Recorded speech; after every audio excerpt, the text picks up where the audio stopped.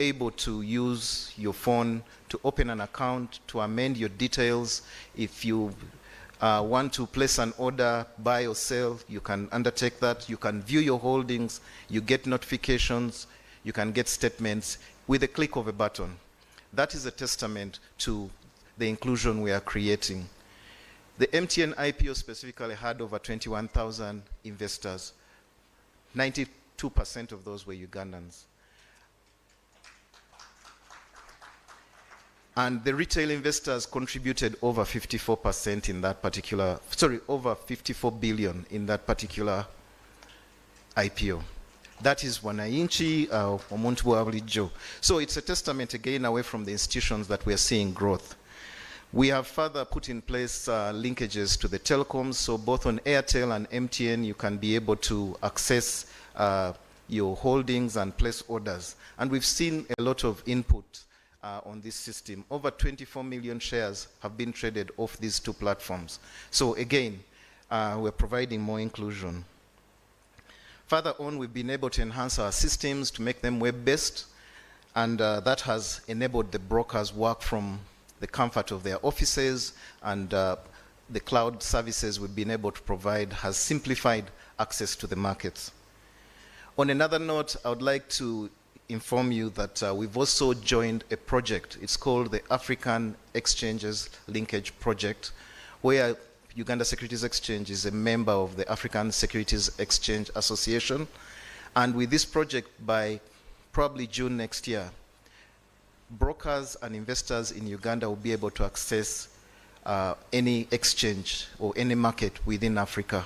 So far, 8 exchanges have been linked, and we are joining that. As of November 23rd, we'll formally be admitted into that project. But what that will do is that if you want to buy a stock in Morocco off the Casablanca Stock Exchange, through your broker, you'll be able to do so. If you want to buy a stock of JSE, that's Johannesburg Stock Exchange, you'll be able to do so. And again, this is the inclusion and the technology that is able to create more liquidity, but also access to markets. Looking at growth, we've seen a rebound post-COVID in terms of transactions on the exchange. Last year, Bank of Baroda was able to undertake a bonus issuance to raise capital of 125 billion as a testament that the markets are able to promote growth, but also help companies raise capital. In addition, we saw the CIPLA transaction, where the SCW3 private equity fund took over 51% of CIPLA. And again, that drove the activity on the exchange to the tune of 155 billion last year. This year, we saw the MTN transaction, secondary market offer, that raised over 220 billion. And as a result, we saw the turnover on the exchange grow to 268 billion this year, a growth of 72%. Again, we're seeing positive trends in the market. We've also seen that the active investors have grown from about 3,000 to over 12,000 in the market. And with one of the initiatives we are going to introduce shortly, access to the bond market will provide more incentive for investors to participate in the bond market and the treasury bills. As I conclude, I'd like to thank our partners who made this possible. All of you in your capacities, we really appreciate you, and the team later will speak to that. We really appreciate that we would not have had this event without you, as big as it's been, and all the activities during the course of the week. Those have been greatly appreciated, and both financial to the speakers, the panelists who volunteered their time and expertise, we greatly appreciate you offering us that. With that, I would like to state that we will be introducing also a new asset class on the exchange. We've been working on it in the background. That is commodities trading. We do hope that we'll complete our pilot at the end of November, and hopefully in the first harvest of February next year, we'll start seeing activity on the exchange actively. With that, I thank you for listening to me, and I wish you good deliberations today. Thank you very much, Paul. What is that? You just picked up on me. I needed to say something. Right?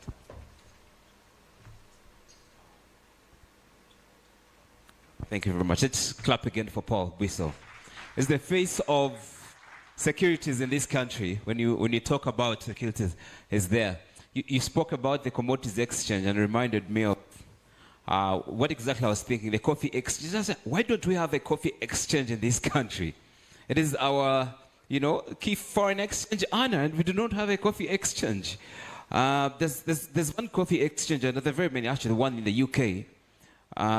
It's the Global Coffee Exchange, and another one in New York. And it reminded me of the conversation yesterday in Parliament. It really shook tables, and Parliament went wild. There were headlines all over the place. Coffee spills in Parliament. I think somewhere someone forgot to switch off a microphone, and oh my God. But so that tells you how coffee is important. It can spill. So be careful even here, even if you're taking it. I'm going to make that comment. No, I won't. So right now, let's move on. Another face of the markets, the Capital Markets Authority. But just before that, I also want to thank the sponsors.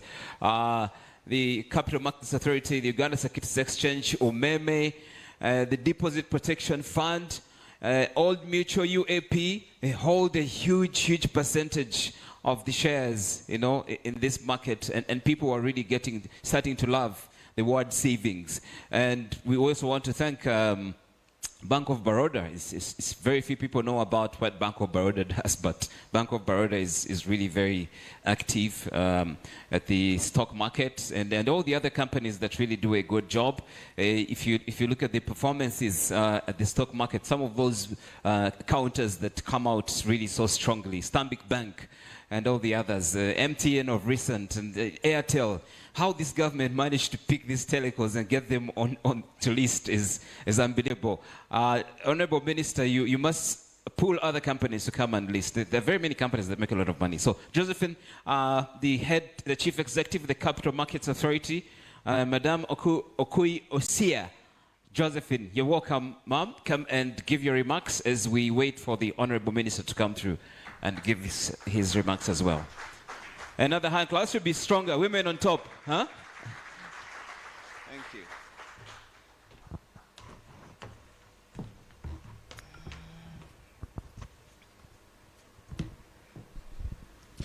you. Honorable Minister of State in the Ministry of Finance, Honorable Henry Musasizi, other honorable ministers present, members of the board of CMA, the commissioner at the Ministry of Finance, staff of CMA and Uganda Securities Exchange, our distinguished panelists, chief executives present, and dear colleagues in all your various capacities, distinguished guests, ladies and gentlemen. So good morning.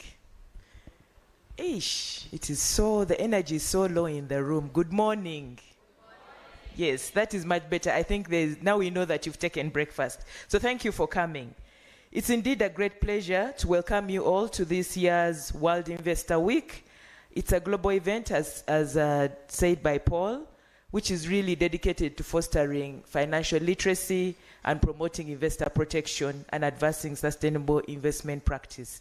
And as you're aware that the mandate for capital markets is to develop the market, but also to protect the investors.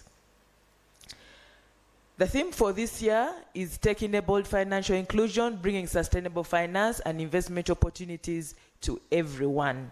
So financial inclusion is a critical driver of economic growth, poverty reduction, and social development. Technology, with its power, has the power to democratize access and reduce costs, and offering a promising avenue for achieving this goal. And I think most of us know the disruption that technology has caused, and the financial services, I think, is one of those sectors that has quickly adapted the use of technology.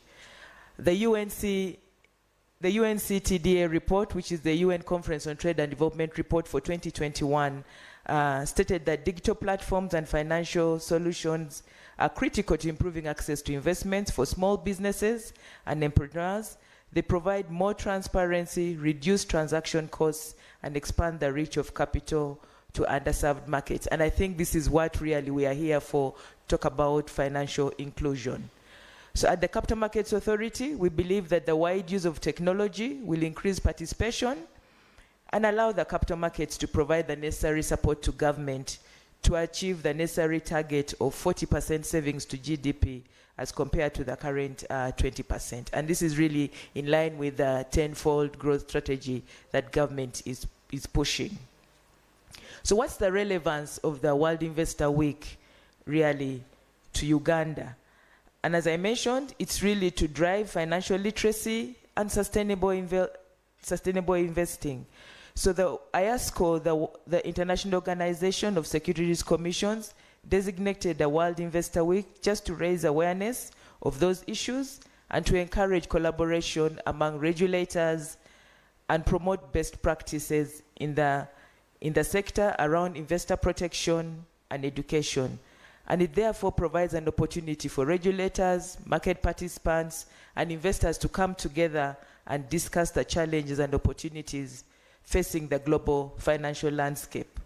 So by promoting investor education and awareness, we can empower individuals to make informed investment decisions and to contribute to the overall health and financial stability of our capital markets. The advent of digital technologies has revolutionized the way we live, work, and interact. In the finance sector, technology has enabled the development of innovative products and services that are more accessible, affordable, and efficient. Mobile banking, digital payments, and online investing platforms are just a few of the examples of how technology is transforming the landscape. And I think most of you can attest to that, particularly around the mobile banking and the digital payments. Those days, if you wanted to send money to anyone, say for example in Soroti or in Masaka, you needed to find someone to take the money. So you had to look around for someone trustworthy to take the money. But now you just send the money on the phone. So that just shows you how digital technology is improving our lives and making it a lot more easier. According to the UCC, the number of telephone subscribers we have is 37.8 million. And when you compare that with the recently concluded census, which says that we are 45.9 million, and if you assume that each of those lines belongs to an individual, it will indicate a coverage of about 82%, but plus or minus. So you can see that the coverage in Uganda in terms of access to mobile technology is quite high, and therefore it's for us to take an opportunity to use that to promote financial inclusion and also to be able to serve those people who have not been serving. However, it's sad to know that even with that population and that access of mobile services, we have only 253,000 security deposits accounts, central depository accounts. So those really are the only people who are participating. And additionally, we have also only 92,000 collective investment accounts have been funded. So if you look at that gap, it just tells you the amount of work that we have to do in terms of reaching people to invest and participate in the capital markets. This is therefore a call to all of us participants during this week to leverage the use of technology to raise capital and to break down barriers to financial inclusion and find access to essential investment opportunities to the underserved populations. So this includes providing access to individuals living in the remote areas, those with limited financial literacy, and those who have traditionally been excluded from the formal financial system. I would like to reiterate that the capital market is committed to creating a conducive environment, a business environment, to allow businesses to access long-term patient capital, to provide an environment for investment and promoting financial inclusion whilst protecting investors.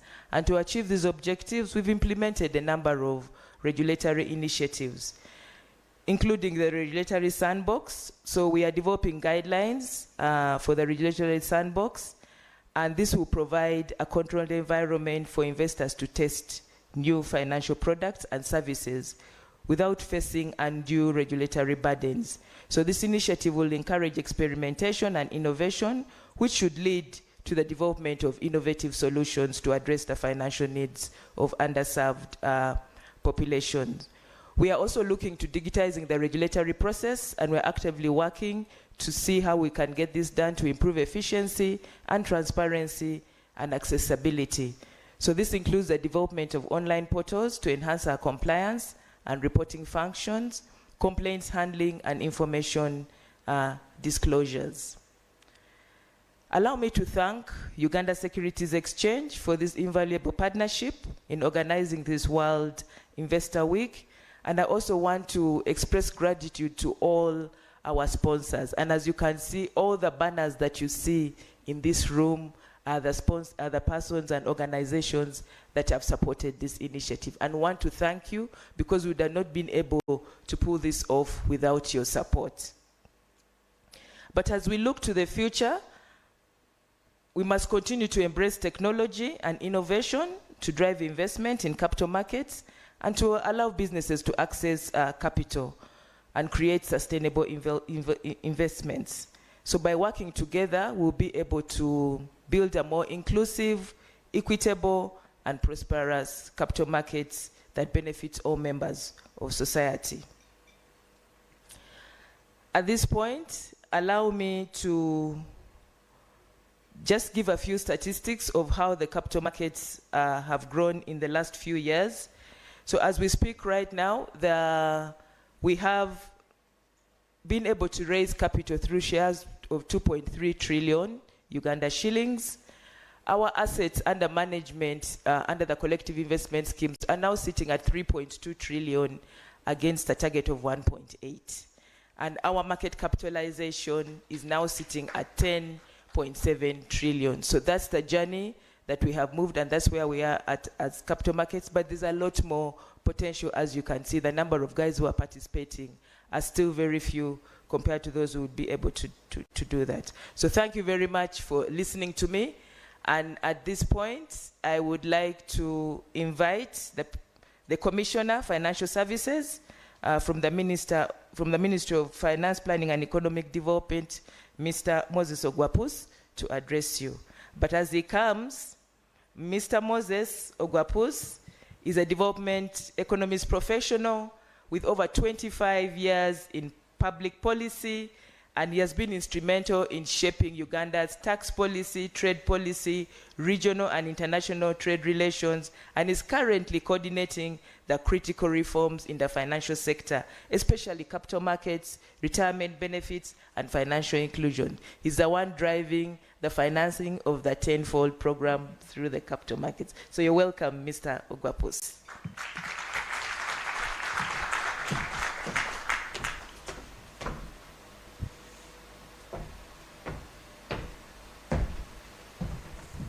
Thank you so much, Josephine, for your very generous remarks about me. The Honorable State Minister of Finance, Planning and Economic Development, Honorable Henry Musasizi, board members present, Honorable Nathan Naveta. Honorable Naveta is seated in a very strategic corner, and I've noticed that his presence has not been noticed, notwithstanding your prominence, not just as a legislator, but also as an investor in this sector. The Chief Executive Officer and your staff, representatives of licensed persons present, representatives of the investors present in the room, representatives of all government MDAs, and all ladies and gentlemen present, good morning. It's a great honor for me to address all of you present, especially my minister. This is a rare one. I'm honored. I hope that will mean good things for me at the ministry. I am honored to address you all at this year's World Investors Week, a global event dedicated to fostering financial literacy and promoting investor protection. As reiterated by the Chief Executive Officer, this year's theme, Tech-Enabled Financial Inclusion, Bringing Sustainable Finance and Investment Opportunities for Everyone, is particularly timely as we continue to navigate the rapidly evolving landscape in the capital markets. I'd like to extend my sincere gratitude to the board and management of CMA and USE, Paul in particular, and all those that have partnered with this year's World Investor Week. I'd like to thank the Honorable Minister of State for Finance General Duties for supporting CMA. Sir, you have been extraordinary since we started working with you. You've worked with us in many respects, including yesterday we spent time together with you at Sheraton just to show your dedication to improving the investment climate in the country and the financial sector in particular. I thank you, sir. Honorable Minister, as you're aware, the Ministry of Finance, Planning and Economic Development is in a concerted effort with strategic partners to initiate and implement critical reforms to enable the CMA meet the challenging needs of investors. Focus, I'll mention a few areas where we are putting our effort in ensuring, number one, ensuring that the regulatory environment is aligned with the latest market developments and best practice. I hope, Honorable Naveta, you will agree with this. I know you have lots of issues with us, but working with you, we will have them fixed. Secondly, we are focused on enhancing the operation of the fixed income market with the focus on identifying gaps, opportunities, and to bring stakeholders together to ensure that we have a vibrant market. And thirdly, we are focusing on promoting a favorable environment for private equity and venture capital funds, and to attract more funds, and to create a conducive tax regime and an appropriate exit process for investors, among others. As regards the theme for this year's Annual Investors Week, we could not have a better theme than this one. The role of technology in securities trading cannot be overemphasized. Josephine has ably talked about this. Automation of operations improves efficiency and effectiveness, thus minimizing cost of transactions and eases trading. Government is committed to ensuring that appropriate laws, policies, and infrastructure to facilitate development and use of technology in capital markets is in place. Sustainable finance and investment opportunities to everyone is a wake-up call on the need to diversify the product offerings that are targeted to the needs of the various investors to complement government securities and equities. Therefore, it is the duty of all stakeholders to focus on the realization of the government's plan to grow the economy by tenfold. Honorable Minister might speak about that.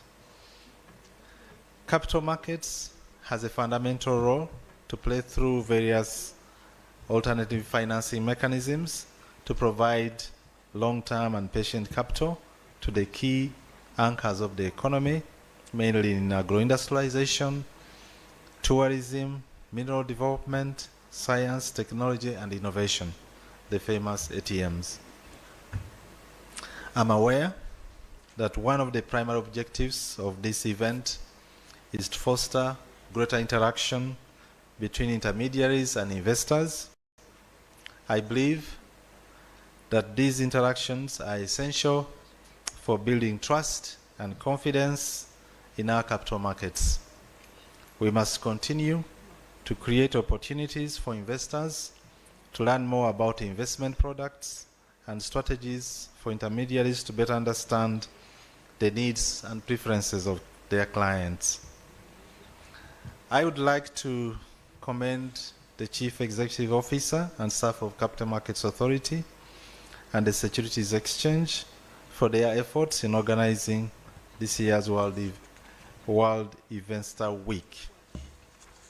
In conclusion, ladies and gentlemen, Honorable Minister, I encourage all of us to embrace the opportunities presented by technological advancements to enhance financial inclusion and promote sustainable investment. By working together, we can create a more inclusive and prosperous financial ecosystem which works for all. Ladies and gentlemen, it's now my singular honor to invite the Honorable Minister to address this gathering. Honorable Minister.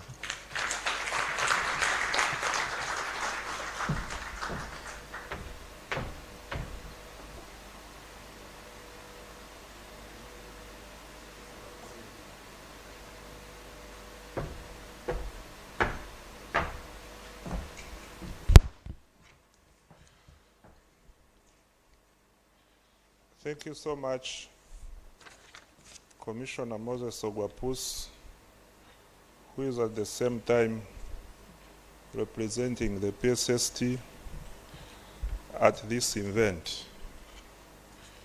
I want to begin by acknowledging the presence of my colleague, Honorable Naveta, the MP from Jinja City, and who is also passionate about matters of capital markets. I thank you for coming.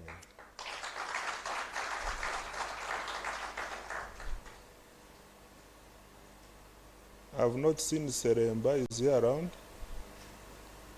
He's represented by CPA Protazio Vegumisa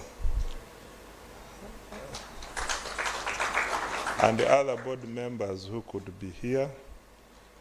Josephine Osia, the Chief Executive Officer at Capital Markets Authority, and your staff. We have Paul from Uganda Securities Exchange and your team.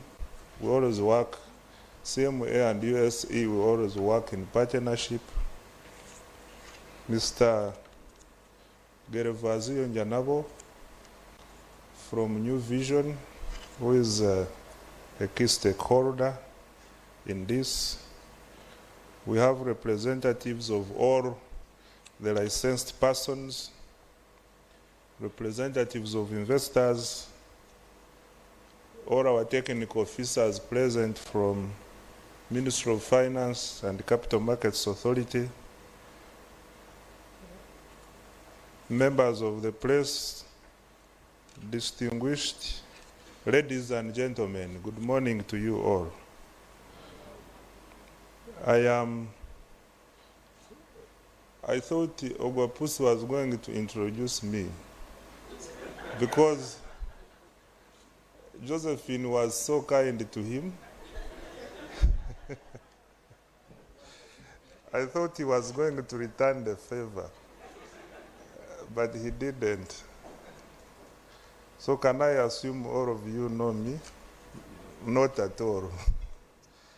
My name is Henry Msasizi. I am the Minister of State for Finance, Planning and Economic Development. I also represent a constituency called Rwanda County East in the Parliament of Uganda, where I have been for the last 14 years. Josephine is my president at the Institute of Certified Public Accountants. And at the ministry, I am responsible for the Capital Markets Authority.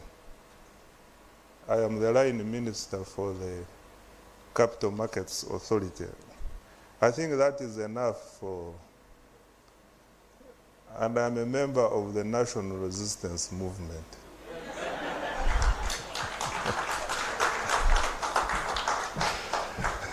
I am delighted to welcome you all on behalf of the Ministry of Finance, Planning and Economic Development. I want to welcome you all to this meeting as we commemorate the World Investor Week 2024. The World Investor Week is a global initiative, as you have been told by the previous speakers. This is a global initiative led by International Organization of Securities Commission. The World Investor Week is a week-long global campaign aimed at raising awareness on the importance of investor education, protection, and to highlight the various initiatives of securities regulators. The World Investor Week has two primary objectives. Number one is to disseminate key messages that support investor education, investor protection, and financial literacy. And number two, to foster learning opportunities for investors. The campaign also aims to strengthen collaboration among the IOSCO members of investor education and protection initiatives. Josephine went through all this. This year's theme is Tech-Enabled Financial Inclusion, Bringing Sustainable Finance and Investment Opportunities to Everyone. And this calls us to ensure that all investors participate in financial markets. This places a responsibility of ensuring that appropriate technologies and instruments compliant with different technologies are targeted to various categories of investors. The major themes of this year's commemoration focuses on technology and digital finance, crypto assets, and sustainable finance. These are in line with the thought process of some of the players and part of the broader government policy-making process. I therefore take this opportunity to urge the financial sector regulators present to expedite your various studies to finalize licensing and regulation pertinent for technology-enabled securities trading. As you are aware, government is implementing the 10 Forward Growth Strategy, which sets ambitious targets for increasing savings and investment, aiming to raise domestic savings to 40% of GDP by 2040, up from the 20% currently. Achieving these targets will require innovative solutions and collaborative efforts from all stakeholders. To finance this ambitious Uganda's development agenda, the NDP4 recognizes the vital role of capital markets. The plan outlines several strategies to strengthen and deepen Uganda's capital markets. The NDP4 underscores the importance of innovation in the financial sector, advocating for the development of the new financial products tailored to the needs of diverse investors, especially medium, small, and micro enterprises. This includes promoting digital payment systems, implementing financial literacy programs, and fostering a conducive environment for fintech innovation. Furthermore, the theme resonates with government's policy direction and initiatives to embrace technology in financial markets as a means to promote financial inclusion. For example, the project Okusevinga, being implemented by Bank of Uganda, is aimed at enabling the retail investors to invest in government securities using mobile phones and mobile money in small denominations. I am also aware that some of the regulated persons present in this meeting have automated their securities trading processes and adopted various digital platforms to facilitate trading and increase investor participation. This is commendable. I therefore urge all licensed persons to popularize their platforms for investors' awareness and education. The need to ensure access to sustainable finance and investment opportunities to everyone through the capital markets is no longer debatable. Bank financing is increasingly becoming insufficient to support investment and savings. Capital markets remain untapped by many investors. There is great need to align the demand of the investors and the product offerings. Technology has enabled efficient access to markets in real time. I therefore urge players to automate their operations in order to harness the dividends that come with technology developments. Ladies and gentlemen, I would like to pose a few challenges to you. I don't want you to sleep. I want to challenge you a little bit. Number one is, how can we leverage fintech solutions to reach the unbanked and the underbanked populations, particularly in rural areas? Can we develop user-friendly digital platforms that simplify the investment process and make financial services more acceptable and affordable? Challenge number two, in promoting a culture of savings and investment, how can we effectively educate and empower individuals, especially the youth and women, to make informed investment decisions? What innovative approaches can we adopt to incentivize long-term savings and channel them into productive investments? Challenge number three, in terms of financing key sectors in line with the tenfold growth strategy, how can we structure attractive investment products? Can we explore new financing models such as green bonds or social impact bonds to mobilize capital for critical infrastructure projects and social programs? Challenge number four, for the Capital Markets Authority, what measures can be implemented to enhance transparency and accountability in the financial sector?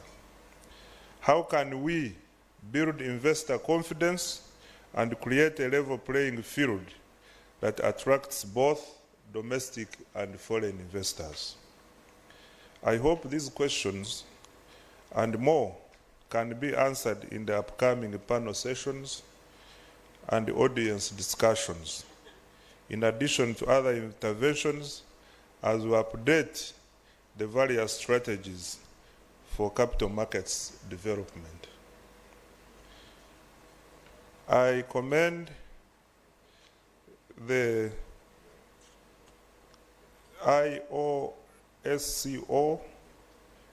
for coordinating securities regulators and for the timely theme for the 2024 World Investor Week celebrations. I want to thank you so much. In addition, I wish to extend my gratitude to Capital Markets Authority and the Uganda Securities Exchange for organizing this event. Before I conclude, I want to emphasize 2 points. One was mentioned by Paul in his opening statement. I am happy that the industry is changing its focus and aligning properly with our strategy of the mass line. You are now bringing the women on board, you are bringing the youth, you are bringing the students, the university students, into this platform, into this conversation. I want to thank you so much for that, because during our time of schooling and as youth, hardly did we hear about capital markets, securities exchange. And as a result of that, you have a big size in the population, big, very active age, but who are not very much interested, who have low interest. We have to create awareness, but still the uptake remains low because we were not initiated in our founding years. I'm therefore happy that now you are beginning to reach out to these audiences so that we grow with them. We go into the future which Josephine was talking about with them. I want to thank you very much. Point number 2 is that, and Naveta knows, we are fighting hard to see growth in our capital markets industry in Uganda.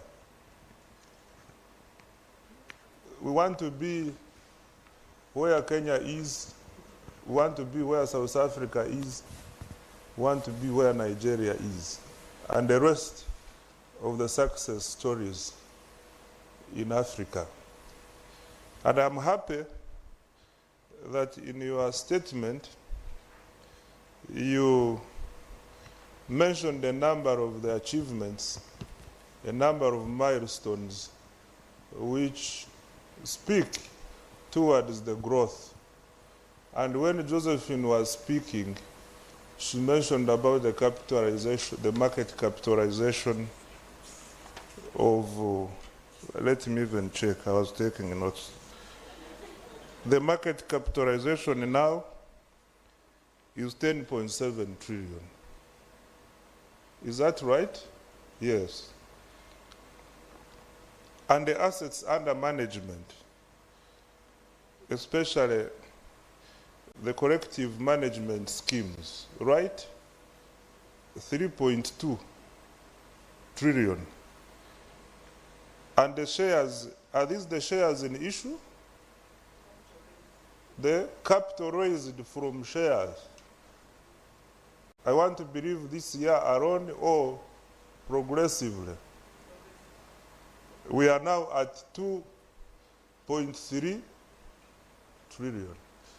Ladies and gentlemen, from our space as the managers of the economy,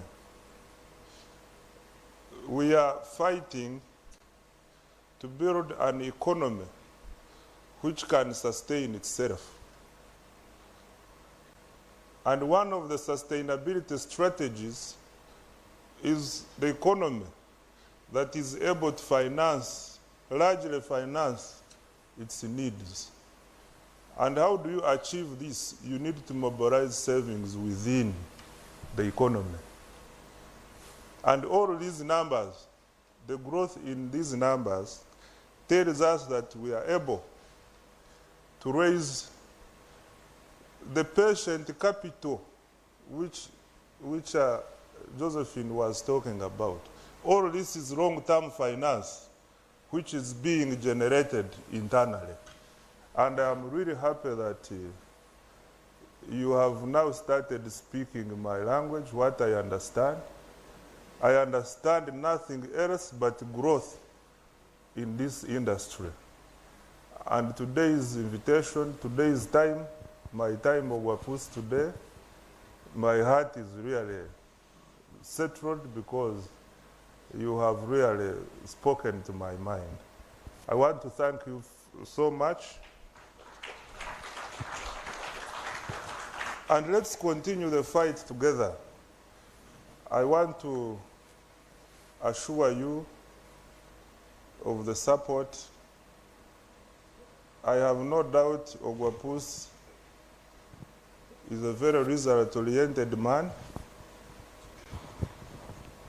Together with his team, I want to give you assurances from the Ministry of Finance that you have our full support to continue growing the industry. Thank you so much. I now wish to conclude as follows. I urge all of us,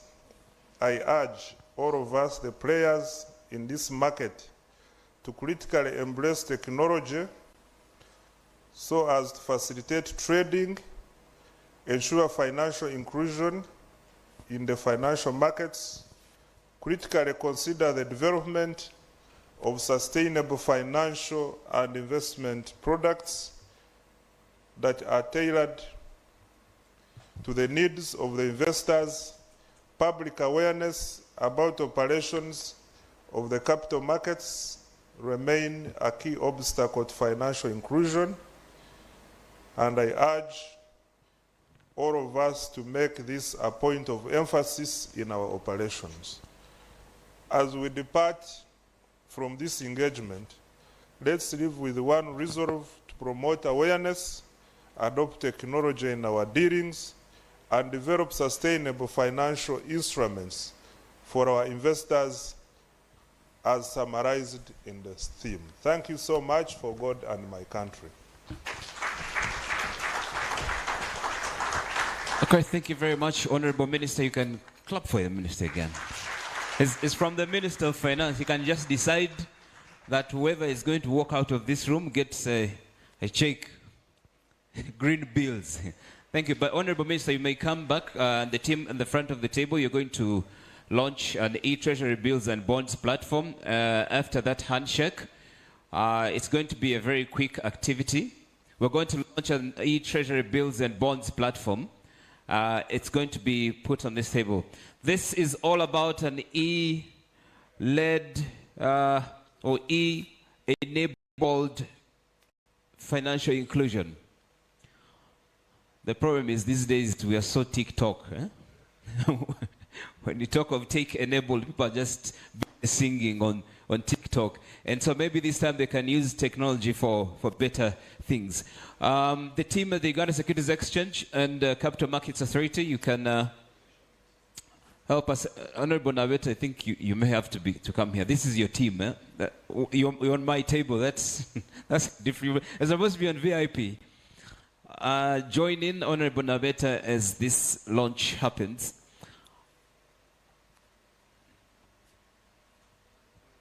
Okay. So Paul and the Honorable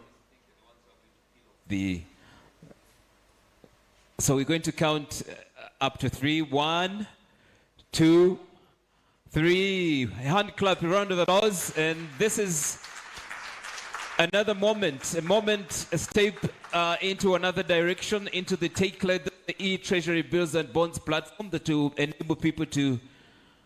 Hello? Yeah, there's a marker there that you're going to use to sign. People will now be able to purchase Treasury bonds and bills digitally. I think we also have a video that will show us a little later how it will be working. Thank you very much, Honorable Minister. Paul, the Securities Exchange Chief, now you can take your turn.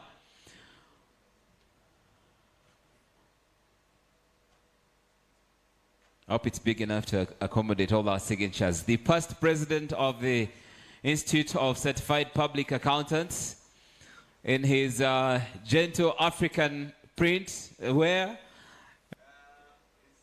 is putting his signature as well. The Chief Executive of the Capital Markets Authority will be next. Madame Josephine there penning her signature.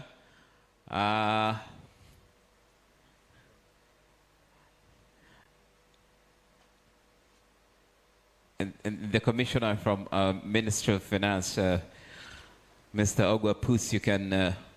I thought you were going to sign under the Honorable Minister's signature, because... Yeah. Thank you very much. A round of applause once again. And the video, prepare the video so that we can watch it as well. You can take your seats. They play the video quickly. And the Minister is requesting to take leave. And I think on your behalf, Mr. Ogwapus will watch it for you and will brief you. Thank you very much. Let's see the Minister out and we can proceed. To purchase, go to the Easy portal at www.scd.use.or.ug. Log in to your account using your email and password. A one-time password will be sent to your email for secure login completion. Once you're logged in, your Easy portal dashboard will appear. Click on the Government Securities tab, which takes you to a dedicated dashboard for Treasury bills and bonds. On the Treasury bills and bonds dashboard, select the Investor Essentials tab. There, you'll find tools like Treasury bills and bond calculators, which help you estimate potential returns, and the auction calendar that shows upcoming government securities auctions. Once you've made a decision to purchase a government security, click on the Primary Auction tab and choose between Purchase T-bill or Purchase Bond. Complete the form by selecting a broker. Select a security to purchase. Enter the amount you wish to invest. Are you interested in purchasing government bills and bonds? Here's how you can do just that through the Uganda Securities Exchange. To purchase, go to the Easy portal at www.scd.use.or.ug. Log in to your account using your email and password. A one-time password will be sent to your email for secure login completion. Once you're logged in, your Easy portal dashboard will appear. Click on the Government Securities tab, which takes you to a dedicated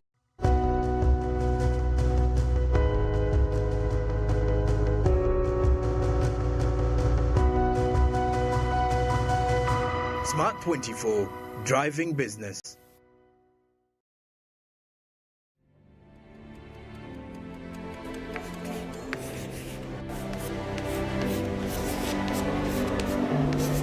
This is Jordan.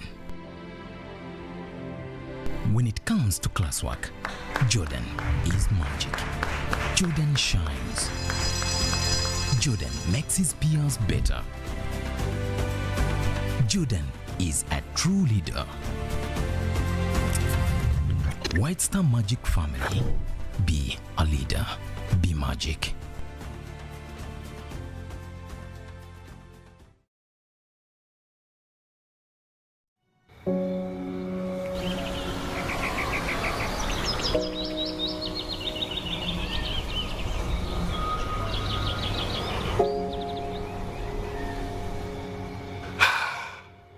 Guys, we are almost graduating.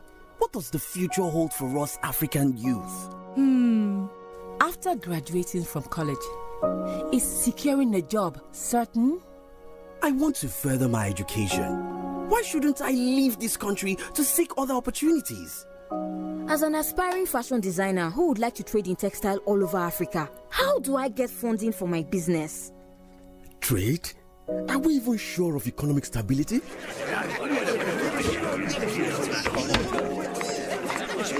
As for me, I just want to expand our family farm and set up a food processing company. But how can I easily transport and sell my goods to other African countries? Have you not heard of Agenda 2063?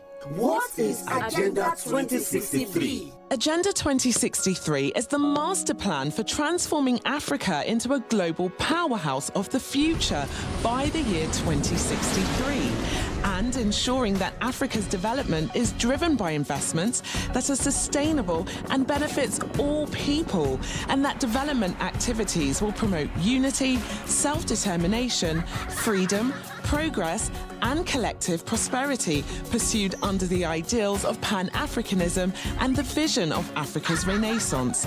Do you know Agenda 2063 aims to increase investment in key infrastructure, improved agricultural practices and better management of our natural resources, as well as access to quality health and education to enable Africans to unlock their full potential? And with a well-educated society and empowered people, our communities will thrive as Africans actively participate in decision-making to promote good governance, democracy, respect for human rights, and the right to live in stable and peaceful societies.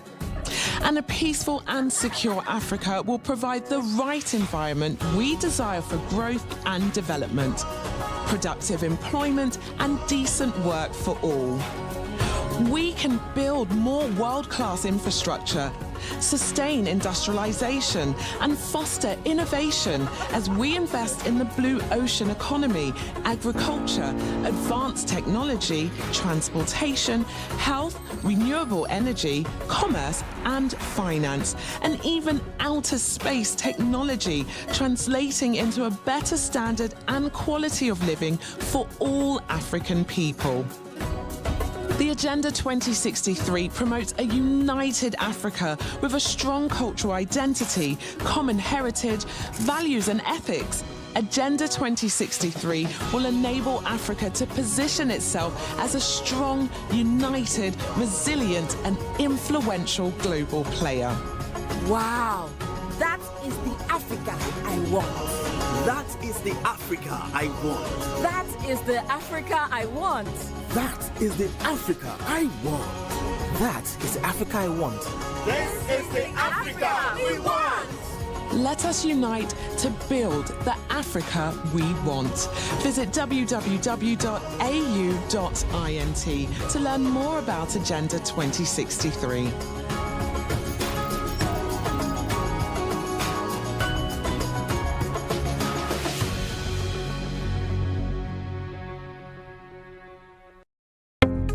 Are you a woman entrepreneur or a woman owning a business and looking for affordable financing to scale up your business?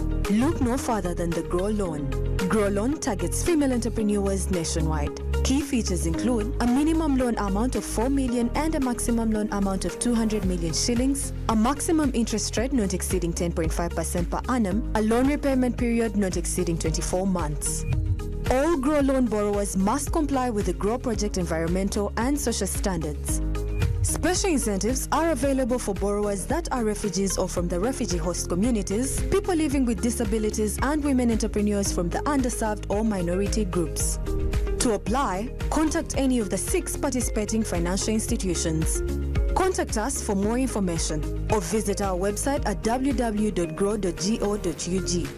The Grow Loan is an intervention under the Grow Project, a Government of Uganda project financed by the World Bank and implemented by the Ministry of Gender, Labour and Social Development and the Private Sector Foundation Uganda. Grow, generating growth opportunities and productivity for women enterprises.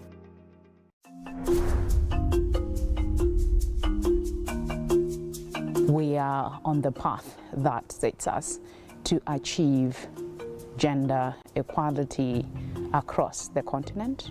And that, of course, stems from the Aspiration 6 of Agenda 2063, which talks about an Africa development which is people-driven, more especially centering on the potential of its women and the youth. It all starts by conducive policies and legal frameworks. We want to engage the policymakers, the regulators and others to make sure that they level the ground for women and youth. We need a space where women are really empowered, they are capable, they have opportunities, and they have agency.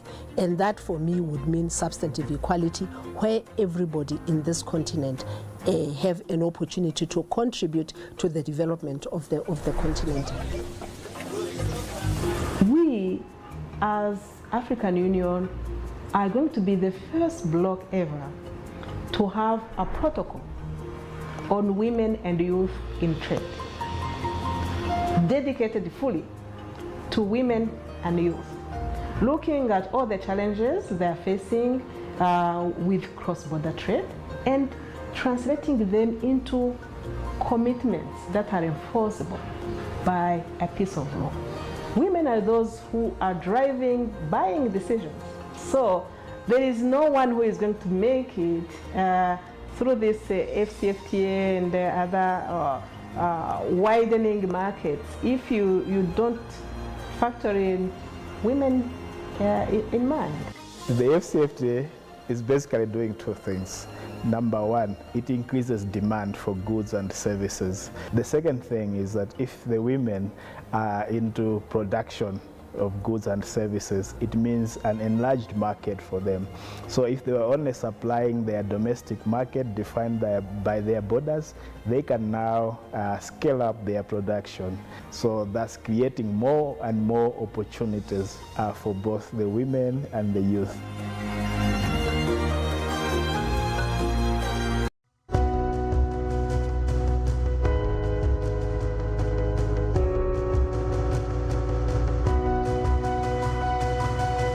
Smart 24, driving business.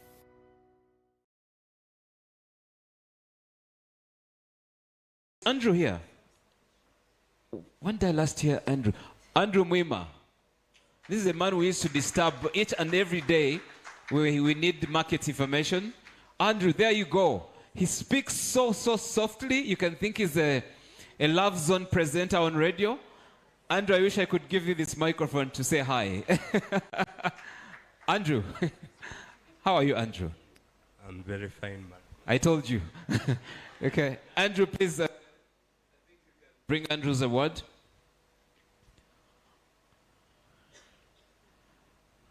Andrew Mwima is our go-to man previously when he was still at the Uganda Securities Exchange. And we used to disturb him so much. He did a lot to teach journalists in order to pass on information. Now, even including me, he taught me so much. There are very many things I didn't know, Andrew. Thank you very much. I owe this to you. This is your award. I don't even, I can see my name on the list. How can I be an MC and be an awardee at the same time? Kakande Alex. Alex Kakande, where are you, sir? Step up. Alex Kakande. And Ali Twaha, my colleague Ali Twaha. Ali Twaha from the New Vision. Ali, are you here? There you go. Ali is working as a senior business reporter from the New Vision Group. New Vision is also a sponsor of this event.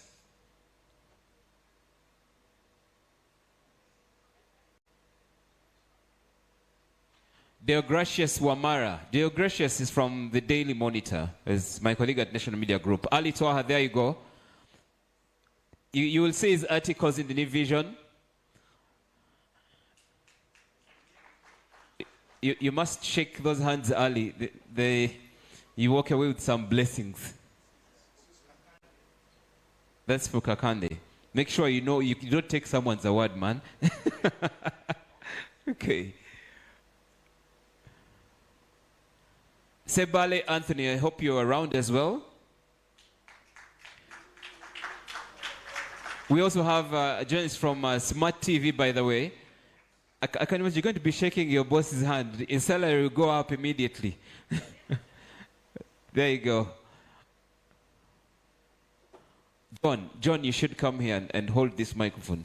No, someone should come and become an MC as I receive my award.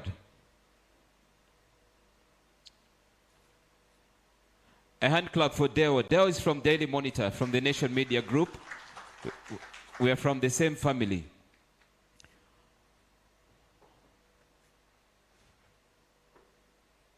That should be Anthony, right? Okay, Anthony, there you go. Sebali Anthony, a hand clap for Sebali Anthony. Thank you very much. John, come and announce my name. Speak nicely. And then we have Malcolm Musime from the NTV, CMA and USA. Do it again. Say Nation Media Group. Yeah, ladies and gentlemen, I'm honored to announce Mr. Malcolm Musime from Nation Media Group. He does a very amazing work on every day. For those of you who watch the business news, which I believe you do, thank you so much, Malcolm. Say he's a business news anchor. He's a business news anchor.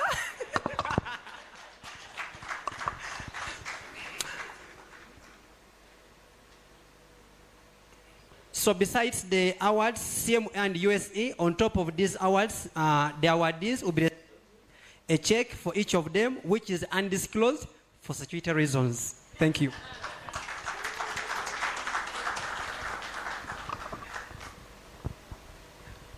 I think, Malcolm, I can now hand over to you, right?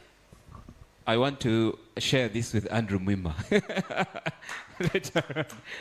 Andrew, come and pose for a picture with me, because you were the first guy to introduce me. Send me a market report on that very day. Where's Andrew? Andrew, you must do this, man.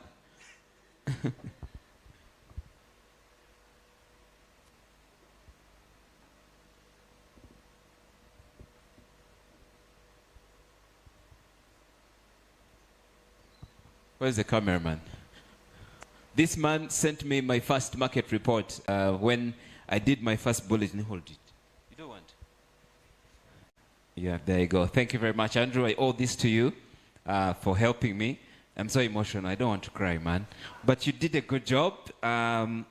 Everything I know concerning the Uganda Securities Exchange, concerning market information, this guy, he did a very good job, including the team at the Uganda Securities Exchange and the Capital Markets Authority with Keith Kariejera, with Sanya, formerly New Vision. They helped me so much to achieve this, to make sure that I'm also known in the industry. And so we'll continue to use your information to teach other people. Thank you very much to you and the Uganda Securities Exchange. I wish you could all be here, but in the interest of time, this is going to go that way. Give him back my word. See you, Andrew. Yeah.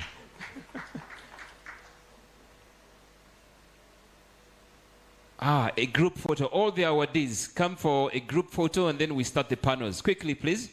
Come with your plaques. Journalists, please, march quick.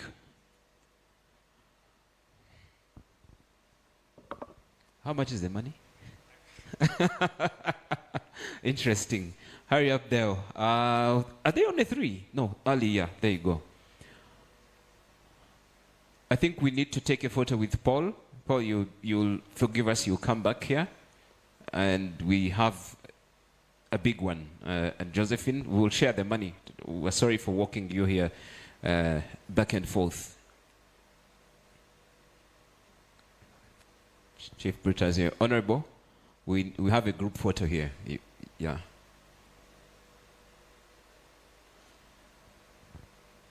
How come there's no red paper?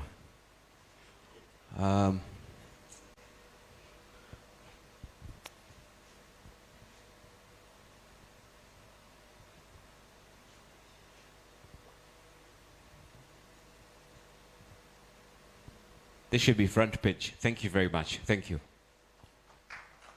A hand clap for us. And all right, so quickly, Ali, I think the first one is Anthony. Anthony, you're going to come and introduce your team. You're going to be moderating the challenges, lessons, and opportunities in listed companies in promoting financial inclusion, sustainable finance and investment in capital markets. The word sustainable keeps coming up so much.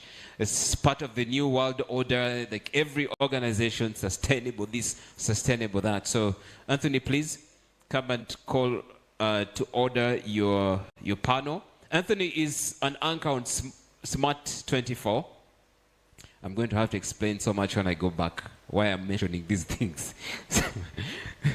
So, but otherwise, Anthony, please take the stand. You can use that microphone. Switch it on and let's go.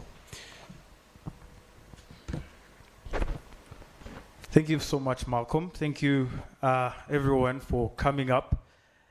My name is Anthony Sebale. I'm a TV host at Smart 24 TV. I host financial markets analysis, and I'm also a chemical engineer by profession and financial analyst by passion. Thank you so much for coming through, ladies and gentlemen. This is really a wonderful event. Thank you, CMA. Thank you, Mr. Paul, Madam Osia, and thank you to the whole team that has made this possible, of sponsors, of course, for this very event. Now, my role here is going to be very easy, and I'm going to be moderating a panel. And on this panel, I have a couple of big wigs when it comes to financial markets, but also in a specific asset class, that is the equities market. That is what we are going to be discussing here and now. And of course, our topic of discussion is going to be challenges, opportunities, and lessons that these companies have picked over the years of being listed on the Uganda Securities Exchange and also being participants in the markets. Now, we're going to have our very first panelist here, and that is none other than Mr. Shashi Dar. I hope I've pronounced that right. Now, Mr. Shashi Dar is, Mr. Shashi Dar, when you look at his profile here, he is the managing director of Bank of Baroda, Uganda, and has a lot of experience within the sector. Mr. Shashi has also been to different organizations and holds a bachelor's degree in law and a bachelor's degree in commerce, a diploma in business finance, and he is also a certified associate of the Indian Institute of Banking and Finance. He has been with Bank of Baroda since 12th of January 1998. That is Mr. Dar. Let's clap for him.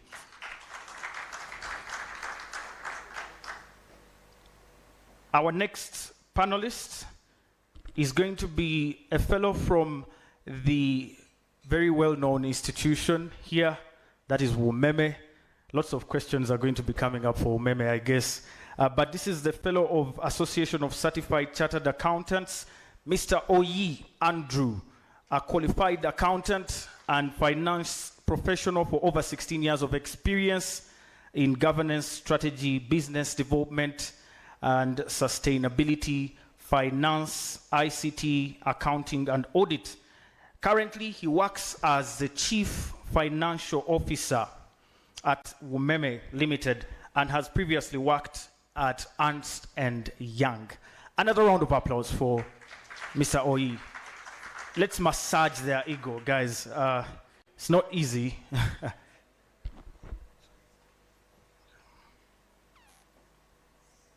Okay.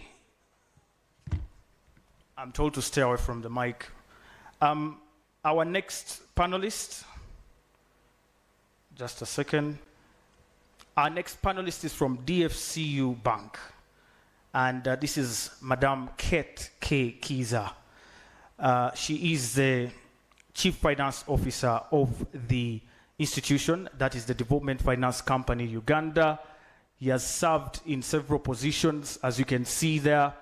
And he's a fellow as well of the certified, an Association of Chartered Certified Financial Analysts. And they are also here. Let's clap for her, ladies and gentlemen, as she comes to the podium. And Kate has, of course, been able to being the Stewardship of Women in Business program.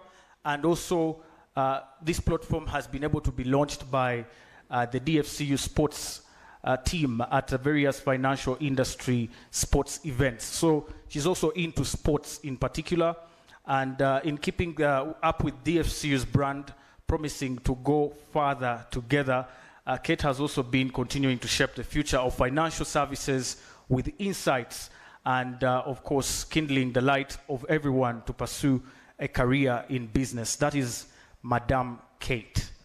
Okay, and finally, we have one more, and that is none other than Mr. Gervais Ndianabo.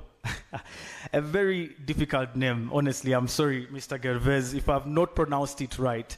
He is currently at the New Vision Group, the managing director, and he has a bachelor's degree of commerce from Makerere University and a master's of business administration from Edinburgh Business School, and a certified accountant and certified internal auditor. Currently, deputy managing director and company secretary at Vision Group. Let's clap for them, ladies and gentlemen. Thank you so much, dear panelists, for joining us on this very optimum discussion. We are discussing, first and foremost, the opportunities that the exchange has brought to your companies and to your businesses. And I'm going to start right away, ladies and gentlemen. If you don't mind, you will introduce yourself at your very first comment as you answer the first question as well, so we can manage time. My very first question is going to go to Mr. Sashi Dar. As Managing Director of Bank of Baroda, you have a very wealthy portfolio when it comes to investment. You were the very first company to be listed on the Uganda Securities Exchange back then in 2002. You have had 2 bonus issues on the exchange, one in 2011 and the other this last year in 2023, June. What can you say have been some of the biggest opportunities that the exchange has been able to provide for your business? Please, Mr. Sash. Thank you, Anthony. And among this distinguished gathering, to be here, the first reason is perhaps that we are the listed entity. So that is how the benefits from being listed on a security exchange flows. So that was an honor for Bank of Baroda to be the first company to be listed on USE. Now, as far as the opportunity or the benefit goes, so the list is very long, but in short, it gives you a lot of visibility. It exposes you, it enables you to be in the searches, in the know of the people who matter for businesses. And that enables a lot of businesses to flow, a lot of discipline to come, and over a period of time, this continues and keep strengthening the systems, keep strengthening the financials of the institution. And that is how Bank of Baroda has been able to leverage the strengths and continue on the path of strengthening, and that enable, as you mentioned, us to generate reserves and then by converting them through bonus issues. So we have been regularly rewarding our shareholders, not only through annual dividends uninterruptedly since our listing, but also through various bonus issues. And one such was the last year, 5 bonus shares for each 1 share held. So that is the kind of wealth we have been redistributing among the investors and the shareholders. Thank you. Thank you so much, Mr. Sashi Da. I'll be coming to you later on. I'll go to Mr. Andrew Oyi. Umeme has had quite an outstanding performance on the Uganda Securities Exchange, with dividend payments almost every single year, registering increase in profitability over the years as well. And we understand the concession of Umeme is going to be expiring next year in March 2025 rather. But what are some of the things across the 20-year journey, and also after listing on the exchange, what are some of the opportunities that the exchange has brought to Umeme as an institution and as a company in utility services? Thank you. It's a pleasure to be here. And I think as Umeme, we really resonate with today's theme, tech-enabled financial inclusion. I think financial inclusion begins with sharing knowledge. So I'd like to thank CMA and the USE for organizing this to allow issuers share knowledge on their journey. In terms of some of the benefits of listing, Umeme really came into this country to solve an infrastructure challenge of electricity distribution in Uganda. The infrastructure challenge requires capital to be deployed. So the immediate benefit of listing, we listed in 2012. At that point, the electricity sector was transformation. Karuma was coming, Bujagali Energy Limited was coming on board, and there was need for investment. So through listing, we were able to raise over $300 million that we've successfully repaid to the capital providers. And then as a policy, again through listing, the company retains 50% of its profits to continue investing in the network. And these investments really have had impact on the economy, on our customers, including our shareholders. The other is around governance, especially the tone at the top has set by the board, an ability to attract diverse, highly knowledgeable and impactful independent objective directors. We've seen that value being derived from listing. The other one is the speed of raising capital. We deal with the likes of my colleague here, DFCU, Stanbic Bank, IFC, KFW, World Bank. All these partnerships cannot have been achieved through listing. The other one is, again, to promote inclusion. At the time we were listing, we had about 1,500 of our staff who were offered shares. So at that point, and up to now, most of them still maintain those shares. And this is another way that we've promoted wealth creation and generation within the business. And then lastly, in the interest of time, internally also, because of the proper governance structures, we've seen listing enable us grow some of our investment funds, like the SACCO. Our internal SACCO is almost 20 billion. Our retirement benefit scheme is over 50 billion, and I believe they also have an ambition to eventually list, and they also actually participate in the capital markets of Uganda and the Securities Exchange. Thank you. Thank you so much, Mr. Yi, Andrew, for those remarks. And I hope you're comfortable with the conversation of the concession agreement as well. In 2005, you had a concession with government, which is going to expire in 2025. And I'm going to come back to you. And of course, many of these people here are investors, are wondering what's going to happen after Umeme exit, because it has been one of the companies giving them a lot of value on the Uganda Securities Exchange. Next, we have Madam Kiza Kate. DFCU Bank has been also one of the entities that has been listed for quite some time. As of December 2022, you issued payment of 8.19 Ugandan shillings per share as dividend after about 2 years break, where Bank of Uganda had actually withheld discretionary expenditure for all commercial banks.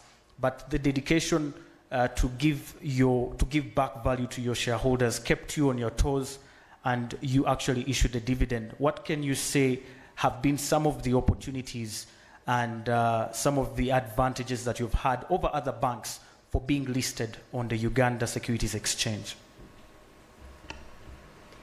Thank you, Anthony.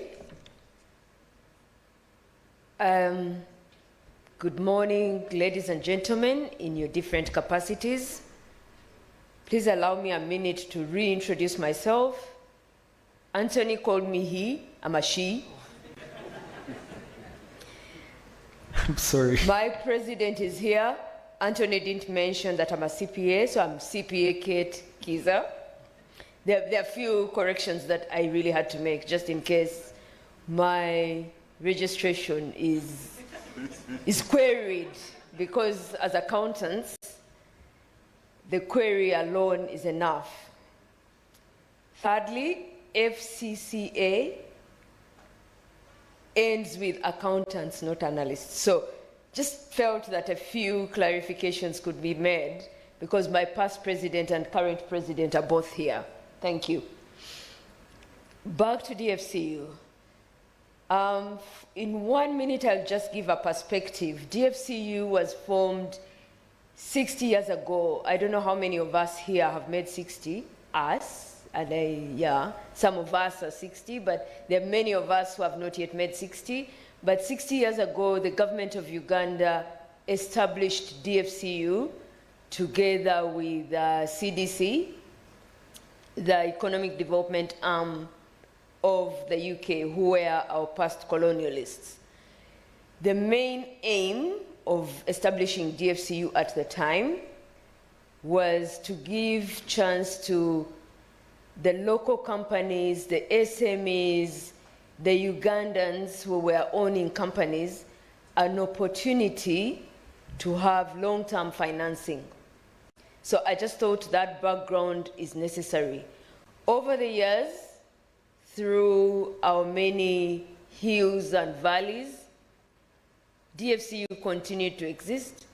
In some cases, not very active, especially during the 70s, but came back, and the government divested and invited different partners. That also came in with the listing on the stock exchange 20 years ago. So that listing, one, gave an opportunity to Ugandans to own a share in a company that was formed for them, truly Ugandan, and emphasizing the fact that DFC is indigenous and it's here to drive and transform the lives and businesses of all Ugandans and the country at large. Through the listing, we've had quite a few transactions where we've had shares change and bring in different partners. At the moment, we have esteemed shareholders like IFU. IFU is the development arm of the Danish government. Those have all come in as a result of DFCU being listed. We also had a rights issue, quite a big one, sizable in our context, $50 million in 2017, and that was a huge success. All that is enabled by the environment created by USE and CMA, where investors are able to look at and get independent information to know that we are not buffeted, but we are real. Thank you very much. You're welcome. Thank you, CPA Kiza, Kate, for those wonderful remarks. Next, I'll go to Ms. Tandian Nabo Gervais as Deputy Managing Director of Vision Group. Vision Group was listed back then in 2004. That is a very long time on the exchange. That's over 20 years on the exchange. And currently you have about 11.7 billion worth of market capitalization and about 0.045% of the entire equity market on the exchange. But also you are at the 10th most traded on stock over the past 3 months, just of the recent statistics. What have been some of the achievements across the journey of the listing of New Vision on the Uganda Securities Exchange? Thank you. a number of the benefits that have been mentioned kind of cut across. For example, raising capital. At the time when New Vision was transiting from being only a newspaper company and going into broadcast media, for example, we had a rights issue and we raised money that was able to finance the investments into the broadcast media. And that had a big effect on the organization. So originally it was one newspaper, then it became a number of newspapers, but we needed to go into the broadcast media, into radios, into TVs, and being listed was very handy in that we raised the money and it was able to expand the organization. Many other benefits. For example, we have more than 2,000 shareholders, mostly Ugandans, mostly individuals. Now, when you're an organization and you have in the market 2,000 people who know they are shareholders and they have that personal feeling when they consume your products, it's a nice one. It may not be easy to quantify that benefit, but we see it because I'm also company secretary, when you get the phone calls, when I meet them during some of our investor relations programs, you see the benefit of that. Extra exposure to places where otherwise you've not been. The analysts are talking about you more than, there will be a tendency to talk about the listed organizations because this is where information is readily available in the public, and that is an advantage as well. Now, already mentioned by some of my colleagues, it's always a good thing to have good governance, an effective board, the ethical climate, and all these arrangements. But when you are regulated, there is that extra eye that keeps you on your toes. So it brings you into very good governance. It's natural that you really have to go to the top in terms of all the governance, in terms of the board, in terms of the ethical climate, the ethics, and all the other arrangements. Thank you. Those are some of the benefits I can mention. Thank you. Thank you very much, Mr. Ndianabo. Now back to you, Mr. Sashi. When you look at Bank of Baroda's journey, like you mentioned earlier, we mentioned earlier that Bank of Baroda is one of the oldest, actually the very first company to list on the exchange. Across all those years, you've had several other companies that have been listed, but currently we have about 11 of the domestic companies that are listed, but we need more.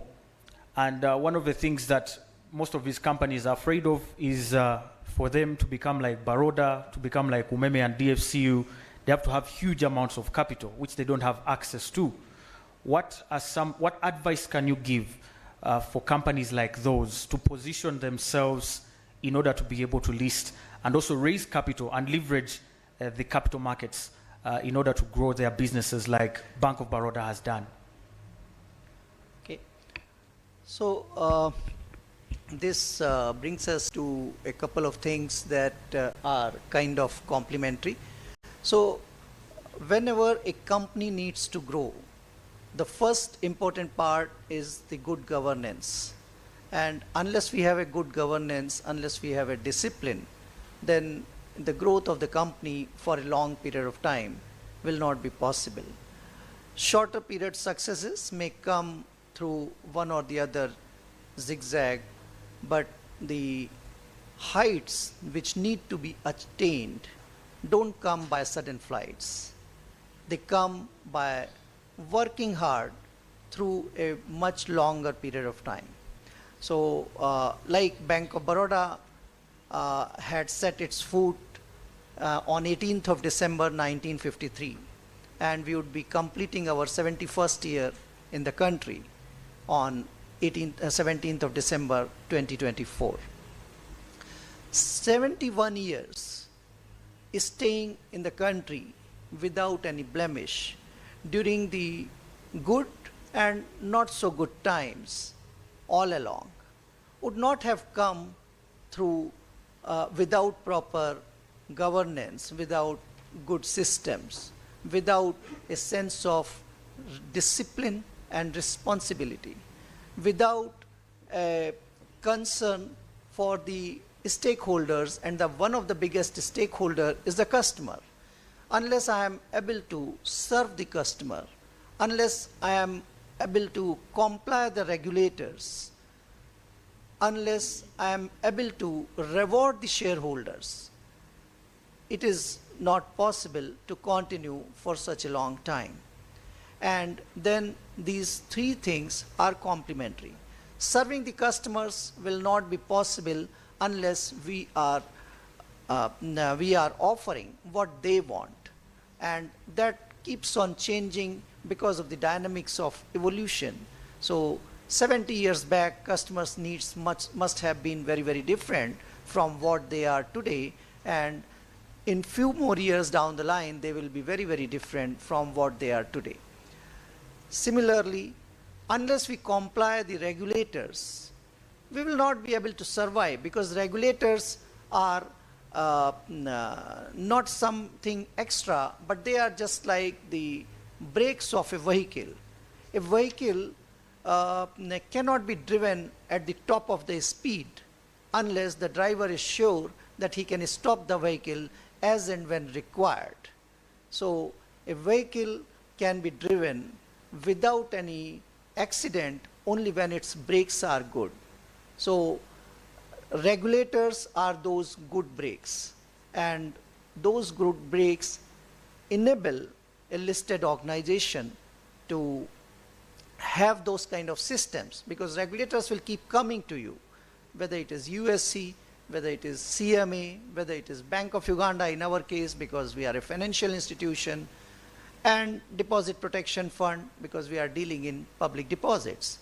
So these regulators will keep coming to us, and every time they come with their advice, with their guidance, we are able to further fine-tune our systems, further fill our gaps, and that is what enables us to continue for 70 plus years now and many more years to come.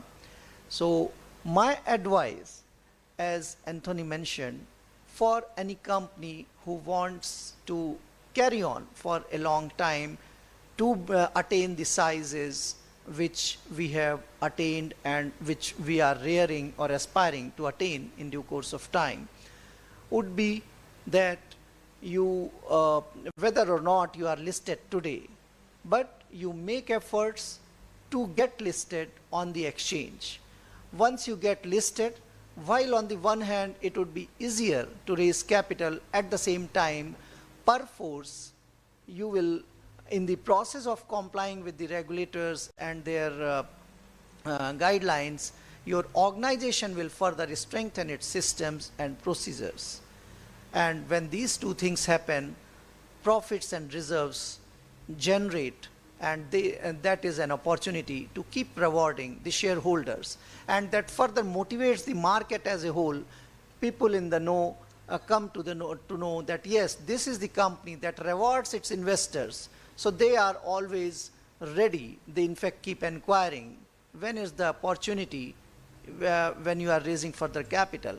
And of course in the secondary market counters, your counters are always buzzing. So this again gives an opportunity. Whosoever wants to exit will always be getting someone who is ready to invest.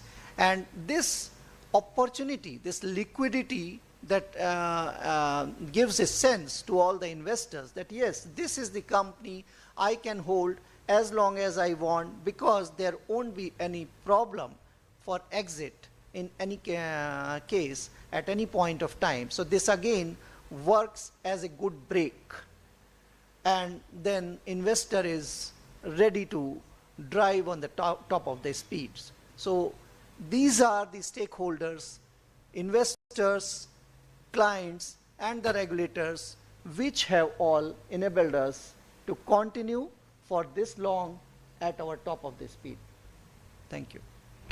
Thank you, Mr. Sash, sharing some of the nuggets there. I hope business owners here can also take some notes.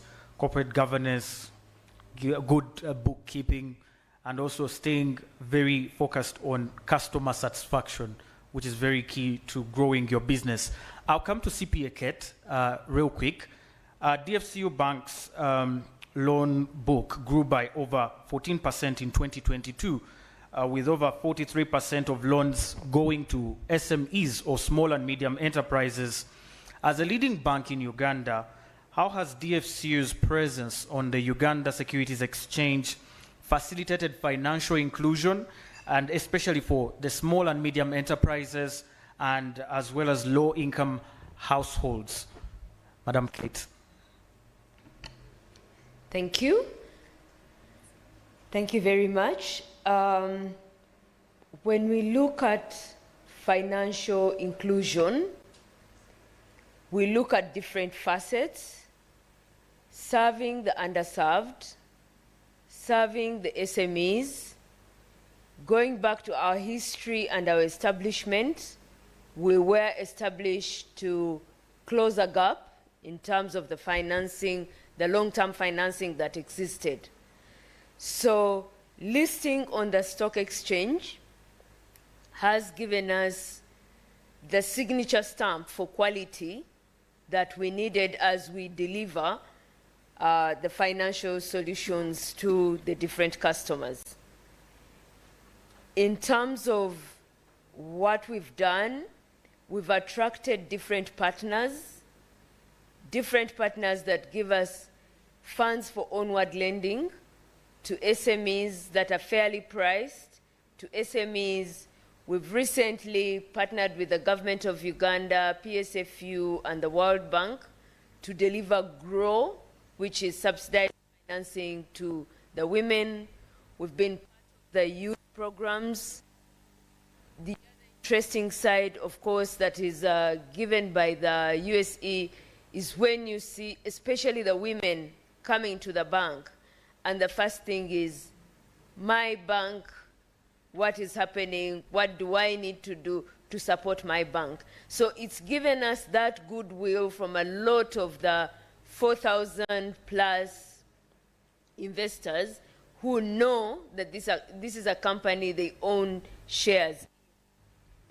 In terms of the growth in USE in the SME sector, we've also been there with the different, and especially following on today's theme, the different technology solutions that are there, looking at the online platforms, looking at the different partners and what we deliver.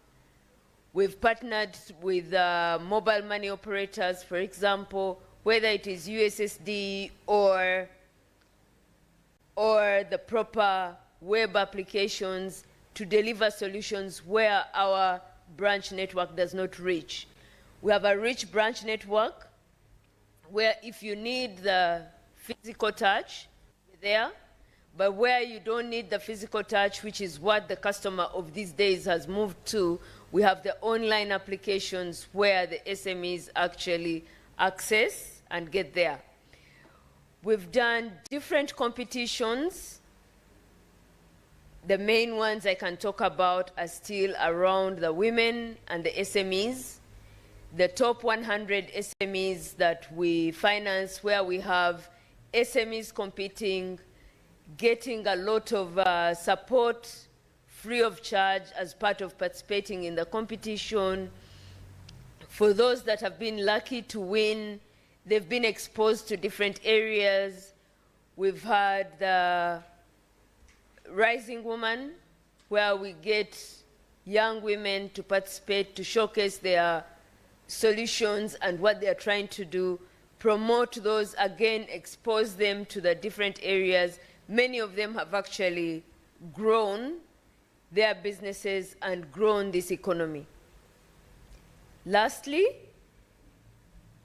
is we have a different side which looks at the financial inclusion from the point of discussions and financial education through the Agriculture Development Center, where we've gone down to the agriculturalists in the different villages, organizing them in different areas. What does it mean to put people together? Remember, we move together. When we pull together, we have a pool of ideas, we have a pool of capital, which is able to foster the growth and multiply much faster in the different areas. Those are some of the items that we've done, really building on being listed. Thank you. Thank you so much, Madam Kate Kiza. As you're out there, remember to take notes so that we're going to have a session where we're going to have questions from you after this second round of questions. So if you have any questions, please get them ready, and we'll have, I think, Malcolm go around with the mic. If you have questions for the panelists, you will be able to ask them. Mr. Oyi Andrew, Umeme is going to be in March 2025 having its concession with government expire, but leaving behind a trail of very, very good performance on the exchange, good dividend issuance as well. When you look at the performance reviews for Umeme, the pricing has also been up there. What do you have for the shareholders, especially those that are not sure what the next step is in terms of their investment? Okay. Thank you for that question. I'm not sure I can say everything. I have my regulators in the house, but I will attempt to address the broad concerns. First of all, to begin with the performance, how do you drive a performance? I think from our perspective, the starting point is the alignment triangle. So you have the shareholder, you have your staff, who are your people, and you have the customer or the government. And in this case, we are delivering for the government. So in addition to what has been discussed in terms of the advantages of listing through corporate governance that then drives your strategy, risk management, performance monitoring, scanning bends in the road, all that kind of stuff. It's important to have what we call at Umeme skin in the game. Being listed, we promote our staff to own the company. If you have staff who own or who take part in ownership of the company, they are able to deliver results at any time of the day. The other, and through that alignment, then what do we drive? We drive understanding our business model. The first thing is operational efficiencies, meaning these network assets that you see across, we have to ensure that they are available all the time to ensure that our customers across the divide, industrial customers, residential customers, are getting safe, reliable, and quality power. Because electricity, and given that we're getting into a digital world, almost powers all key pillars of the country. So reliability of power becomes important for us through our staff that are already aligned. Then also important is management capabilities, ensuring that you have the right structure. So there are simple things like, do you insource or do you outsource? If you have a mass group of customers and your core is selling electricity services, you ought to do that work yourself through an insourced strategy. And we've seen that increasing on our performance to our customers through increased customer service indices, over 73% for a utility. When you check our latest Net Promoter Score, how many people, if you ask them here, could promote Umeme to offer service? We are at 41%. Prior to listing, we were in negative 20, meaning not so many people were promoting Umeme. We've also embraced technologies. If we still had time on the concession, our vision and dream was an investment company, some kind of digital company delivering network services.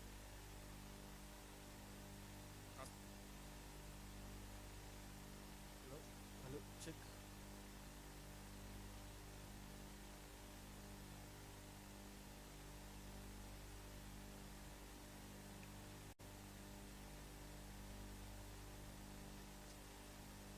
Hello?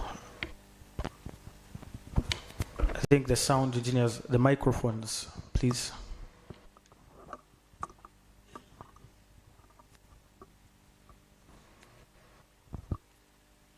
Okay, when you're driving a digital strategy, these are some of the challenges you need to be mindful of. So as we're driving the digital strategy, we believe the kind of product that we deal in is instrumental to the economy, but is also a dangerous product if not handled correctly through technological smart metering tools. We've been able to roll out prepayment, smart metering to government installations. We've been able to invest in reconducting some of our lines with advanced, safe technology.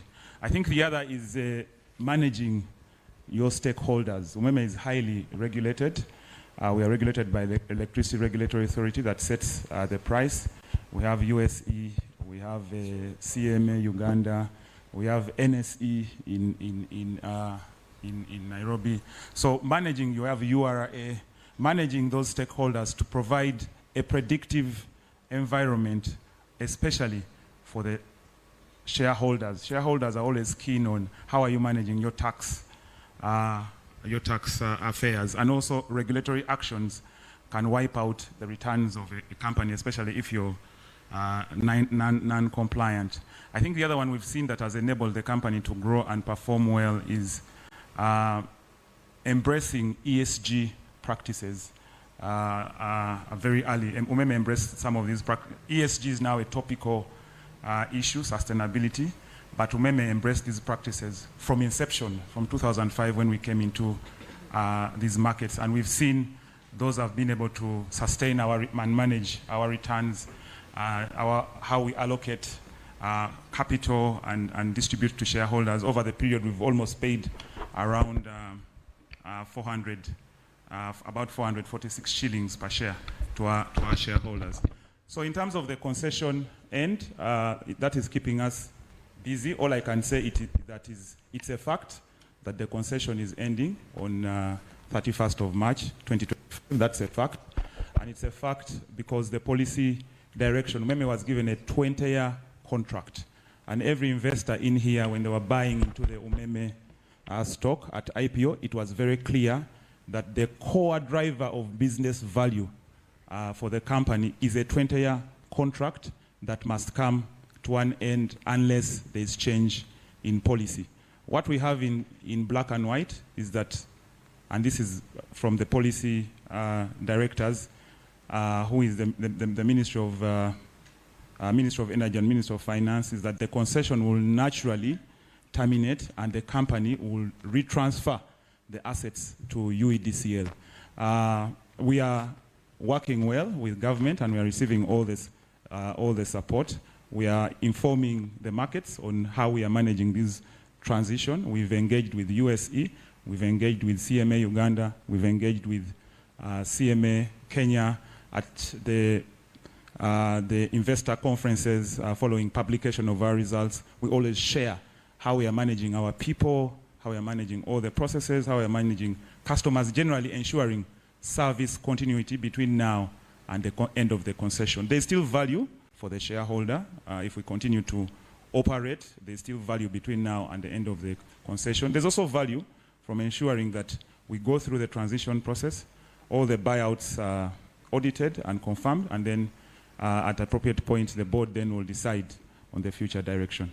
Thank you.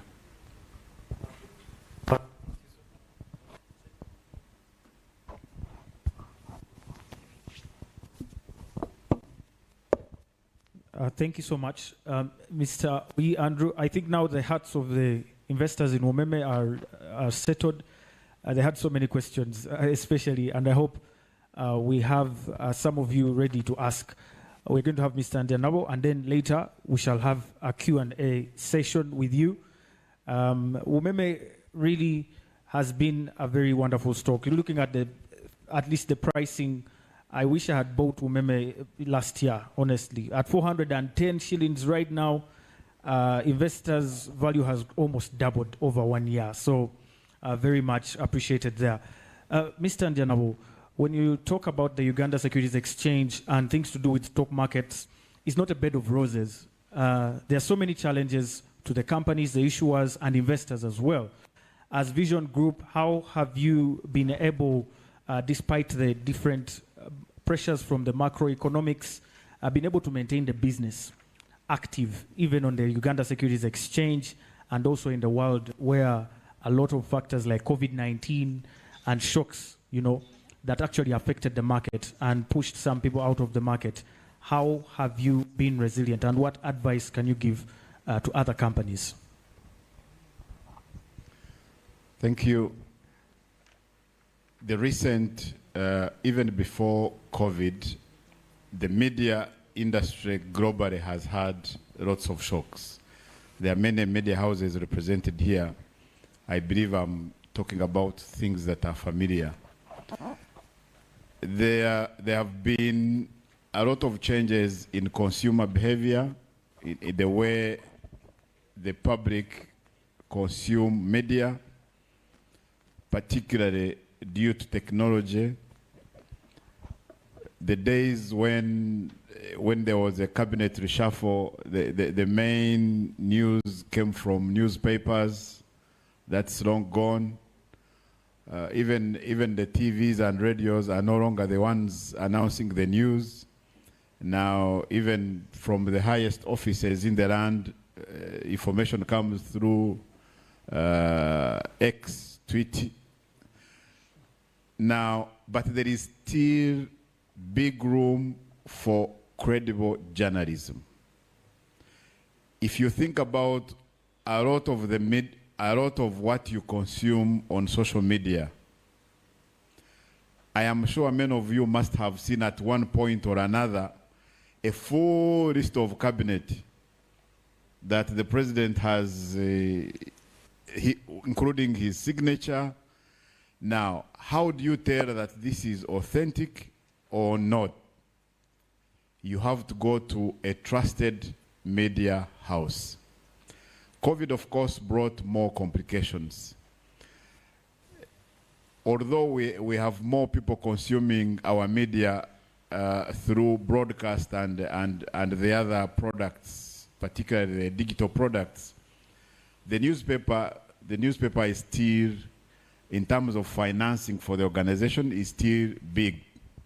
Now, during COVID, you remember COVID came without a lot of information.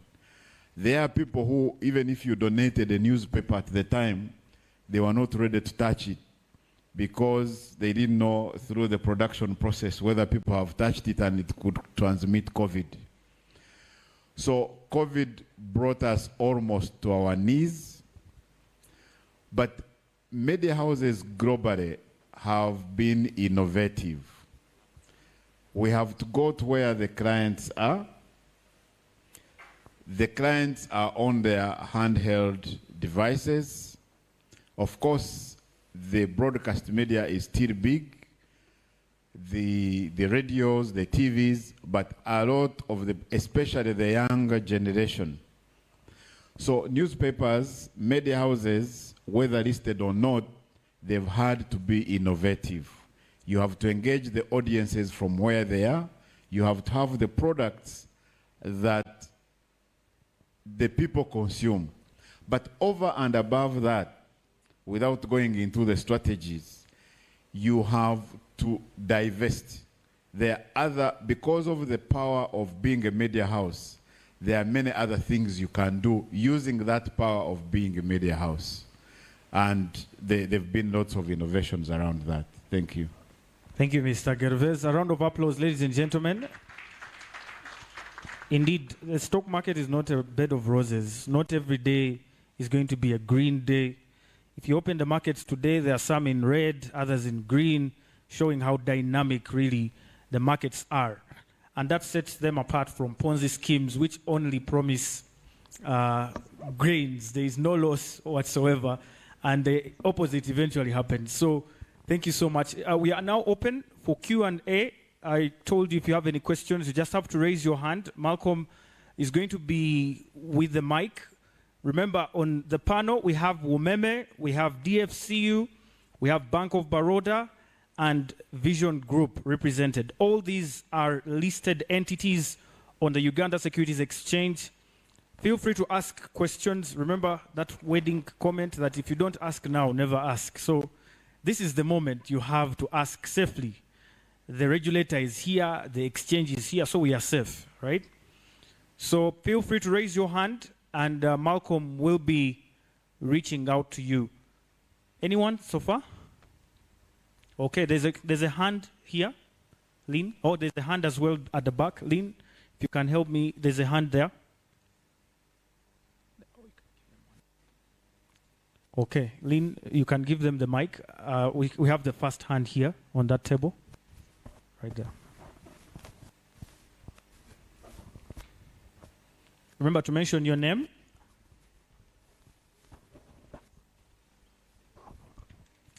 Hello, good morning. My name is Deogratius Wamala. I write with Daily Monitor. I have a few questions, like 3. I wanted to understand, for instance, how companies that are listed on the stock market balance investor expectations. For instance, this person is coming to buy shares in the company. Of course, they expect capital growth and also the dividends. But how do you balance out this hungry of what I'll get from the company as time goes on? The other one is, what bothers you as a company listed on the exchange? Is it like scrutiny of your documents? Is it the returns the shareholders get, or the trades on your shares on the market? The other one would be, for instance, your companies that have employees who are also shareholders. How do you try to hedge yourself from the short selling? For instance, they might know that something is going to happen.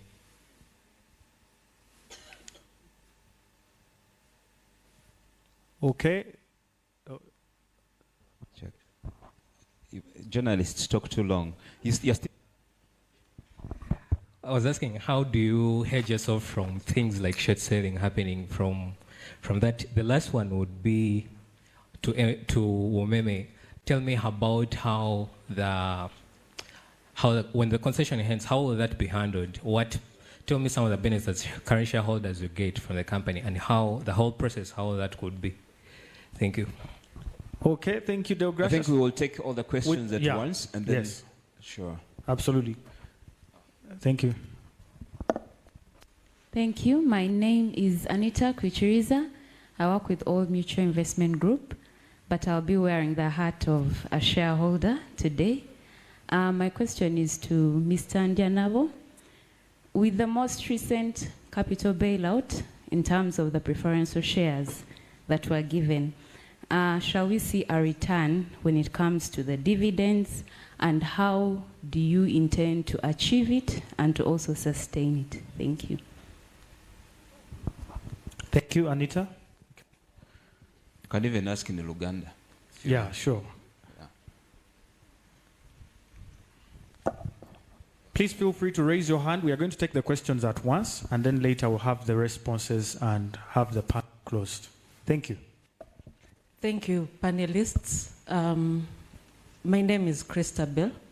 I work with Salam Bank. Salam Bank is an Islamic bank. Now, we've had initial discussions with CMA, but my concern is that the Islamic bank, the Islamic products are not well represented in the Ugandan market.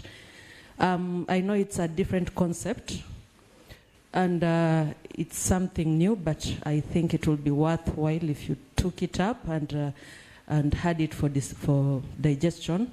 Currently, at where I work with a group of team from the Middle East, from Bahrain, and from Egypt and Djibouti, trying to set up the Islamic treasury products. So I believe they're very kind. They can come to you and you engage with them. I know it's a very different concept from the accounting parts, but having full representation from there, I would like you to look into it, because it's a very wide market in Africa. It's untapped. You can just imagine the liquidity I'm sitting with, but we can neither participate in the stocks, not in the fixed income. no other product is accommodated so far with the CMA. Thank you. Thank you so much. Any other question before we go ahead to get the answers? Oh, one last one here at the front, and then we shall have responses to the questions.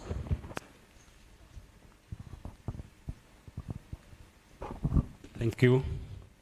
My name is Abat Swekwasize, Director of Ganakubwa Global Technologist and Chairperson, Avit Sako.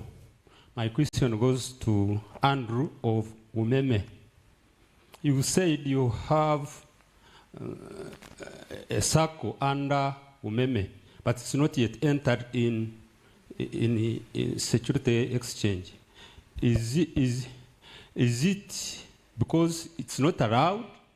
Because I'm a chairperson at circle, I would wish to join this security exchange. But if it's not, the law does not allow, that's a different answer. Can you rephrase your question, Mr. Hubbard? You've understood? Wow. Okay. Thank you. All right. Yes. Thank you, Mr. Hubbard. Yes. Okay. I think we can have those responses for now. Malcolm, can we? Okay. Go ahead. Okay. So let's start with the very first person was Mr. Deogracius from Daily Monitor. I asked a couple of questions, but I think we shall pick on some and have responses. I'll start with you, Madam Kiza. He asked about what bothers you as a listed company. Is it the shares? Is it the capitalization? What really bothers you? I think you can respond to that first, and we move ahead.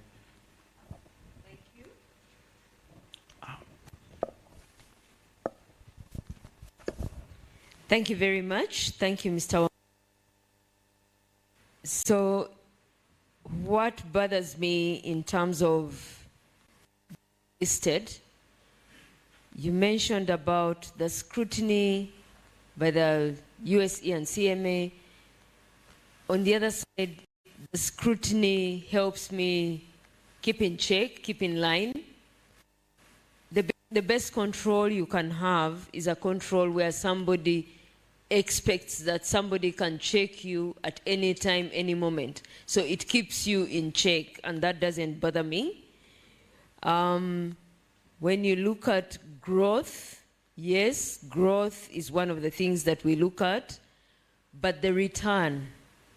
When investors put aside money to invest in a company, it's not a donation, it's not money that is not useful for them, but they invest it for the return. So one of the things I look at is what return and consistent return I'm giving to the investors. Anthony did allude to the dividend payouts that we've had. So one of the things, if we look at coming into today's theme on sustainability, how do I deliver good return to the investors sustainably? Thank you. Thank you, Madam Kate. I'll move to Mr. Sash before I go to Mr. OE. Mr. Sash, feel free to answer any of the questions, but also one of the concerns of Deogracius still, because the other questions were really specific, was about how you can actually have investors who are employees. For example, you have a Bank of Baroda staff who is still an investor as well in your company. Wouldn't that, have some information leak that could actually harm the information that is out there or the people that are investing with you? Okay. Thank you, Anthony. So, as far as the first thing is, like, if an investor or if an employee is also an investor, so then there are insider trading norms. So as per insider trading norms, whosoever are employees, whichever employee is categorized within that particular group, which can be considered insider, that is well defined as per the regulators. So for them, there is a trading window when they can trade and when they cannot trade, when they can buy or sell and like that. So this is what protects the interests of having some information or having discrimination on the basis of the access to information. I think that answers this question. Hello? With regard to harming, putting in harm to any employee or to the investor base. Besides the great question regarding balancing the investor expectation or the scrutiny and whether it is return on equity, etc., what we target. So actually, my take is that with regard to scrutiny, I have already spoken that the scrutiny by the regulators are the important brakes which allow me to drive on the top of the speed. I know what are my limits. And as far as the return on equity is concerned, so that is a function of various strategies that we chart out to increase our businesses, because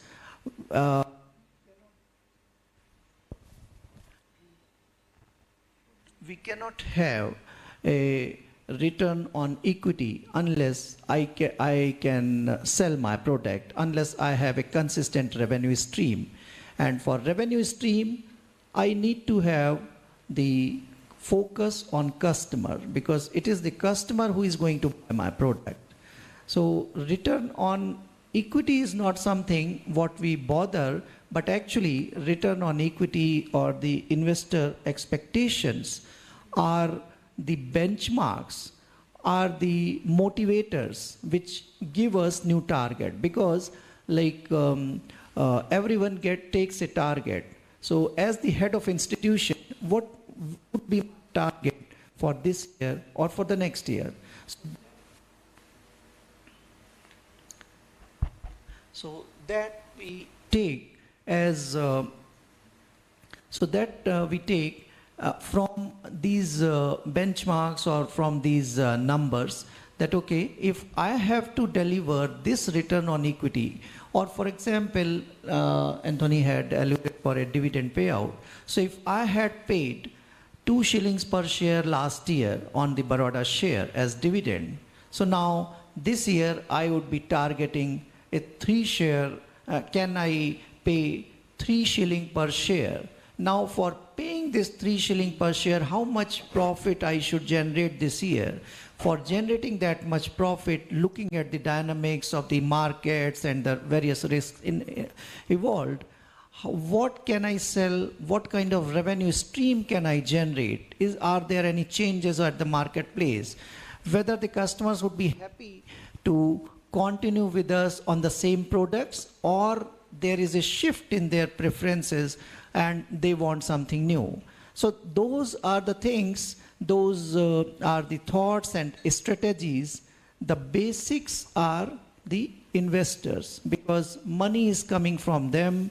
It is their expectation which is driving something, and now to actualize that expectation, I have to look at the dynamics of the market, and that will take care of everything. And here, one of the things I must mention, though it had not come explicitly in my deliberation and the statements, are a very important segment, that is employees.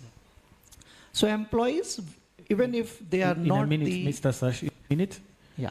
Yeah. So employees who are, even if they are not investors, they are the persons, they are the source who are going to deliver. So then putting across and complementing each of these things, that bring us and that gives us these motivations. Thank you. Thank you so much, Mr. Shash, for those responses. We have about 2 minutes for each of the speakers so that we keep time. But Mr. Andrew, since the mic is with you and you had 2 people ask you almost the same question, please feel free to respond. Okay, thank you. I'll start with the specific questions. There was one on whether a SACCO can participate in security exchange and if it's legal. I think the experts are in the house. Security exchange will advise you. But for us, our circle, we participate in wealth generation schemes. We invest in equities, we invest in bonds, bills. So I don't think there is any restriction, but I think the USE will give you more color to that. The other one is what bothers me. I think it's very consistent. I think focusing on the return may not be appropriate, but rather focusing on the drivers of that return, the value. So for us, it's when you draw this power from the electricity transmission company, are you driving down losses? Are you growing customers? Are you investing? Are you optimizing on your structures? Are you optimizing on your supply chains? Now, when you drive those value drivers, the return will automatically work itself out. So it's those specifically power losses, people who steal power in this country keep me awake. That's what keeps me awake. Hedging, I think in terms of hedging and short trading, in addition to insider trading regulations, it's important to communicate this widely among your staff. There are notices whenever, say, you declare dividends and the trading period is in effect to be communicated on a timely basis, and all your staff ought to sign off on those insider trading policies, because sometimes people look at these as technical, and yet they are matters of governance and compliance. Benefits to shareholders and what will happen at the end of the concession. As indicated, the concession runs up to end of March. Between now and then, we are still selling electricity, so there is value for you that. The other requirement is, as investors, there will be investments that will be unrecovered at the end of the concession. By contract, those would have to be paid to the company, and an appropriate strategy will be communicated to the shareholders. So rest assured, there is value, but the onus is on the company to ensure that they derive that value for the stakeholders. Thank you. Wow, thank you so much, Mr. Andrew Oyi. I hope those were satisfactory responses. Mr. Ndianabo, there was a question to you concerning the government's increase, or the bailout that government is doing, increasing its stake in the company by buying more shares. Currently, we have 47% of shares in the public and 53% in the government. Will this bailout be beneficial to the investors? That was from Anita. It's on. Yeah, it's on. It is on.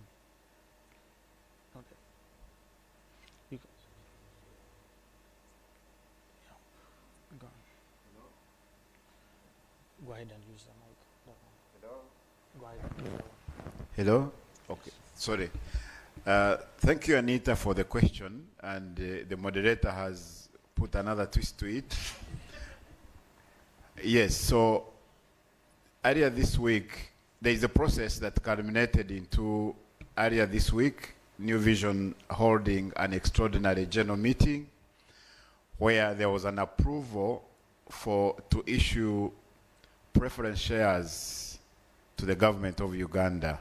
These are cumulative, non-redeemable, and convertible preference shares.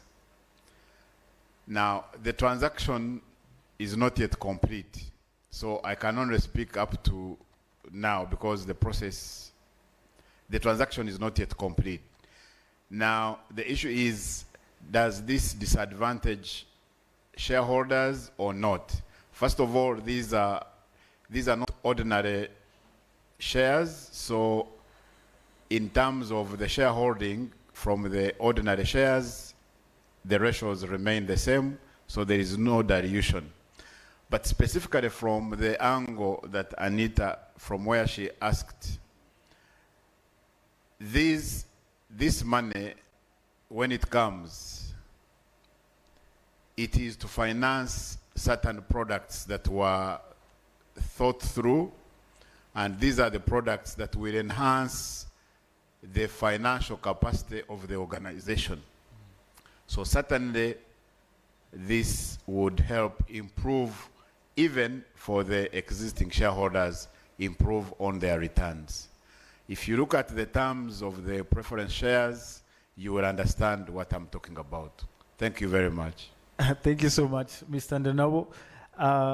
The shares are non-convertible. That was key to note. They are preferential shares, but non-convertible. There was one question that wasn't answered, and that is from Christabel. They are convertible. They are convertible, but non-redeemable. Non-redeemable. Yeah. Okay. Thank you. There was a question from Christabel on Salam Bank, on how can we adopt Islamic banking. Islamic banking sounds too good to be true, but can we adopt it in our markets as maybe issuers or as the exchange? Anyone who can answer that on the panel? From the banks, yes. Thank you.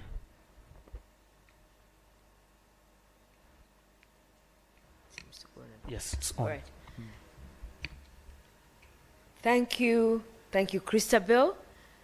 Islamic banking is in its infancy stage. The rules have been designated. So in terms of the banking side, we are starting to understand what Islamic banking is, what it entails, and the conversations going on. I believe her question was more to the USE. So at the risk of not having freedom after speech, I shall not attempt to answer for USE. So I think Paul and Josephine, yes, will be able to handle that. Thank you. Yes, I think Mr. Paul and Josephine will answer that. Thank you so much. Ladies and gentlemen, a round of applause for our panel. Thank you so much, Mr. Ndenabo, Madam Kate Kiza, CPA. Thank you, Mr. Oyi Andrew. Thank you, Mr. Sash. A round of applause as they leave this particular stage. Thank you for sharing the knowledge. And there are so many CPAs, I'm told. So thank you all for the knowledge and the wisdom. Thank you, Malcolm. And thank you, the audience, for being very, very engaging. Have a lovely rest of the day.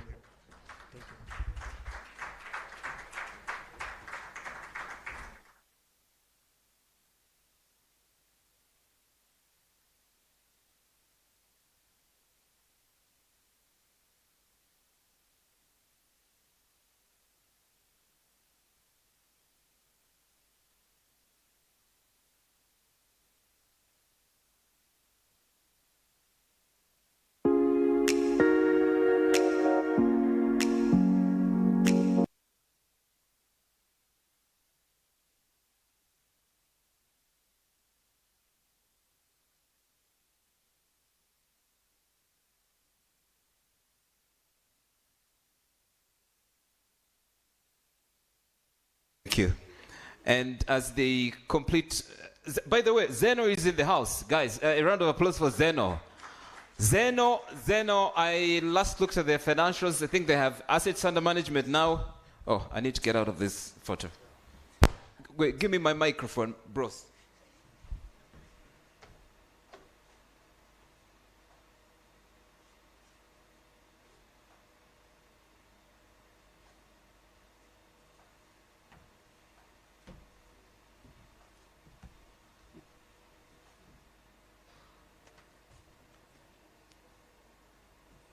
Okay, I was still, as you sort out your mic, I was talking about Zeno. Zeno is now 60 billion or so assets under management, and they're also in Kenya. Hey, there you go, David, my former colleague. David, you ran away from radio. I don't know whether you're still on radio or something, but Zeno, another round of applause. Zeno is here. Thank you very much for coming. I hadn't seen you, and I was getting worried. Okay, so now we're going to invite one of our sponsors to come and give quick remarks. I'm very sure Honorable Nabeta, the Chief Executive at Smart TV, will be leaving very soon to come and give little remarks from the sponsors stand. But we really want to thank everyone, all the sponsors. We'll be mentioning them once in a while that are in the house. Let's invite, before that, we invite Honorable Nabeta to come and give a round of remarks.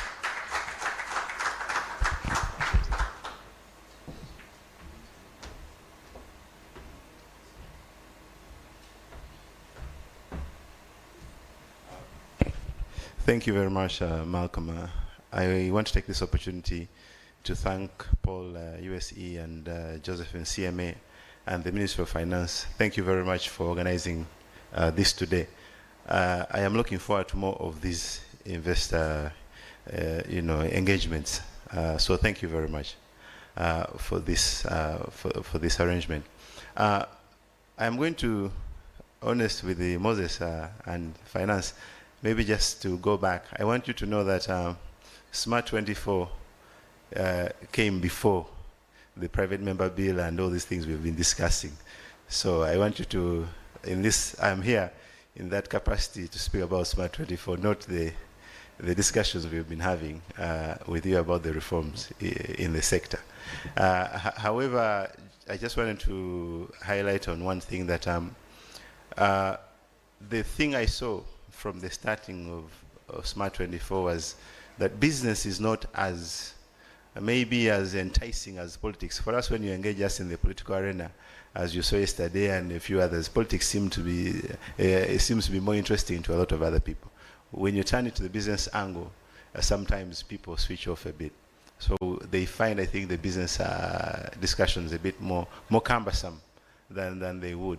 So that has been the challenge in terms of how do you bring people to discuss things that sometimes are complicated or sound complicated. When you discuss some of these issues, they seem to be only left to a few people, who understand them.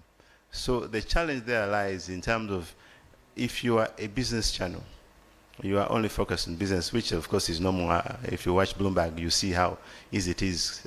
It's easy to find consultants. In Uganda, let's say you're looking for consultants on ABC. It is difficult. If you look for Paul, you may have a hard time finding Paul. You may have a hard time finding Josephine to expound on an issue because the experts are not as many, they are fewer, and therefore they are very busy with the engagements they're having. So one of the challenges we have, I think, as the minister was saying here, in terms of awareness and education, is how do you educate the masses? Because you have to create the community of investors. And I would want you, and I feel as my discussions with the Minister of Finance and Moses has been, we shouldn't be looking more as to, we've looked at Kenya as more of the big brother. But I was challenging Moses that we shouldn't be looking more to Kenya. We should be looking to bigger things than Kenya. Because Kenya, since 1954, when the capital markets came in, they've also only listed about 70 equities, securities. Since then. So in the 70 years, they haven't done as much. I would rather you look at more of Johannesburg, JSE, and maybe Mauritius. At least from when JSE came in 1887, it has been able to showcase some of the growth opportunities that I see on the African setting. So for me, the opportunity I saw is that Africa is 18% global population, but we are only 2.2% global GDP. So that means that there's a disconnect. And to me, that's the opportunity I see. If we focused on business and emphasized how do we become part of the global economy, there to me lays an opportunity. There lays the opportunity. Imagine the kind of infrastructure we need to have for us as Africa to just move from 2% to 5% of global GDP, just the kind of infrastructure. And to me, we shouldn't be looking at government. These are things that I think now capital markets should feel in terms of this infrastructure. Imagine if Ugandans had raised money for Bujagali. Now imagine the wealth that we have created for Ugandans if we actually had mobilized. And Ugandans have this money. You could have raised the $500 million you needed for Bujagali. So for me, the challenge to you and in our discussions, on the other hand, is why I've always been emphasizing in our discussions on the private members bill is I would want to see more of the private sector led rather than the government led. I would rather see not the politics to lead, but private sector to lead. But that's another discussion we shall continue to have. Bottom line is that we are partners in trying to see that we develop the capital markets to be able to drive this economy forward, to have private sector lead us, not for politics to lead us. So as partners of Smart 24, the issue is that we have gone into consultancy and production because I have realized that we need to do a lot more with our partners to be able to create the awareness and to create the mass, the community that we need, which when you talk about investments and what, it becomes, it is interesting. I saw Bloomberg in New York on Monday when I was there. They were launching a young group. There is a young investors group, and these are 16, 17, 18, 19-year-olds, and they have a group, and so they were launching, and they were having a small meeting as young investors to discuss how they're investing and how they're going to invest. And of course, if you had a Mark Zuckerberg here, a young Mark Zuckerberg, and you don't know anyone in government, you can't borrow from a bank, how do you raise money? How do you enable a Mark Zuckerberg of Uganda to create something? And Josephine, I think that's why I'm happy you've talked about the sandbox. And these are things I think we can work on, and we need to educate the young people. Because I see some people looking for the President Innovation Fund, but sometimes that might not be easily accessible. So how do we educate Ugandans that if you're a young person and you have an idea, you can be incubated in this level, and you can find angel investors in this level to be able to promote this. And to me, that's the opportunity that lays for us to go from 2% global GDP to at least something like 5%, if you can enable these young people to participate in such global areas. So in Smart 24, in brief, you have a group which is ready to support you in any ideas. I know in the last discussion, Josephine, you didn't come, but some were holding me they were holding me by the neck that I am actually, I'm fighting, but no, I am a partner.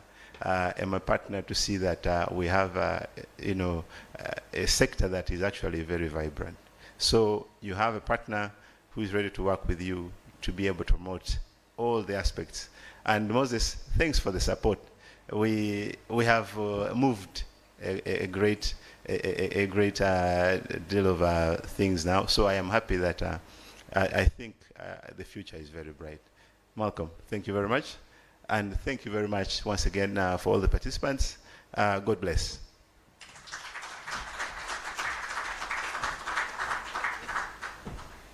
Honorable Naveta is dressed like the Facebook CEO. That's how he dresses. Mark Zuckerberg dresses like him. Money is like COVID. And he's talking about Europe, that the kids in Europe are talking about investment and all that. If you want to know a society and things they believe in, these days you don't go far, you go on TikTok. Those days you used to go on Facebook. Now, our kids here, I'm sure you know the content they create. They're busy shaking bums. Oh, sorry. They're busy shaking their bodies. That's true, isn't it? Go on TikTok right now. The content they create, and Honorable is talking about the kids in New York, and that's the truth. So we need to change that, perhaps by doing more of what Smart TV and other media houses are doing. So that's exactly what it is.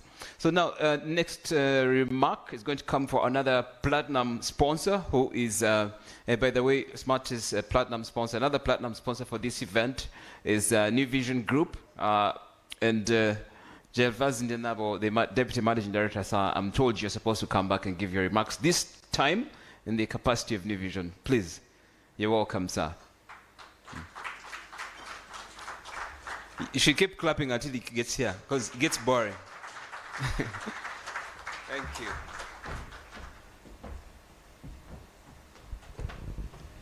Thank you, Malcolm.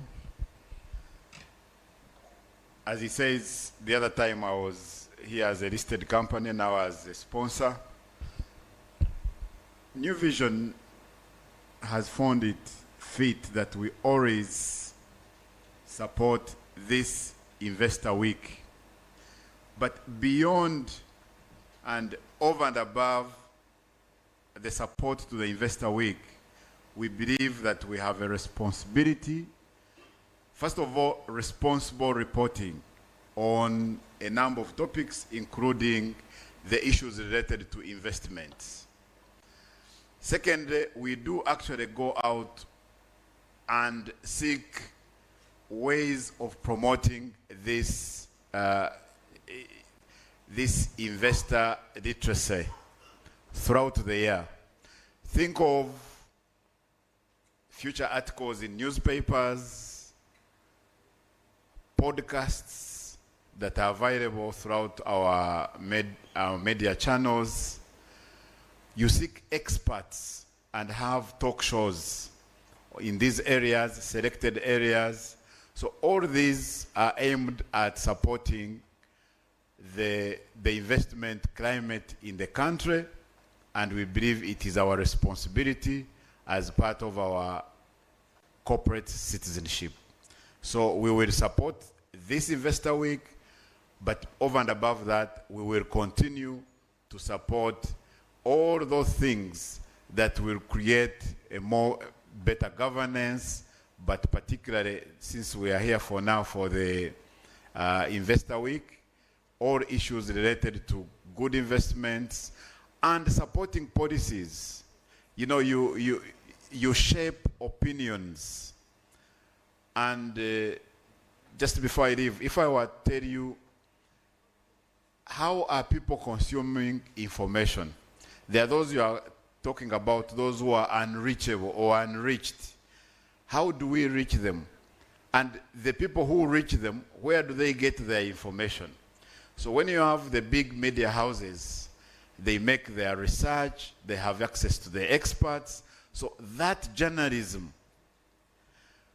is what shapes all the discussions you hear. We have about 300 radio stations in the country. The people who run those radio stations on talk shows, where do they get their information? It comes from the media houses that have invested in good journalism. They have access to the experts.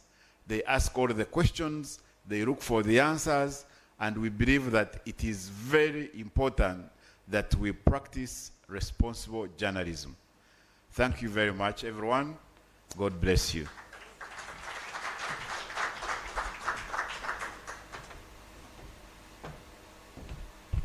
New Vision, you don't write about that guy. There's a color that looks like this microphone on the tip of the microphone. It's a joke, though. You know, securities. There's something just earlier we talked about the stock exchange ETC, and of course ours is nascent stages, but we know we're also there, and we're not just launching digital, by the way, because I think 2021 the Ghana Securities Exchange launched a platform where people can track and buy shares and all that. But that said, there's still something that we really need to. Our society is still Just imagine when something happens in Nairobi. There is recently the protests. The stock exchange, the Nairobi Securities Exchange, things went, people were saying, the stocks companies are running away and stuff like that. So the whole economy shakes. But when you have Noop running downtown with police here, etc., I mean, you don't hear people saying, there's that confidence that stays. Is it false confidence or like real confidence, Mr. Paul? You'll be talking to us about that. What happens here when we have disruptions and the stock exchange remains? Sometimes you check and, it's green up and down and stuff like that. So we have SBG Securities, by the way, also as one of our platinum sponsors. And Grace Semakura, please, I'm told you have arrived on a red carpet. You can, from Stanbic, you can come and address us. Is he here? Semakula Grace. As we prepare my friend Twaha and his colleagues. Oh, he's there. Come and make your remarks on behalf of SBG Securities. A round of applause. Thank you very much.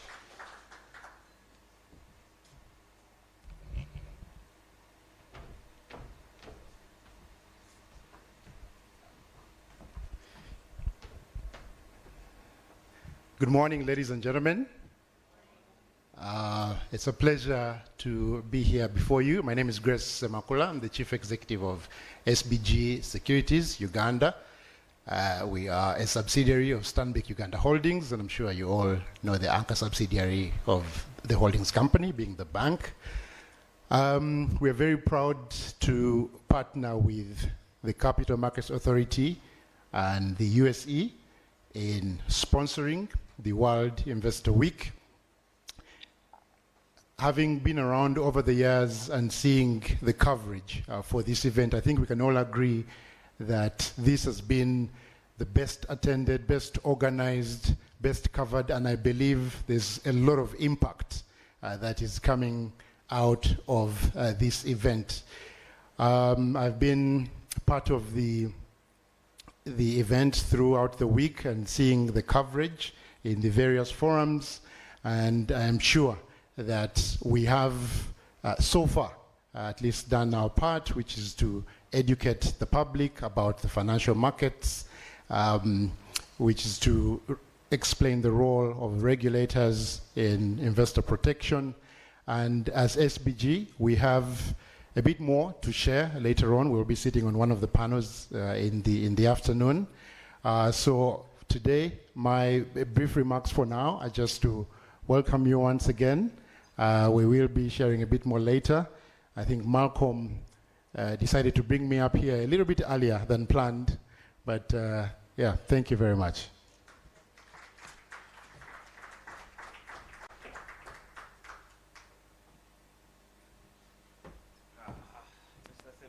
Mr. Semakula, things change so fast in Uganda, so I was given a different schedule when you were away.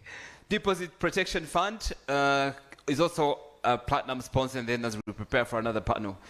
Deposit Protection Fund, please come and give your brief remarks as a sponsor. You may have to be on a panel, I think, later. Deposit Protection Fund is part of Bank of Uganda, yeah? It's a very important man, central bank. So you have to clap again. Give us money.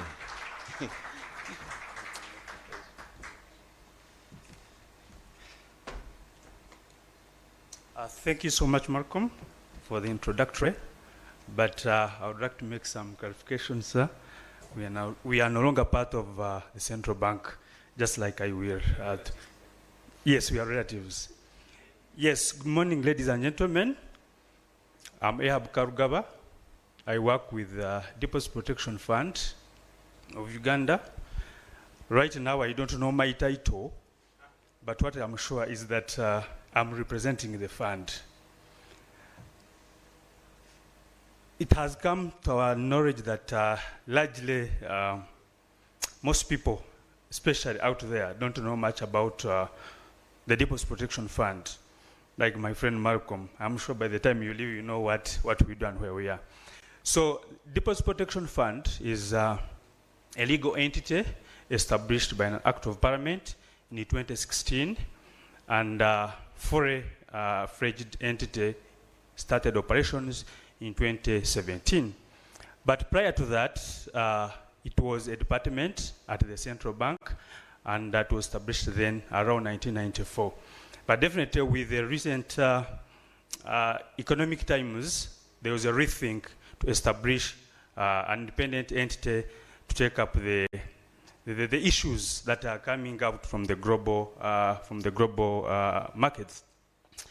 At the DPF fund, at the DPF, we have a mandate that is clear. One is deposit insurer. We protect deposits of customers in all the financial sectors or in the financial institutions that are licensed by the central bank. I wanted to show a picture that we can quickly resonate with. Allow me to...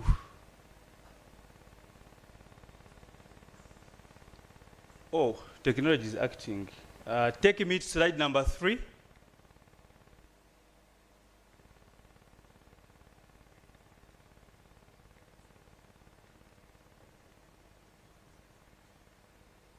Yes, this is the picture I wanted to share. Largely my conversation will be about this picture. In an event such occurrence happens, at the Deposit Protection Fund we failed. Our core mandate is to avoid such scenarios happening in Uganda.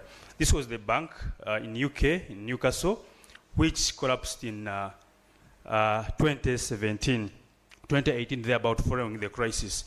The result of that was a bank run where customers felt that their deposits at that bank were not safe.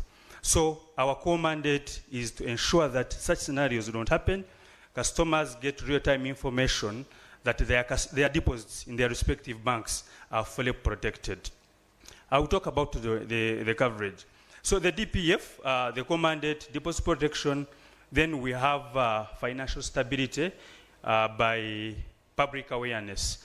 Our key mandate is to go out there and inform the public about what we do and how we support the financial sector at large for stability and sustainability.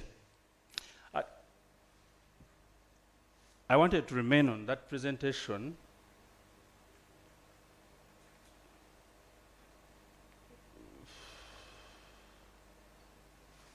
So the functions, I've talked about the depositor protection with the coverage. Right now we have a coverage of 10 million. 5 years back it was around 7 million, so it was 3 million.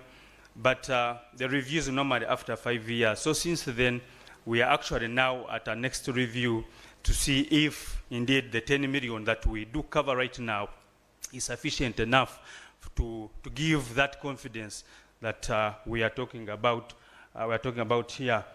Another key role that we play is that we can act as a receiver or liquidator in an event that a bank collapses, and in the wisdom of the central bank tries to liquidate that bank, so we can be appointed to act in that role. I forgot to mention about the governance aspect.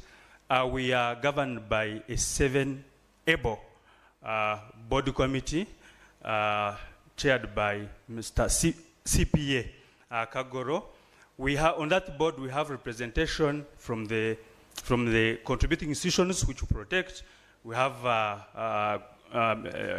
2 board members representing the public interests. We have a board member representing the governor. We have a board member representing the Ministry of Finance, our mother ministry. So that makes our board independent board for that fact. We also have senior management, around 8 members. So largely it is to say the fund is well established, and in terms of governance, we are out there. In terms of membership, I said we cover or we protect deposits of financial institutions that are regulated by the central bank.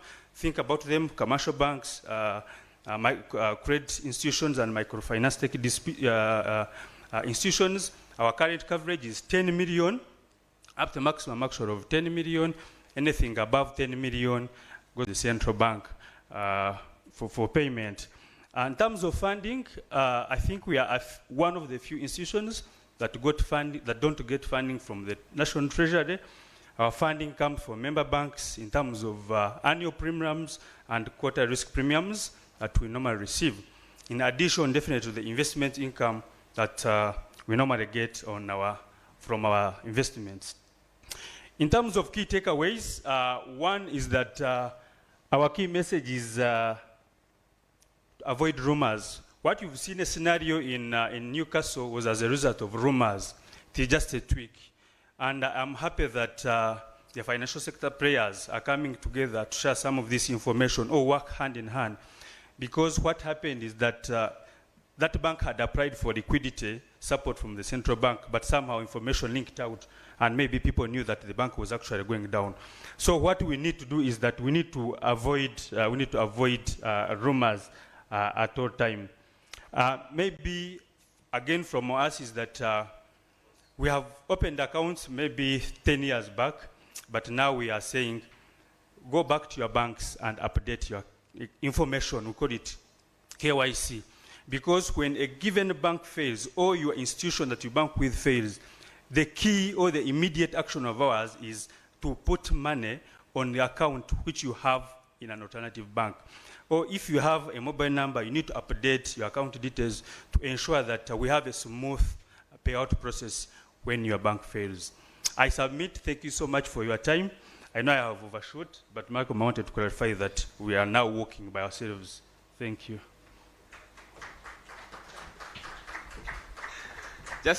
We're merging agencies now, right? Just imagine if Deposit Protection Funds be merged. Where would they go? Bank of Uganda. Hey, one we are going to merge you. Hey, merging is a war. Yesterday, people were about to fight for real. But anyway, so the other sponsors, we have Old Mutual, Level Africa, Britam, I mentioned Zeno, ICA, Bank of Uganda, Gen Africa, Nick Holdings, the National Social Security Fund. Is there anyone from NSSF? You should clap for them. NSSF is a heavyweight in this market. Nick Holdings, the presidential CEO firm, and Bank of Baroda, of course. Okay, so now we have another panel coming up, and it will be led by my colleague journalist, Ali Twaha. Ali Twaha is a multimedia journalist at the New Vision. He specializes in reporting about the economy, business. Ali, you should be bouncing here now by now as I read your your profile. Business, banking, and insurance with over 8 years experience. One of the guys I respect in the industry, Ali Twaha from the New Vision Group. My brother, you're welcome. Come and announce your panel as we wait for another. Thank you very much, by the way, for staying in this room. These conversations about markets and whatnot are so boring to most people that they just walk away. By now, the room would be empty. Ali, you're welcome, my friend.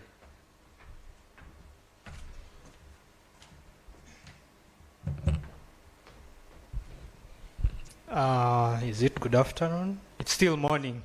Good morning. Yeah, let me just invite my panelists here very quickly because we are running out of time. Can I have Mr. Abraham Banadawa, the founder and CEO of Level Africa, please? Mr. Abraham is the founder and CEO of Level Africa, and it's an investment advisory and digital investment marketplace. And he has quite a bit of experience in the capital market space. Let me start with the founders, because we have two, because these are people who saw problems in the industry and they provided solutions. Can we have Mr. Aye Kongodia, the founder and CEO of Zeno, please? Mr. Ongodia has over 17 years of experience in the African financial markets. Yes, and he previously worked at the NSSF, where he was managing about $1.3 billion in assets. But also he worked at BOU as the head of stress testing and risk management at Bank of Uganda. And I have, for gender balance, we have Ms. Cindy Kukunda, who is the investment manager, ISEA Asset Management, please. And we have Mr. Godfrey Bukumune, the portfolio manager at Old Mutual. Can we have Mr. Godfrey says he's very passionate about alternative investment promotion, and I hope he will share with us some of the opportunities that are therein. And lastly, we have Mr. Vernon Kihugura, an investment manager, business development manager at Britam Asset Management Company. Apologies for not reading the entire bios of the panelists because of time. So as I was preparing for this, I just took a bit of key statistics that I want to inform some of the discussions that we have. So some few months back, UBOS told us that we are 45.9 million people. And I also went to look at some of the data, the FinScope of 2023, and they say 7 out of every 10 Ugandans are grappling with budget deficits. Let me say someone earns 3 million, but they are spending 6 million to sustain their life. So as we speak about the opportunities, I want us to link some of those to these statistics I have a bit more on more than 7 out of every 10 Ugandans have no concrete long-term financial plans. This is according to the FinScope findings, which looked at 24.6 million adult population. And when I cross to the CMA data, it shows that we only have SCD accounts of 253K. I hope I'm right on that. But then on the CIS, we have less than 100K. So if you look at our population, the adult population, and the constraints that people have in terms of maybe they don't know where to put their money. So I want to start with Mr.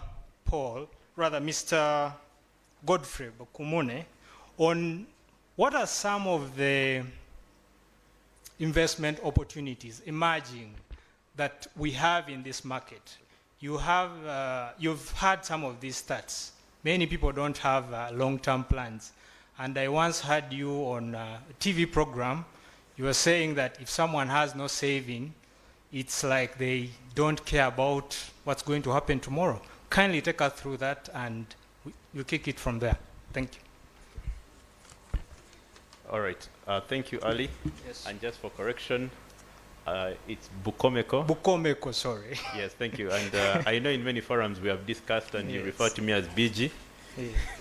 So in terms of the capital markets and the investment opportunities that exist, first from an individual perspective, given the statistics that you've spoken to, you find that I'll start from the statistics and then draw it to the opportunities. So for a vast majority of the youth in the country, that statistic is a factor of the knowledge that they possess. So many do not actually know where they can safely build their wealth portfolios or how they can do it while taking advantage of the opportunities available to them. So they do not have that knowledge. And that is a challenge that we have actually very much taken note of and are consistently innovating around getting that financial inclusion or that inclusivity journey well embedded in our communication with the public. Now, besides the knowledge, it's also a factor of the macro space that we're in. So when you look at the kind of skill set that is out there, earlier on Malcolm spoke to what the youth do on TikTok, but when you're speaking to the skill set out there, you can get to derive the nature of or the level of income that most of the youth actually earn. Now, because of the knowledge gap and the insufficient income levels, because of the skill set, those two factors tend to derive the statistic that you've spoken to. Now, what opportunities do the youth have? What has happened with the new new information age now is that a lot of the youth can now upskill without necessarily having to pay exorbitant fees in school, and also they actually have now the platforms available to them in order to invest and also to understand what they need to do to take on that journey. Now you find that at Old Mutual, we currently have innovated and changed the way the customer interacts with our different investment options that we give them. But even market-wise, we have the cheaper cash. We have so many innovations that have come in to give Ugandans access to the global markets. Now, that is helping to shape the narrative in terms of where the youth or the young people can actually put their money such that they can be able to retire or to have a wealth portfolio that can get to sustain their livelihoods. The other opportunities now relate to the business end of the market. So a lot of the youth that are trying to do business or trying to impact the different sectors that they're in do not have access to the banking credit. So banks will really stretch them in order for them to extend them any credit. You need to have the collateral, you need to have a solid business plan. Any youth trying to take advantage of the oil and gas or opportunity cannot actually tick those boxes, simply because they have the knowledge, they have developed the skill set, but they do not have the capacity to raise the capital. And that's where the capital markets come in. So increasingly, we've seen different companies like Future Africa and so many other PE funds and VC funds come in here and at a grassroots, at an innovation hub level, actually start to not only prepare or prep these different youth to be able to raise capital from the different VC funds, but also are willing to work with them. Now that is changing the narrative for so many youth, and we should be able to see in maybe another 10 years a number of big entities coming out of the Ugandan youth section, impacting many of the different sectors that we're in. What's going to happen then is we shall now, the culmination of all that will now bring to the front youth that will be not only the titans of the industry, but will now have to start have the global impact needed. And even on the pension side, on the collective investment scheme side, we do project that once all those actually sorted, we should see our AUM and our different products actually being taken up very significantly. All right, thanks for that. Just for guidance, every panelist has about 10 minutes. So you've used about 6, you have 4 minutes. So I just want us to be strict. So every comment you make, it's eating into your time. So let me have Mr. Ongodia. We've seen actually some of these platforms that we use for investing. I think as a journalist, you need to be a part of them. And for me, I participate in all such that I'm informed on everything that happens. In the CIS, I'm there. In the bonds, I'm there. In the stock, I'm there. So sometimes that's how you keep track of the information. Mr. Ongodia, kindly tell us about Zeno briefly in 1 minute, but also how are you, we've seen you expanding in the region. I mean, what opportunities does that present maybe to someone who has been part of the organization since it started? Yes, just quickly on that, and then we do a follow-up. Yeah. Sorry. Thank you very much, Ali. My name is Ayeko Ongodia. I'm the founder and CEO of Zeno. Zeno is a goal-based investment platform that helps you to plan, save, and invest to meet a future financial objective. The way it works is essentially you have, and I can't think of anyone that does not have a future financial obligation that they need to take care of. And so we take the view that in order to comfortably take care of that future financial obligation, you need to sort of plan for it, you need to set aside money for it, and then you need to invest whatever you've set aside. So we built a workflow that helps any individual, institution, or a group to select a goal, set a target for that goal, get a recommendation how much they need to set aside, and then a workflow to continuously deposit towards that goal and track the progress towards that objective. And so I will take the statistics that you shared at your opening, which is right now they are just under 100,000 investment accounts. That's the CIS accounts. I will tell you, Ali, and the rest of the room, when we started back in 2017, there were 2,300 investment accounts in the entire country. And I don't know who remembers Uganda's population in 2017 then. It was still around about maybe 40 million or so, maybe just under 40 million. But those entire 40 million people had only 2,300 accounts. Today, those are 100,000 accounts. We have close to 50% of that entire set.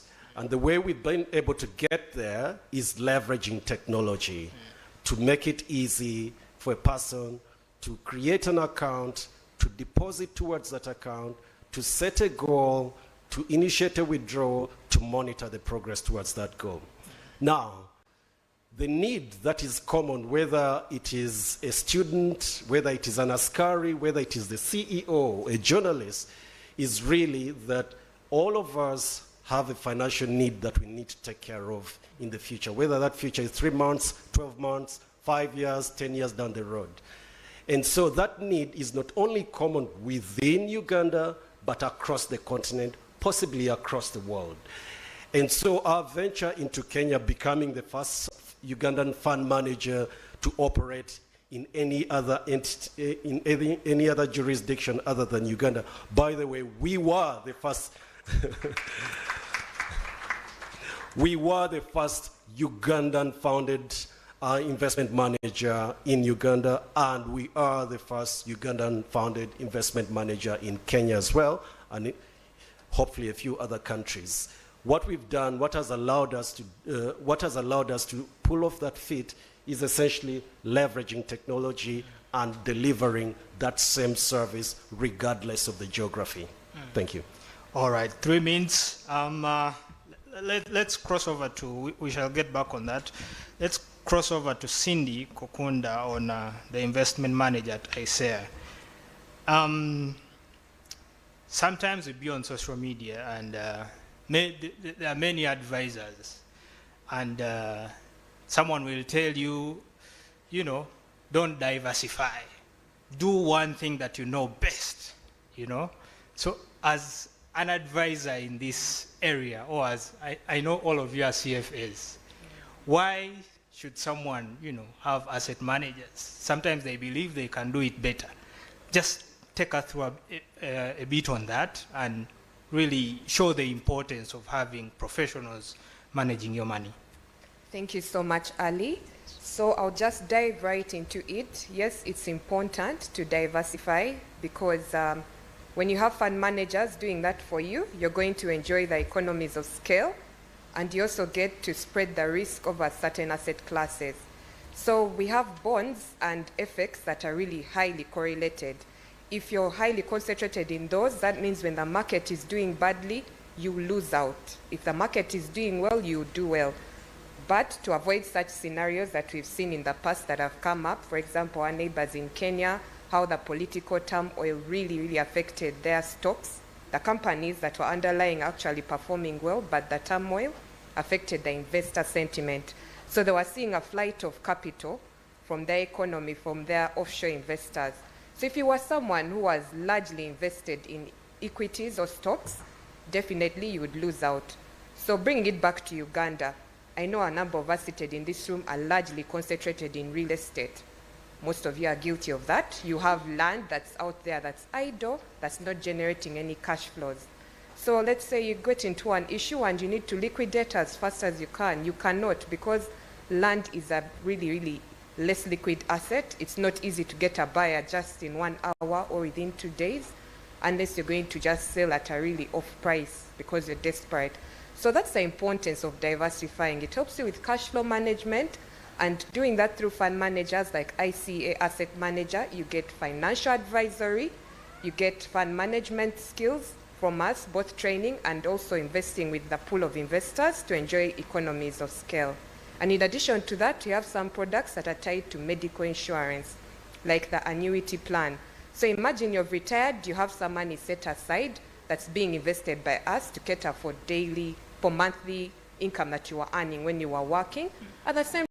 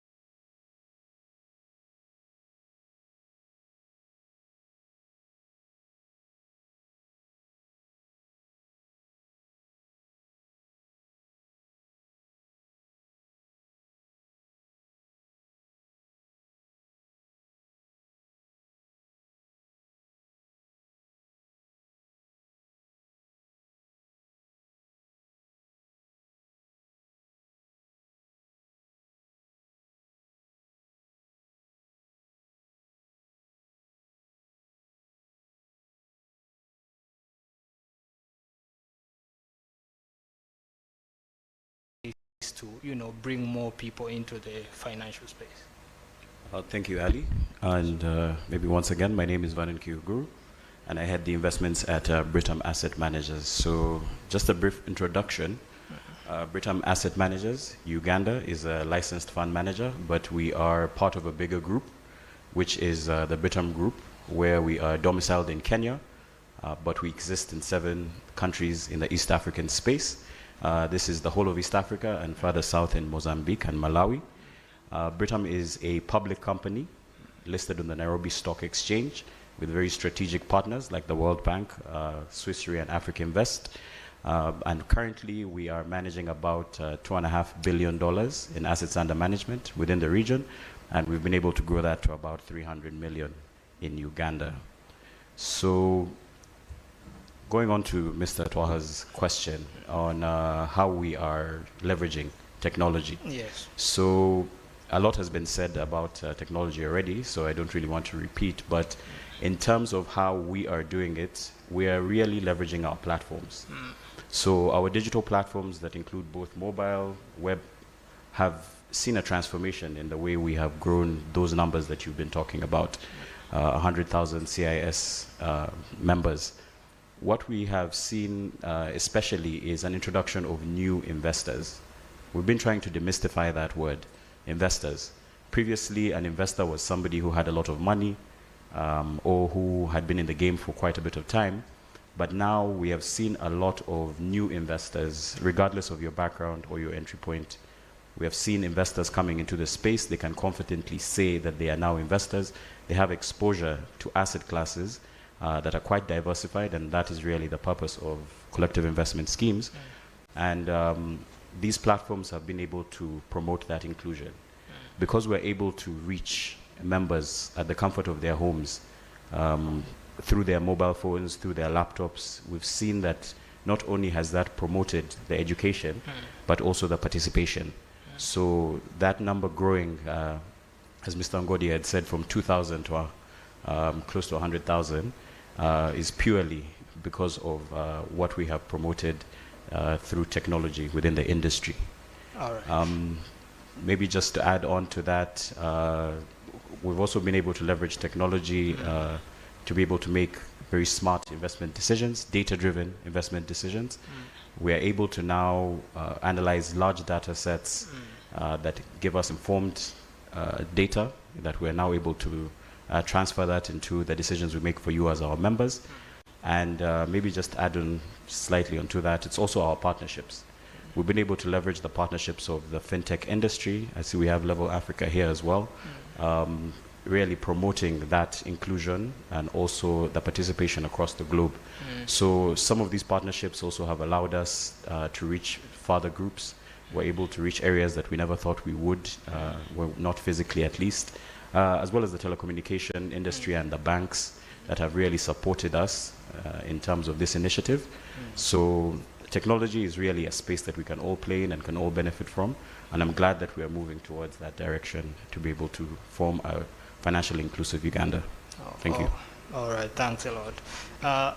And lastly, let me talk to Abraham in terms of we have the SME space, and this is a group that gets a lot of trouble in terms of access to markets, you know, and all that.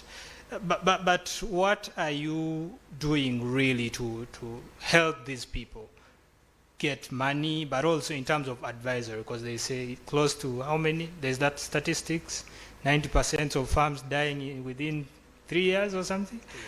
Just help us understand, how do the SMEs fit into the kind of products that you have? Thank you. Okay, thank you very much for that question, Ali. So, Level Africa is a firm that exists in two parts.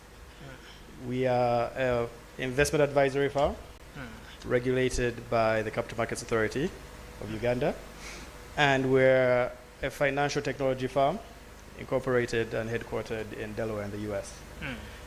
And we are passionate about translating what has been kept complicated into what is now practical for the everyday use, especially here in Africa. As Vernon mentioned, we work with some of the leading players in the market space, such as Britam and ICEA, to provide these solutions to people. On the other end, we do notice that the largest proportion of, I guess, businesses would fall into what is categorized as SMEs, or the new lingo is now small growing businesses. So the challenge they have, most of them, is when they go to seek investment in the commercial arena, they are competing almost against the capital markets.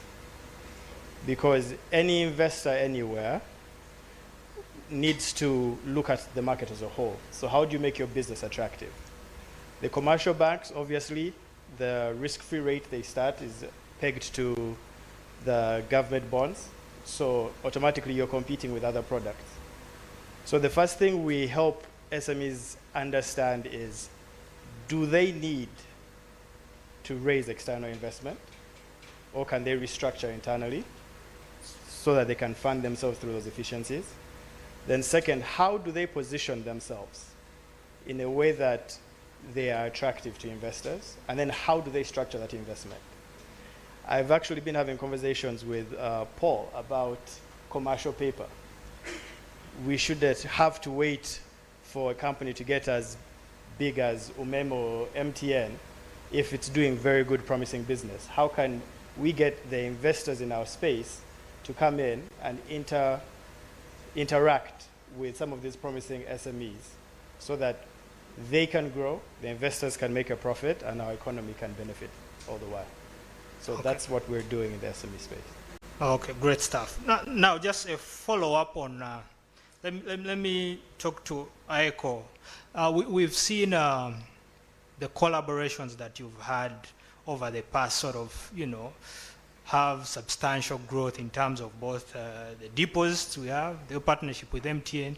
Just tell us how that experience was in terms of, encouraging more Ugandans to save as little as 10,000. How was that for you? But also, how did it help, in the aspect of financial inclusion?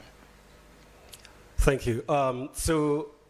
Zeno is essentially focused on the retail investor. That's essentially the everyday person, what they call in Kenya. Now I speak a little Swahili, the mwananchi.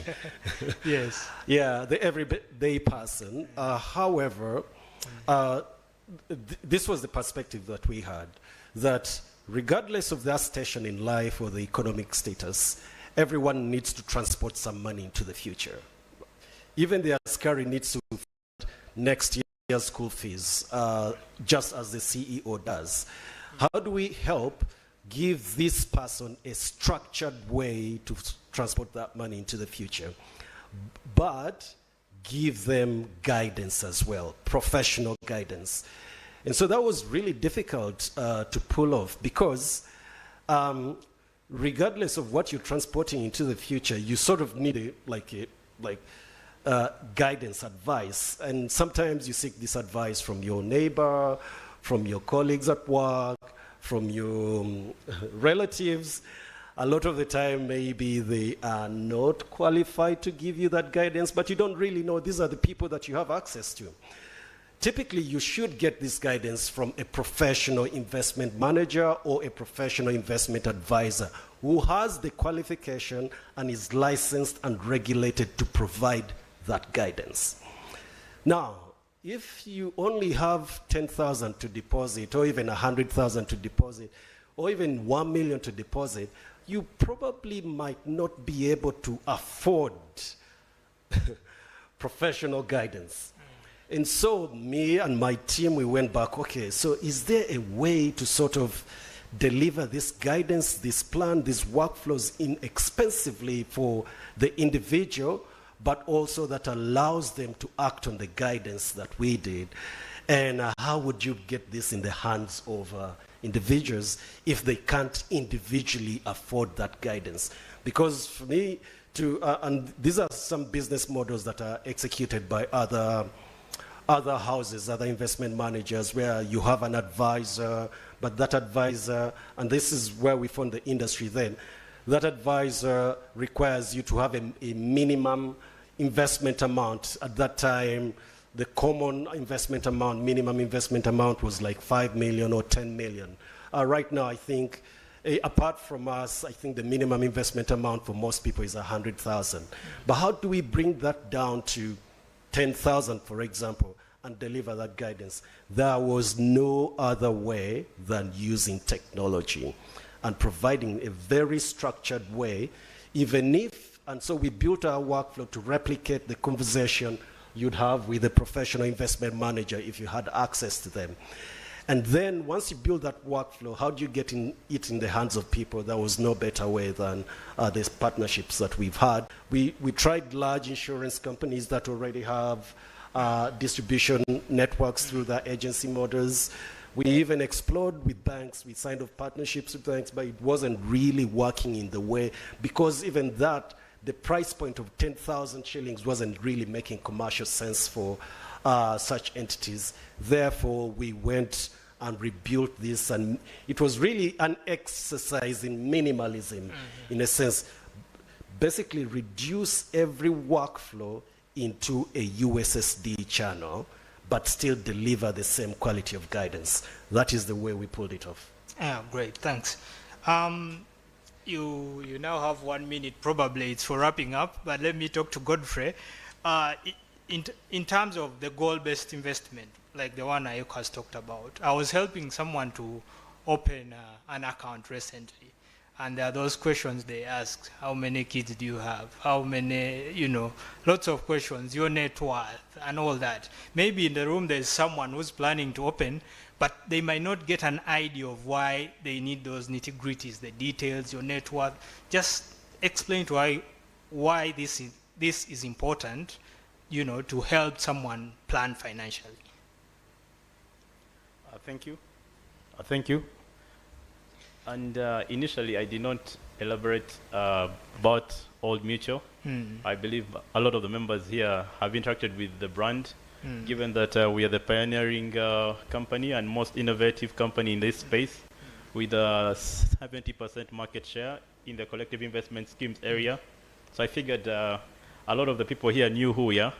I will now speak more into why it's important to tie your investment goal to your asset allocation. Yes. Now, for most of the youth, or for most of the members in the room, when it comes to investments, we look at return and not necessarily the actual objective of the portfolio.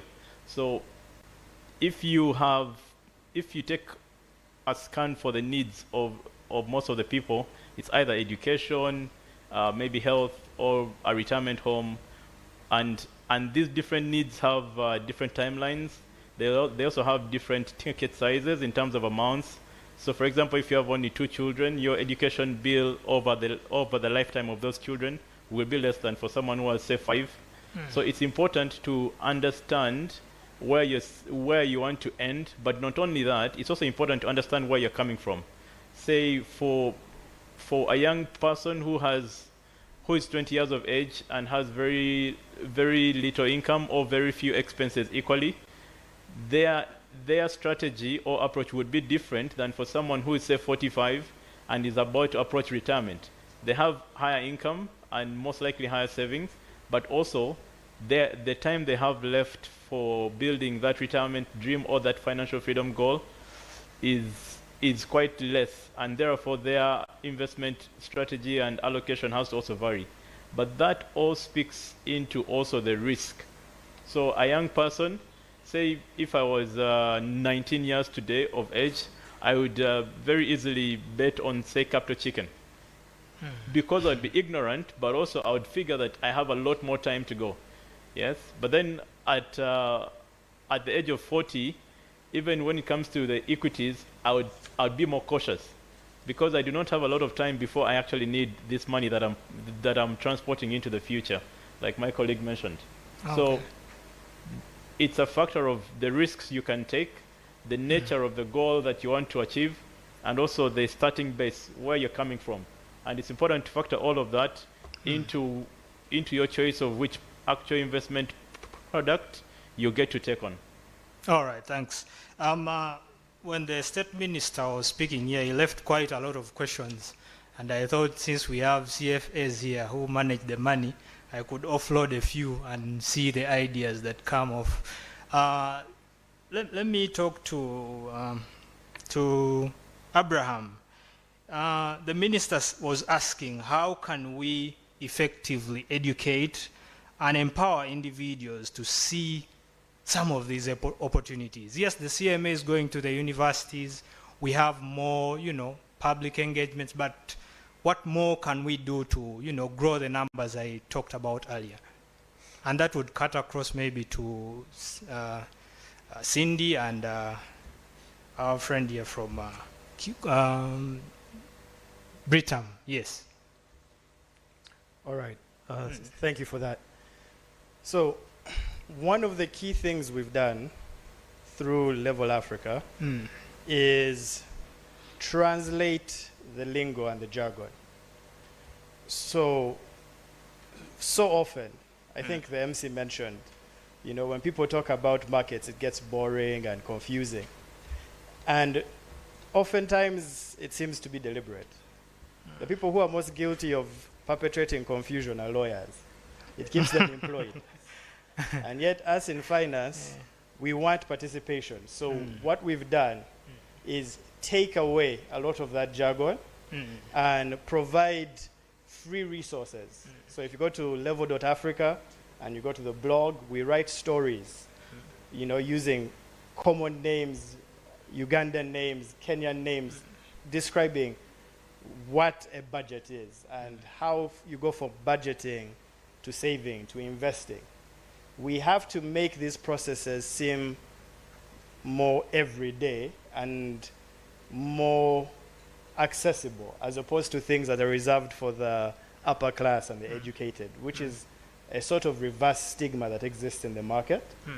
And then once people start to understand, we have to now provide them easy access. And this is, I love the fact, one of the reasons we're a sponsor here today is because it was about digital technology used for financial inclusion. A lot of times, the people who need the services the most are left out.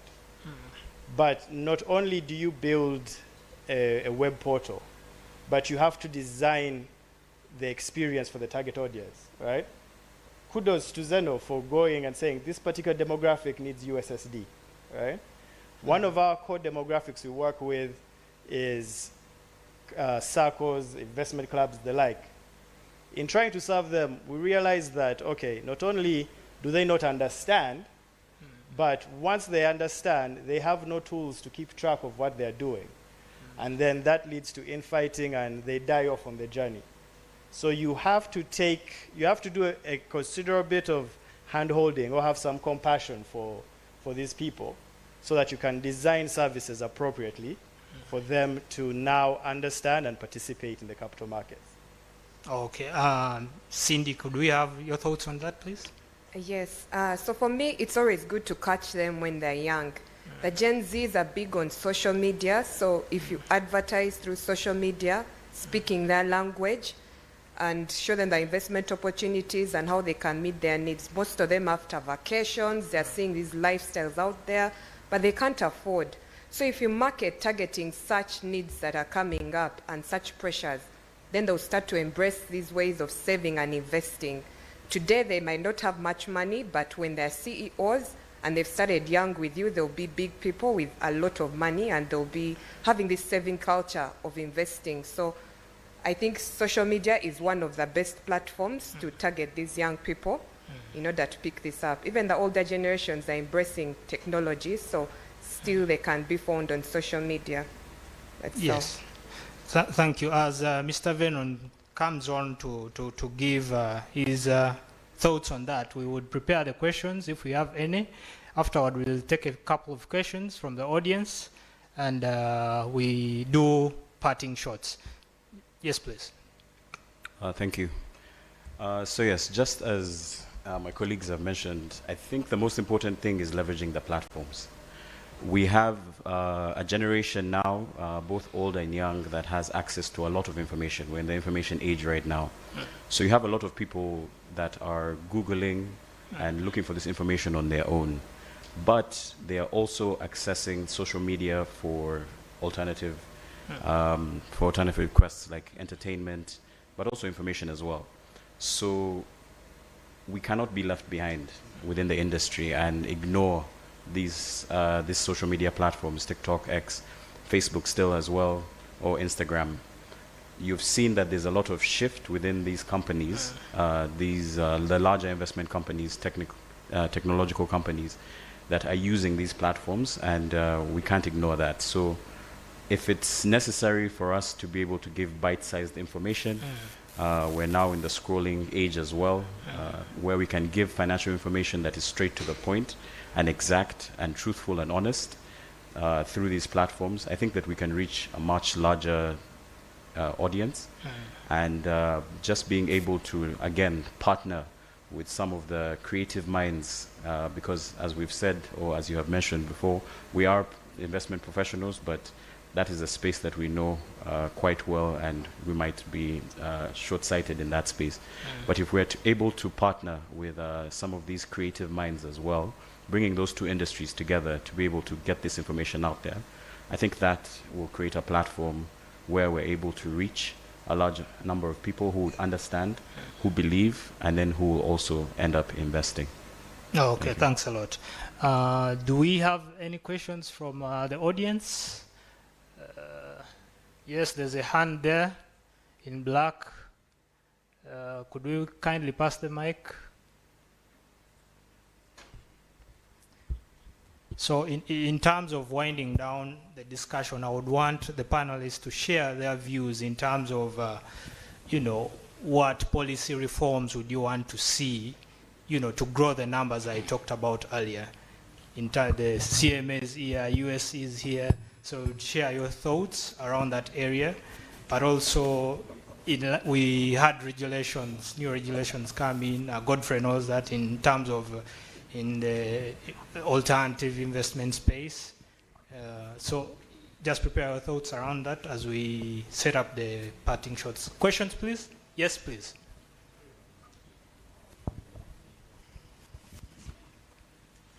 All right, thank you so much. My name is Jerry Vance Anguzu, and I run Evapesa Technologies, which is a fintech startup. We build software solutions for SACCOs, and we are moving into the investment management space. So my question could be taken by any of the panelists. You're all in the business of seeking alpha. But what we've seen is over time, when investors simply do simple things, for example, tracking index funds, they actually outperform most of active management. So what role do you think is there, especially for the future of investment management, if we had such products already in the market?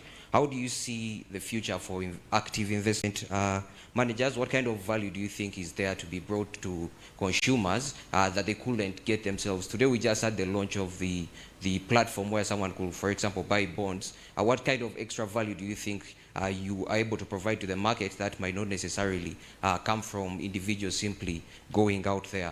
Which also goes into the question, is the cake big enough? Do you really think there's a lot of value that is out there that could be explored? Like I mentioned, that is a space we are very interested in and looking to come into. Thank you. Yeah, yes, thank you, Jerry. Do you have any other question? Yes. My name is Deogratius Wamala from Dell Monitor. I have two questions. One would be, I understand that unit trusts have a they do really well in amassing wealth for their customers and clients. But I also understand that that's the same thing that NSF is trying to do.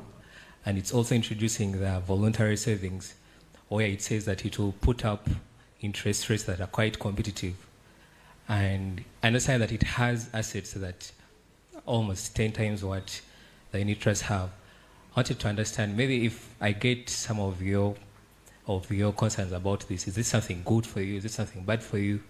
The other one would be the potential of unit trusts in helping. I understand that I give you money and you give me the return, but tell me about how this can help the economy, not only for the investors, but how the potential of this for the economy. Any other? We can take maybe one more. The first round. Thank you very much. Good afternoon. My name is Daniel Ayebare, and I'm the chairperson of the Uganda Financial Literacy Association. So mine is not a question, it's just an answer to so many of the questions and concerns that have been moving around awareness.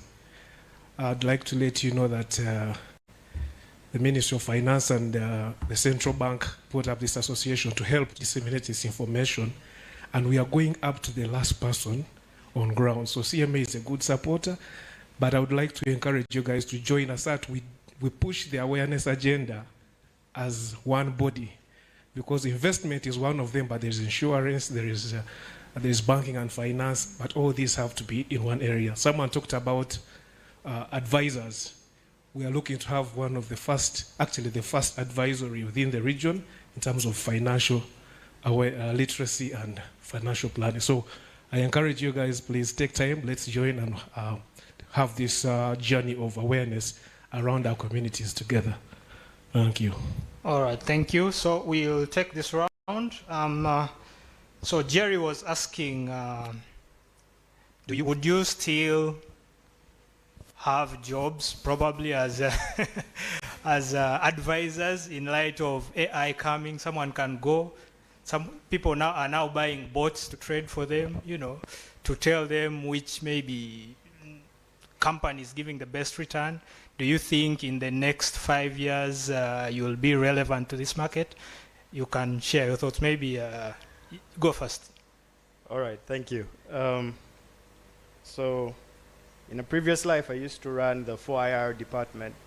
4IR is Fourth Industrial Revolution Technology. So that's AI, machine learning, big data, and everything.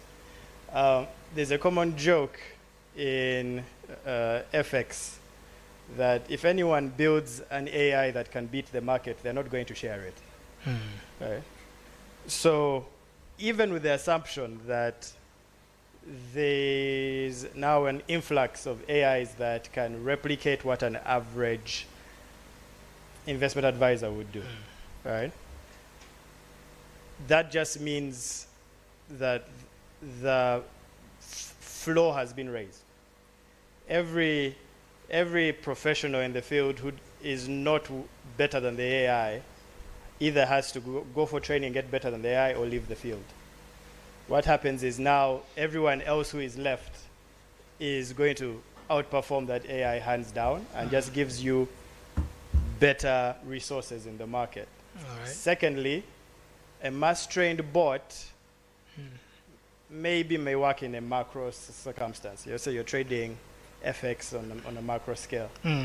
If you as an individual... In 30 seconds, please. If you as an individual have finances or resources that are important to you particularly, the difference in getting customized advice is what will change your performance and your ability to achieve your personal goals. All right, so thanks, Abraham. So Dale Grushes is asking, probably this should go to AECO, with the NSSF sort of pushing its leg in the short-term space. We know it to be a long-term investor. I mean, isn't that risky for players, the CIS, who are kind of, looking at the short-term investment portfolios? Short and long answer. Short answer, absolutely not. Long answer. The NSSF is mandated to collect money to meet one financial goal, which is retirement. Are they doing a good job of it? They could do better. I don't know if you guys agree, which is essentially everyone in this room, my suspicion, at least 90% of the people in this room have money with the NSSF. I have money with the NSSF, fortunately. But is that money that I have with the NSSF adequate to finance my 20 years in retirement? Is there a way for me to know the answer to the question? Is the money that I have with the NSSF adequate to finance my 20 years in retirement? I can tell you for sure, if you have an account with Zeno, you would know the answer to that question. If you have an account with NSSF, I don't know whether you'd know the answer to that question. Anyone know? Okay, so, exactly one person knows, right? Probably has a Zeno account. So everyone has, I don't know anyone that has just one financial goal, which is retirement.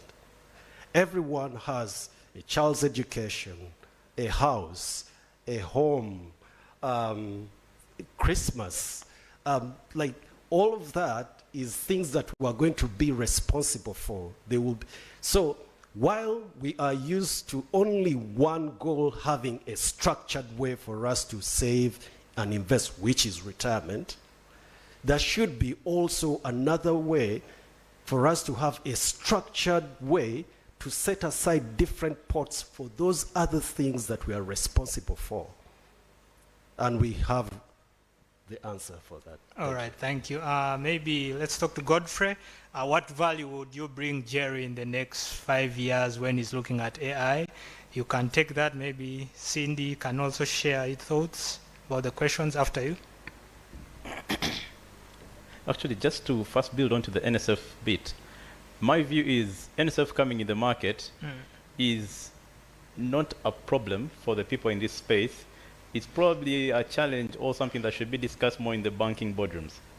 Because for the CIS space and the pension space, we need more players, more actors who can help to push the change in policy, regulation, and the financial inclusion journey.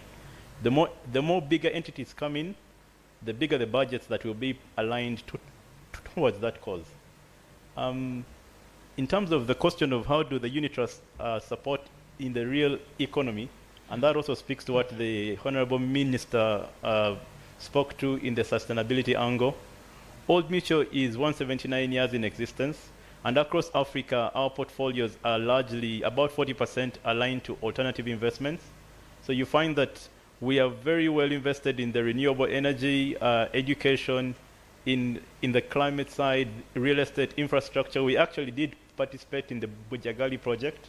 Now, what we are doing at this current point, we are solutioning to be able to bring the investors who have already been brought on board to be able to give them access to investments that are structured for the real economy.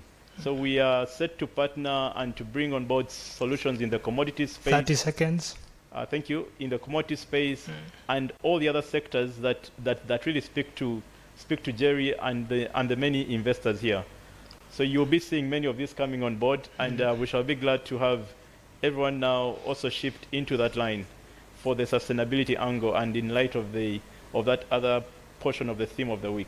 All right, Cindy, please. Okay, just to wrap it up, yes, with the new technologies coming up like algo trading, human interaction is still important because human interactions help you identify the needs of the individual investor. Like Ayoko has echoed, goals are important and they will be able to structure your products according to your needs. And then there was a question on passive versus active.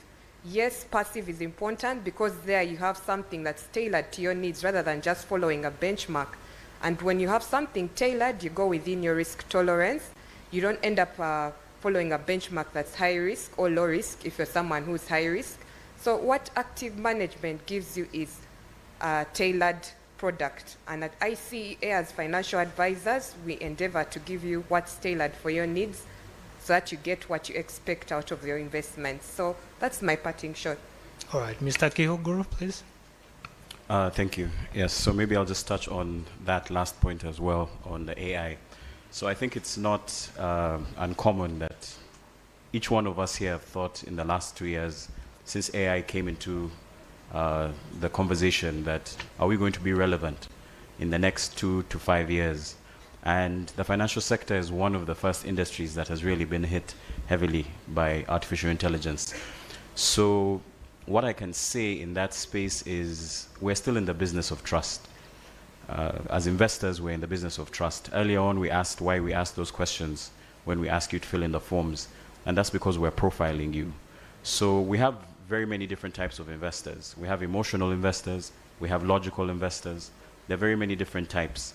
And yes, the artificial intelligence will be able to model some of that, but at the end of the day, there will be a requirement for human touch. How much of that is going to differ, but we still feel that the relevance will be there for quite some time. And it's really at the best interest of the clients to be able to seek this professional advice, especially from your financial advisors, to be able to then form that, that joint understanding of who you are as a person and how you're going to be able to meet your objectives. Thank you. All right, thank you. Looking at the time, we had 55 minutes. Right now, we have used 53 minutes, so we have some 2-3 minutes. If we have no questions, we can take the question I posed on what you want to see from our regulators to grow the space. Maybe we can do that. That's if there's no question. Maybe one. Yeah, there's no question. So let's do that on what you want to see from Ms. Josephine and Mr. Paul to grow this market really. Just in 3 minutes, and then we conclude. Yeah, you can go. Parting shots. Yes. So the industry will not grow at all or in any organized way if there's no regulator. And part of it is just to give the professionals that are operating in the industry the credibility that they need when they're pitching these products, but also the constraints so that the operators do not go out of orbit, so to speak. However, there are certain, in some instances, there are different philosophies, and as you can imagine, for every entity here, we are all following different philosophies, but we want to change something in the future. I want to pose something to the audience here. So we are all gathered here this year, the 25th day of October, 25th, I think? No. Yeah, 25th day of October. Roll it 365 days later. What do you want to see changed? I want personally to have doubled the assets under management and have doubled the number of participants within the industry.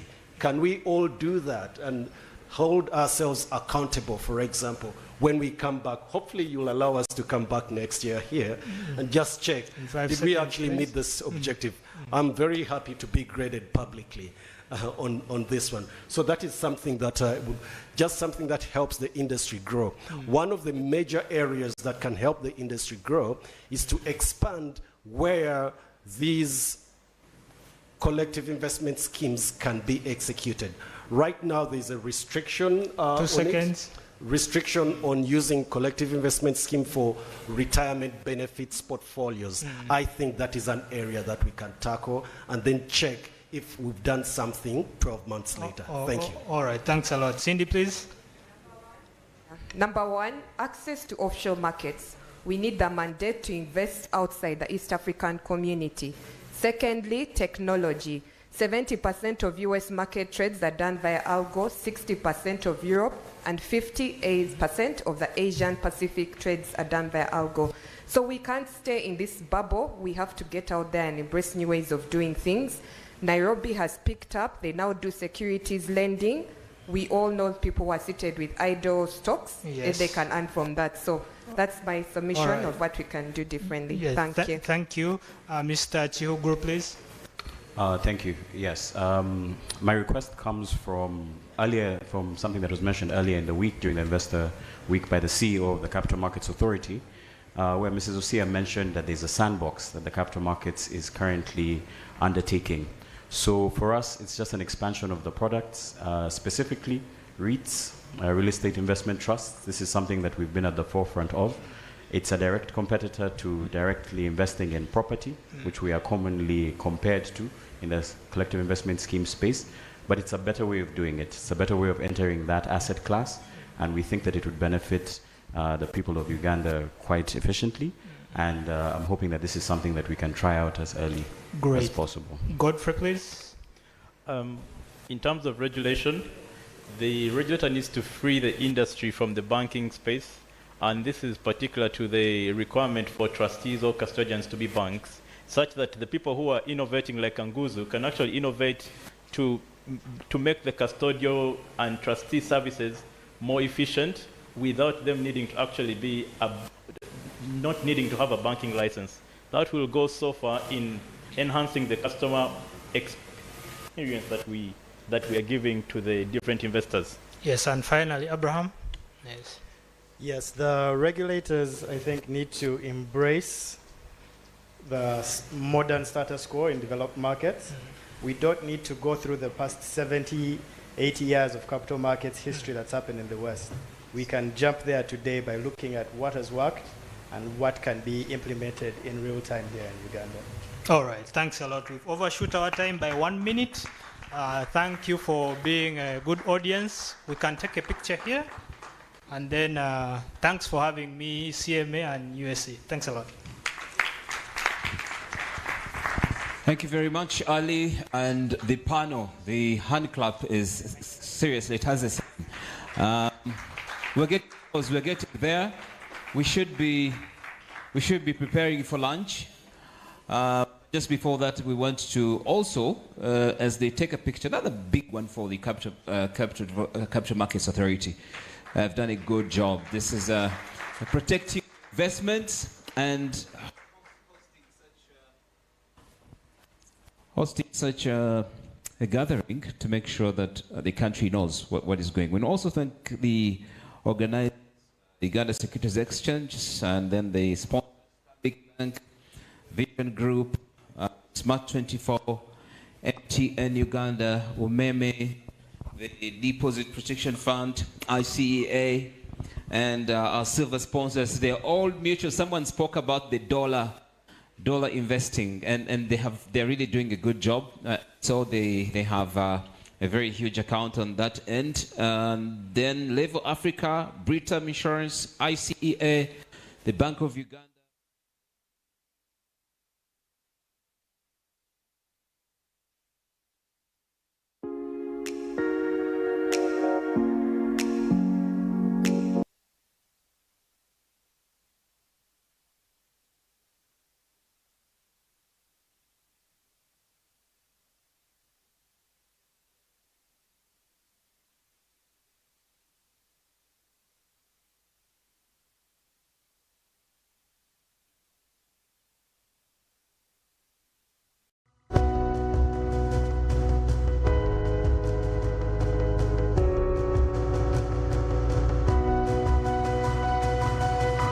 Smart24, driving business.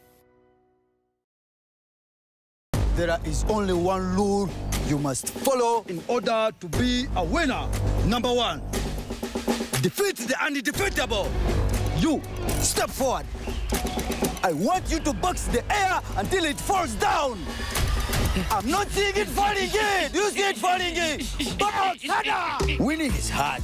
But with MTN Momo, it's easy. Simply pay or shop with Momo for a chance to win mobile money every day. Use the Momo app or dial *165*3#.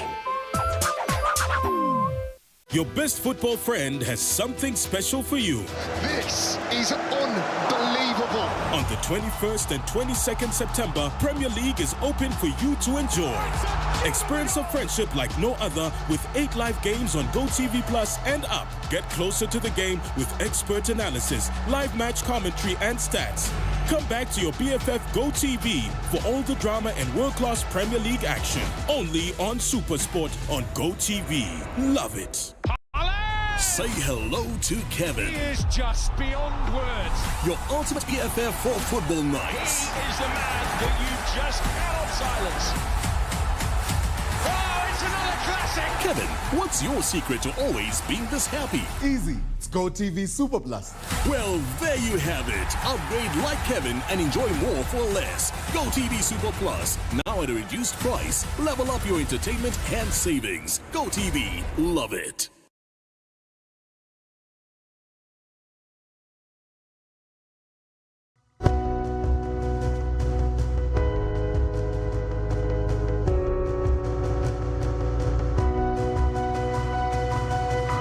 Smart24, driving business.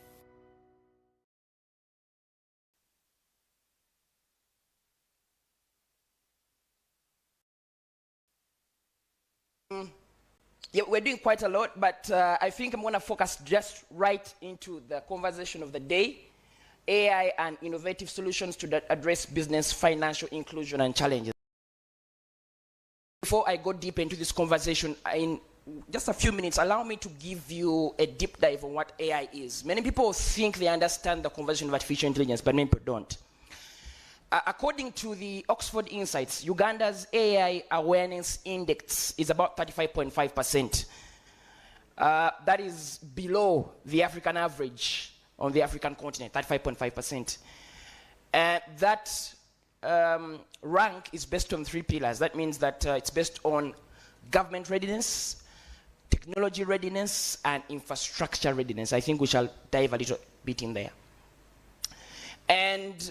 And this is going to be more conversation, ladies and gentlemen, because this is a topic and conversation that is really at the heart of this dispensation in time. So much as I'm going to share this PowerPoint, we're going to move through. I just want you to relate with me. Now, again, many people think AI is simply ChatGPT. AI is more than a product or software, ladies and gentlemen. AI is an industrial revolution, like my colleague here had shared.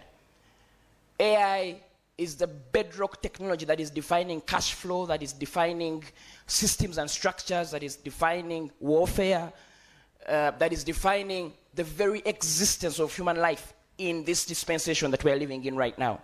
The fourth industrial revolution. The first, as well you know, the bedrock technology during that time was the steam engine. Curriculums were based on the steam engine during that time. You know, cash flow was based on the steam engine. The universities of that time had to prepare a workforce that is relevant in that dispensation. Second industrial revolution begins, and I think you remember Carl Benz, the combustion engine, if you remember, not if you remember, if you read about that. We have Nikola Tesla with electricity, Andrew Carnegie, steel. These technologies define the very fabric of human society during that time. The third industrial revolution begins just after Hiroshima and Nagasaki are bombarded around 1950.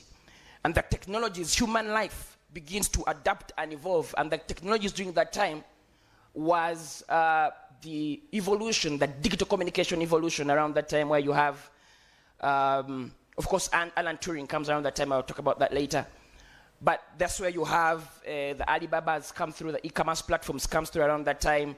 The Jeff Bezos of Amazon and Bill Gates around that time, the digital e-commerce platform, the very conversation of e-commerce platforms.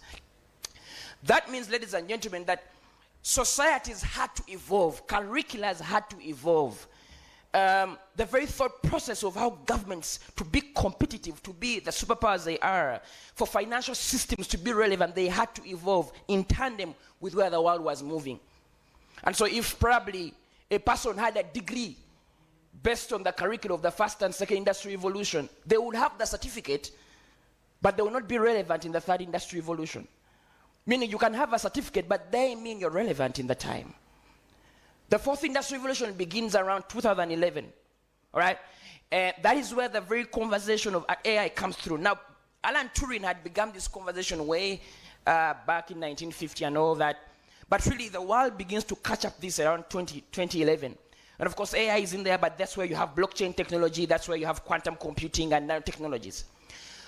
Ladies and gentlemen, the very conversation of AI, more than just a product and software, is defining the very systems and structures of finance in this age.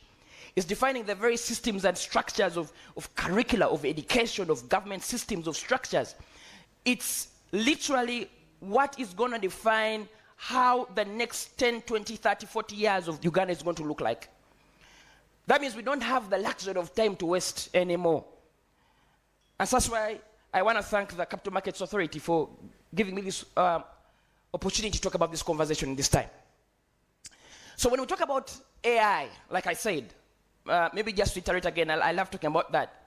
I would love to say also that the conversation around the fact that jobs don't exist, you know, we have an unemployment rate north of 85%, and the narrative has always been around jobs don't exist. And when you look at this more closely, when you study the sands of time, the scales of time of human existence, you understand that jobs actually exist, but the jobs evolved. So we are having a workforce that is leaving universities and curricula that is irrelevant in the dispensation. And that's the problem. So the jobs have evolved. The jobs have actually evolved. It's not that they don't exist. The jobs of 1970, 1920 are not the jobs of 2024.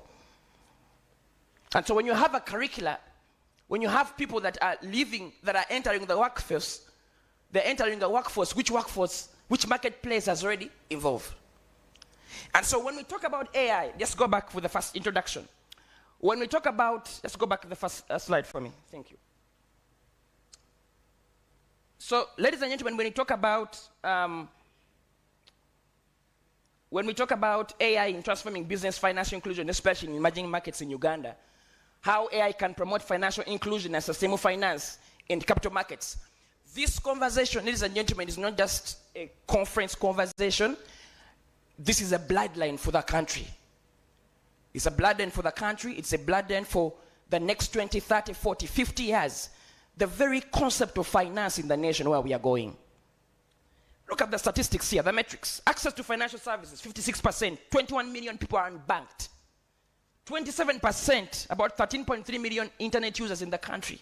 Of a country that is, I think, about 49.9 million people. And so we have gender gaps here, about 38%. 8 million women unbanked, and increase in formal financial inclusion around 58%.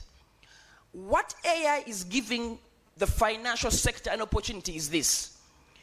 It is giving the financial sector, one, relevance, but number two, an opportunity to tap into the unbanked population.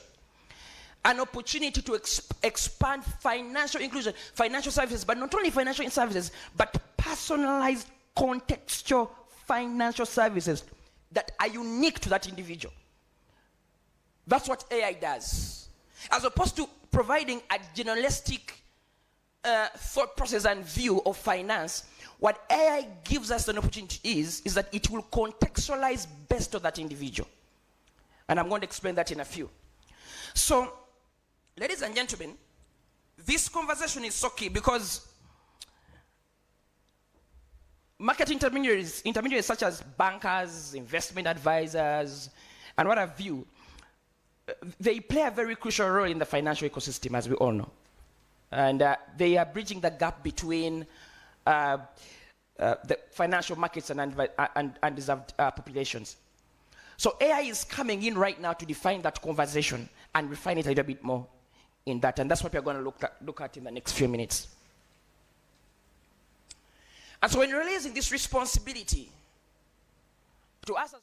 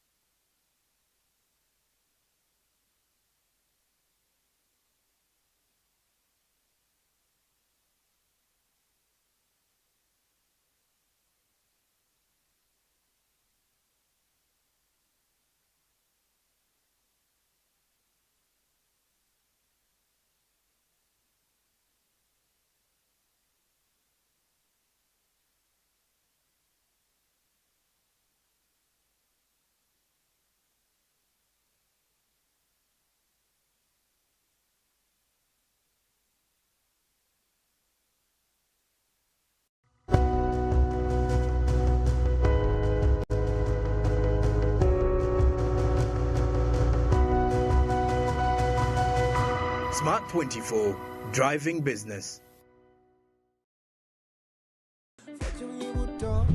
Cooking oil like no other makes your meal so sweet and scrumptious. The taste of Uganda, yeah, the taste of Uganda.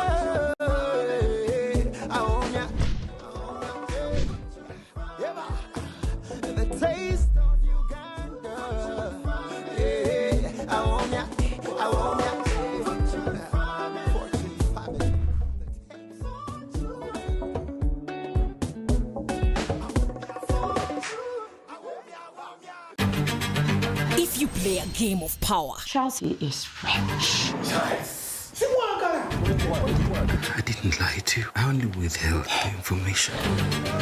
Any minute I get, I'm going to tell Charles. Be prepared to lose it all. I'd rather be buried alive. Damalai makes her boldest power play. Very dramatic. In season 2, Monday to Wednesday at 8:30 p.m. Only on Pal Magic Prime. DSTV channel 148. Go TV channel 303.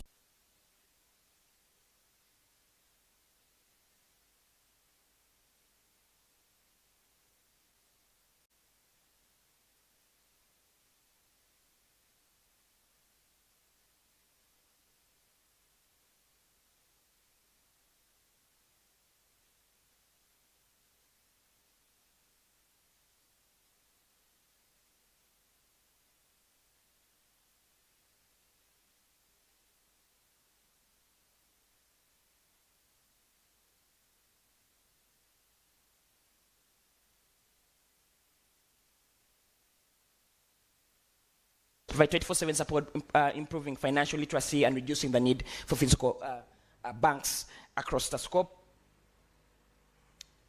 All right, data analytics for impact investment. AI helps assess ESG governance, of course, ESG impacts, promoting sustainable investments in that regard. And of course, predictive analysis for risk management. AI customizes financial products based on demographic needs and all that view. Just to bring it home, especially from the Ugandan context, ladies and gentlemen, I think this is something that is very important, I think, contributing to the AI awareness index of our country here. There should be a very candid conversation around building Uganda's first artificial intelligence framework and policy. How is AI going to be, what is the conversation of AI across all the sectors, including finance?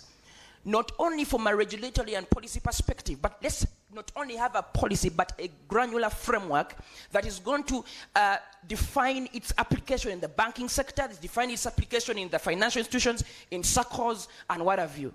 And so as OTIC, we are very deliberate about AI advocacy in the country. If you look at social media platforms on that.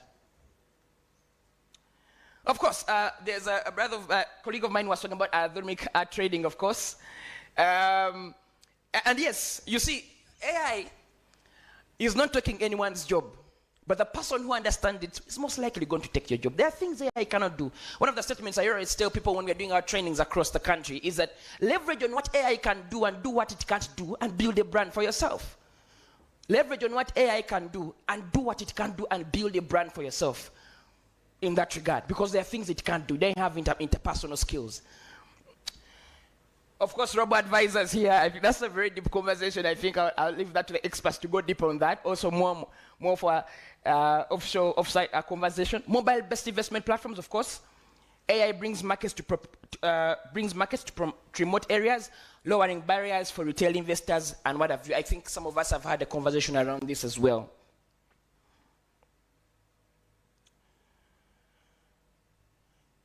When we talk about the skilling narrative, when we began this conversation of skilling the country, we realized many people actually knew what this conversation was. Many people thought AI is ChatGPT. And when we don't see the conversation of artificial intelligence as an industrial revolution defining the fabric of the financial sector in this dispensation, it's easy to pass it by to the next generation. It's easy to have it and over. But let me tell you, this is the determinant of whether an organization or company is going to be relevant in the next 20, 45 years. And so, skilling, I cannot emphasize that AI customizes financial education, of course, based on individual needs and improving financial understanding. That's a deeper conversation out there because, of course, one of the things we advocate is, and I think it's a long toll, of course, but will agree with me, is, for example, if I'm having a financial institution, there's a lot of investment around, there should be a lot of investment around building in-house development teams for some of these credit scoring models that we have.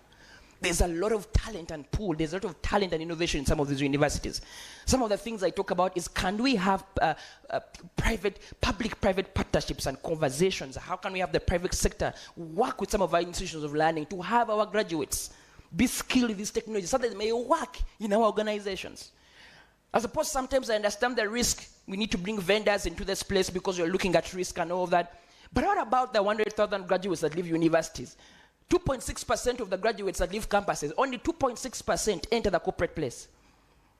Only 2.6%. So there is a very big gap here. If I'm having a mobile money platform and I'm having wonderful graduates living here, there must be a deliberate conversation around how to get these guys have an industry thought process of where your organization is going in regards to artificial intelligence. Of course, fraud detection, this is increasing, and I think AI is giving us conversation.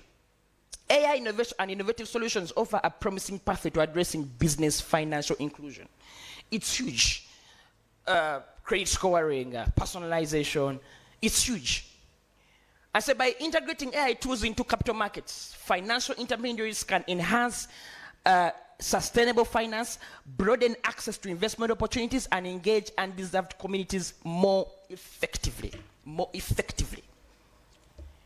In this context, the role of AI is not just about improving efficiencies, but also about fostering inclusivity, sustainability, and financial empowerment for all.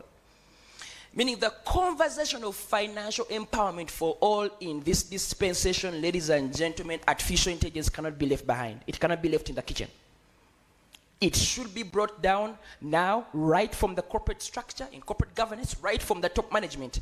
Our strategies should be around how this organization or company should do whatever it can in our space to see how we can bring this to the table. And so for us, this is a responsibility, ladies and gentlemen, to take the country to the next level of financial liberation and freedom. This is a conversation that must be had right now. So at Otic Foundation, as I finish, we have skilled about 2,500 Ugandans. Last month, we graduated 132 graduates in artificial intelligence skills, working with the Ministry of ICT and the National ICT Innovation Hub.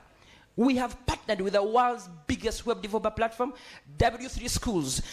I know you know W3 Schools, and we're bringing an internationally global data analytics certification into the Ugandan market at a subsidized cost of about $65 US. And when a person does that, they're going to have competences in the basic foundations of artificial intelligence. Listen, we're even taking this to senior 6 vacancies. Imagine a senior 1 student has this understanding. By the time they come to your banking institution, probably they're going to be ahead of the curve. So ladies and gentlemen, financial inclusion without artificial intelligence is not going to go very far. Because this is the time, this is the dispensation for us to have this conversation. But not only have this conversation, but have impact and results on ground across the country. Thank you so much for listening to me. Thank you so much for listening to me. Hey, CMA. Thank you. Where did you get this man from? Thank you. Yeah. It's only the CMA that has, I don't know, I haven't even seen you around. But anyway, I see you online. But yeah, sure. I give hats off for you, boss. Thank you. Thank you very much. So we need given space for only 2 questions. Who goes first? Okay, thank you. All right, go. Good afternoon. Thank you so much for your presentation. I love the fact that you've spoken about the skilling, what AI can do for us, the skilling component and all. I was just wondering though, if you could just give us your opinion on how we can deal with the digitalized data gap, because I mean, AI can do all those lovely things, but you did mention that it works on data. And so a lot of data is not digitalized right now. You spoke about the gender, for example, the gender gap in the financial sector. That I think the data that's available digitally right now would just exacerbate that gap because there isn't a lot of data because many women are not transacting digitally. So what are some of your thoughts and advice that the companies, the different people here, the regulators, what are some of the active steps we can get to ensure that we can get that data and that the data we're using is not exasperating already existing exclusion mechanisms and disparities? Thank you, my sister.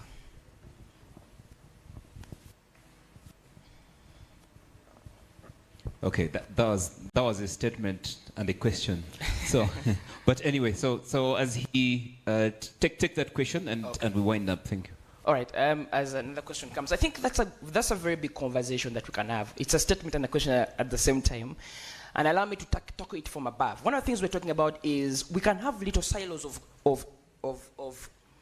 of conversations, but you see, this conversation must come from top to bottom. One, when we're talking about data infrastructure regarding artificial intelligence in the country, we must have, first of all, a national artificial intelligence policy and framework that is going to guide that implementation in that regard.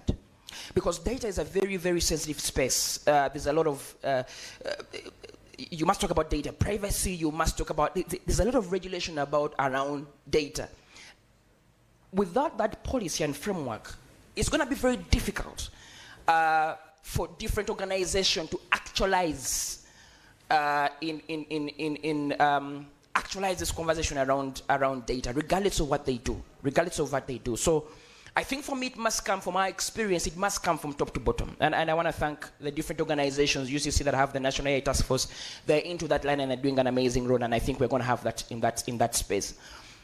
Data is a word conversation. It's a national issue at the moment. I don't know if because it's kind of difficult for, it's a whole conversation around strategy. I don't know if I've answered particularly your conversation, but I think I'll take that from above going down. Once we have a policy and framework that communicates into the different sectors of the economy, then the different players in those sectors will have a direction on how to implement, collect data, analyze it, and what have you in that regard. Yes. There was another question. There's another question?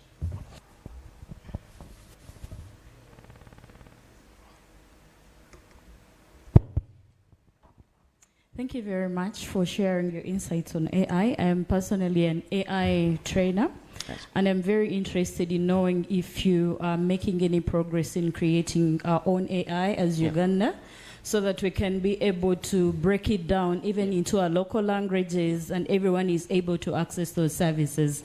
And hence, we're able to do financial inclusion for all Ugandans in whatever language it is. Are you doing something about that? Thank you so much. Yes, we are doing something around that, in that regard. But we are approaching it in a three-step phase.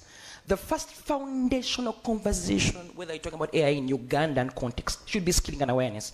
The population should be skilled. It should come to date, should come alive, should adopt and mutate and know what AI is. So skilling and awareness is very one. Number two, AI advocacy. How can we leverage the government of Uganda and the different partners, we that are here, come together in a roundtable discussion in our different sectors to see that we democratize and actualize this. Then the last one, after the population has been skilled and we have all the partners on board, then we shall talk about AI infrastructure. And what do I mean by AI infrastructure? I'm talking about building of AI products and services. You're not going to build AI products and services from the Ugandan context if you don't have a localized data set. It will be a product and service, but it will be based on data from data centers in California or in the US. Are we together, ladies and gentlemen? So there's a disparity around there. So yes, we will have people, yes, we have people, we collect different data from different sources depending on the product we're doing, and yes, we have that under OTIC. We have a few innovations that were coming out. We built a personalized learning system called Somesa AI that is helping graduates, university students learn kind of personalized learning experiences. We built that product. And yes, we're collecting data. But you see, when you're talking about scaling impact, building for scale across the country, then we need to have the bigger conversation of a national data infrastructure in the country. When we have that, then the products and services we will build, whether it's in the financial sector, when you want to have your credit scoring algorithms or what, or agriculture, the products will be scalable across the country. So data infrastructure from a nationalist perspective will help us a lot in this conversation, as opposed to companies like OTIC coming somewhere, then we're going to do some data collection somewhere in northern Uganda, then we're going to do some data collection somewhere in Kabale, then do the product. But then the world is moving on. So for us, we chose to say, okay, can we pay the price and begin this conversation from top going down? Our heart is very simple. Can we have the country adapt and mutate, and every sector of the economy, whether all of us here, every sector of the economy adapt and mutate to be relevant and provide financial services to every Ugandan as we could. Thank you so much. Yes, we are doing it, but I think the conversation must begin from top going down for us to have a scalable impact across the country, affecting national GDP, increasing cash flow in that regard, and all the players are coming through as well, financial players, agricultural players, and everybody coming through in that regard. Mr. Paul Katene. Thank you. Ladies and gentlemen from Otik Foundation, another hand clap. You can bring him to your church also. He'll fit there. Esther, you have too much talent, huh? I deserve... Are you Ugandan? Okay, thank you very much. Nice to meet you, man. Okay, so, yes, so, but Ugandans are very clever. He spoke about AI and building AI and, you know, preparing Ugandans for it. Yesterday,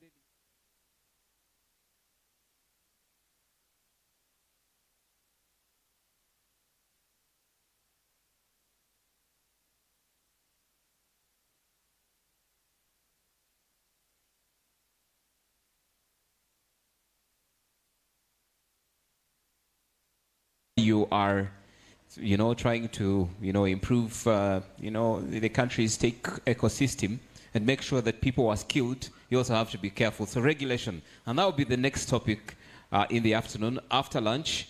And I'll be handing over to another wonderful and very informed gentleman. He's a researcher, Terence Twine, Senior Research and Market Development Officer. This gentleman will be taking over, my senior in that, and will be guiding you through the sessions in the afternoon. So lunch will be at the, I'll call it a lobby before you come in here, at the entrance. So you will be enjoying your lunch. Authority and everyone, the Ghana Security Section and everyone who's here for having given me an opportunity to talk to you. And thank you again for your time. And we have learned a lot in this hour. So let's go have lunch and we'll be back. It's going to be for 1 hour. We'll be back at 2:15 according to the organizers. Thank you.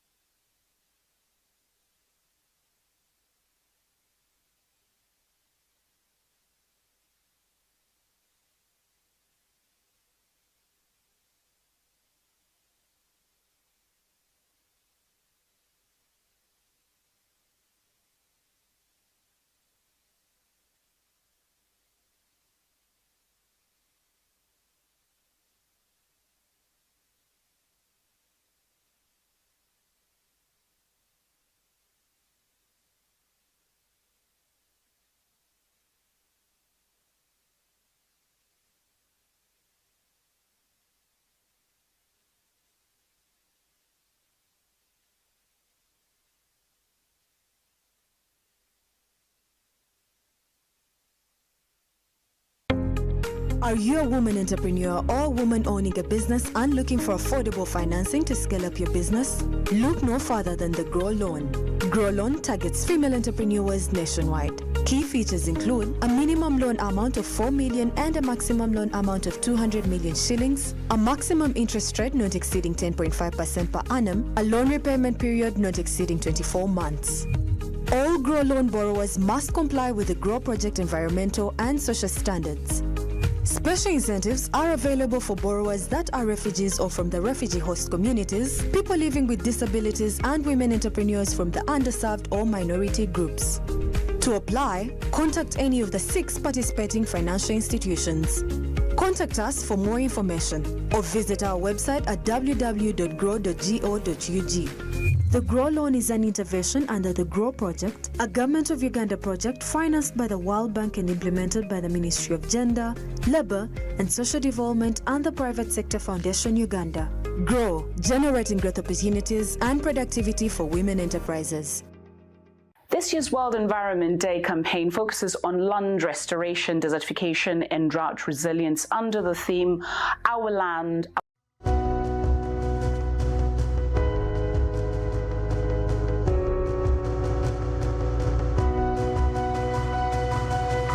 Smart 24, driving business.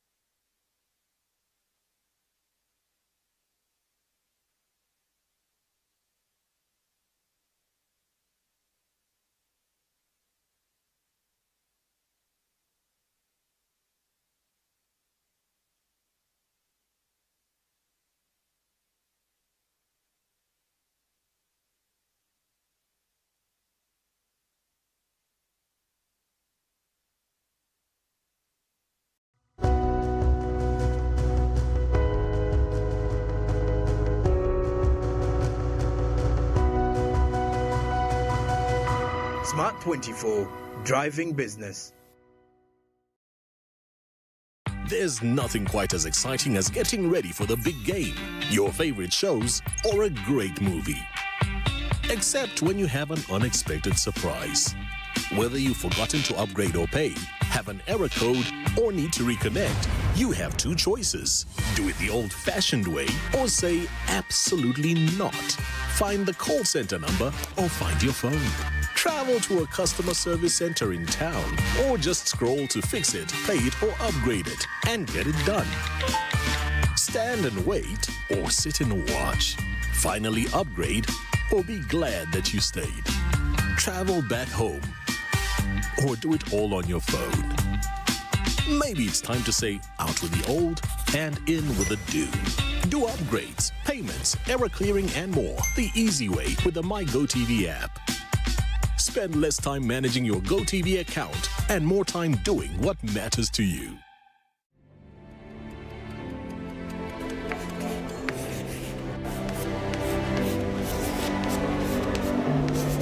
This is Jordan. When it comes to classwork, Jordan is magic. Jordan shines. Jordan makes his peers better. Jordan is a true leader. White Star Magic family. Be a leader. Be magic.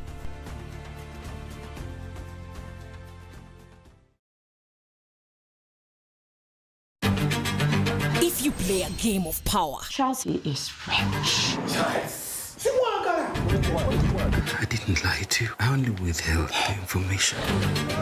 Any minute I get, I'm going to tell Charles. Be prepared to lose it all. I'd rather be buried alive. Damalai makes her boldest power play. Very dramatic. In season 2, Monday to Wednesday at 8:30 p.m. Only on Pal Magic Prime. DSTV channel 148. Go TV channel 303. Amanya gange nze Nasoro Jamida nvira mu Kalaji era nga ndi beka mbekinga amandazi, donuts ne daddies, mbadde mbekinga ne cakes era nga maze mu weeks 2 nga traininga wano nyongeddeko obukugu kubanga mbadde nyina skills ezimu ze mbadde sirina ng'okubekinga emigaati mbadde sikimanyi, mbadde simanyi kwayisinga cake, how to manage a business, manya nti ebizibu by'aba customer, how to find a market, mbadde sibimanyi byonna, nzuula nti akatale we kali, naye mbiyize mu weeks zino 2 ze mmaze nga ndi mu training eno. Waliwo mukwano gwange yali amanyi nti mbekinga era nga akola mu stroke. Ye yankubira essimu ng'ali mu kuwandiika abajja okutraininga. Nankubira essimu nange ne bampandiika ne bampita n'enzija. Obubaka bwennyina eri projekiti ya GROW nti okututraininga tukuguse era naye tubuzaamuko ka GROW capital. Tubulamuko ka capital kubanga twetaaga okuba ne machines. Naye tetusobola kwetuusaako machines nga bizinensi zaffe tukyayingiza omutwalo gumu ewiiki. Tubadde tubulamu ka capital tusobole okwongera ku nnyingiza yaffe, tusobole okukola ki? We tunayongeza ku nnyingiza kitegeeza tujja kuba tusobola okugula machines. Obubaka bwempa abantu abaliko obulemu naddala ba vision. Omuntu bw'atunuulira omuntu aliko obulemu naddala obw'amaaso alowooza tasobola kufumba, of which si kituufu. Mulekerawo okwenyooma, musituke, mukolere wamu.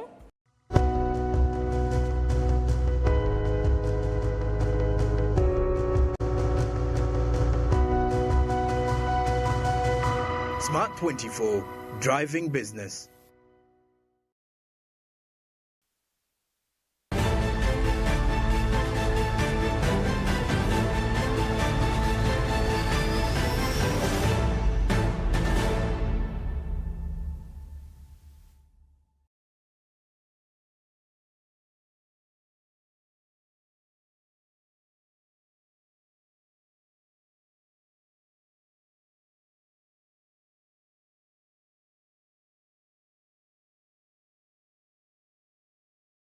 Aliko program Uganda tukole nyongera okubanga nkobozaako nekwanirizaako olunaku luno lwaleero. Ekyenjawulo ekiriwo nti olunaku olwaleero tubadde tukuweereza butereevu okuva wano ku Serena Hotel entikko y'emikolo emikulu egya World Investors Week oba week y'abamusigansimbi naddala okusingira naffe mu Uganda. Emikolo emikulu gye badde wano era minisita omubeezi owa trade Musasiza abaddewo nnyo okubanga yekalaabalaba bingi ebituukiddwako olunaku olwaleero ebiteeseddwako biri okubanga tutunuulira maaso awo naye nga emikolo gyatambulira ddala maaso njaga okwongera okubiriza sigala ng'okyali ku Smart 24 TV we tugenda okubanga ate nga tukuweereza naye wano wendi mpola mpola njagala okubanga nnyumyako ne mukulu Dennis Kizito nga onono aviira ddala mu Capital Markets Authority banono nga bebavunaanyizibwa oba abaregulatinga abantu abagwa. Mukulu Dennis Kizito nkwaniriza ku oli butereevu ku program Uganda tukole wano ku Smart 24 TV. Nange nsanyusa okunkyaza wano akaseera kano esebo. Njagala tutandikire okubuuza mmwe abali mu mulimu guno ogw'okulaba nga muregulatinga emigabo gino tuzze tulaba amakampani mangi nnyo agazze gabeerawo nga gafera bannayuganda. Case in point nga Capital Chicken bannayuganda bangi nnyo bainvestinga mu ssente but at the end of the day ne basobola okubanga ate nga babbibwa nga tebajja ekyo nga mmwe board oba nga mu authority amagezi ki gamuyiza okubanga mu abannayuganda ye munnayuganda alaba atya nti eno kampani gyengenda okubanga ngulamu emigabo ddala ntuufu tegenda kubanga ziba. Nyanzanya ekibuuzo ekyo ekisookera ddala okubiriza kw'enteeka eri bannayuganda kwe kuba nti kampuni zino tezikola ku lwazo zituuka ekiseera ne zijja eri bannayuganda ne zitandika okubasendasenda basobole okuba nga bazisigamu ssente naye munnayuganda yali badde yeebuuza ekibuuzo kampani eno gye nkolagana nayo erina license okujja okutuukirira nsolo okugisigamu ssente.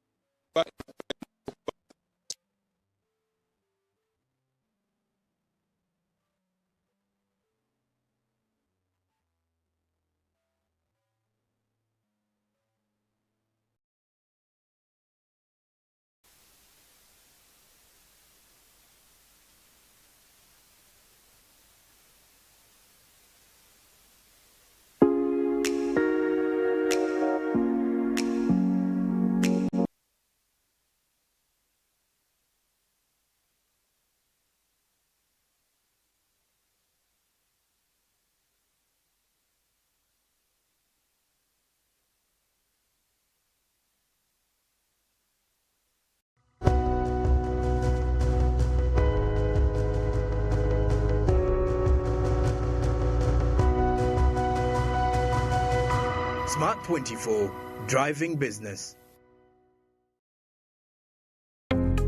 Are you a woman entrepreneur or a woman owning a business and looking for affordable financing to scale up your business? Look no further than the Grow Loan. Grow Loan targets female entrepreneurs nationwide. Key features include a minimum loan amount of 4 million and a maximum loan amount of 200 million shillings, a maximum interest rate not exceeding 10.5% per annum, a loan repayment period not exceeding 24 months. All Grow Loan borrowers must comply with the Grow Project environmental and social standards. Special incentives are available for borrowers that are refugees or from the refugee host communities, people living with disabilities, and women entrepreneurs from the underserved or minority groups. To apply, contact any of the 6 participating financial institutions. Contact us for more information or visit our website at www.grow.go.ug. The Grow Loan is an intervention under the Grow Project, a Government of Uganda project financed by the World Bank and implemented by the Ministry of Gender, Labour and Social Development and the Private Sector Foundation Uganda. Grow, generating growth opportunities and productivity for women enterprises. Moment has arrived. Closer to your champion. Sakani Simine, 100-meter sprinter. Patrick Chinyemba, flyweight category. BMX racer. Yeah, athlete work. Stay connected for every medal moment from the 2024 Paris Olympic Games. Get closer to your champions with Supersport on DSTV, the home of entertainment. If you play a game of power, Chelsea is rich. I didn't lie to you. I only withheld the information.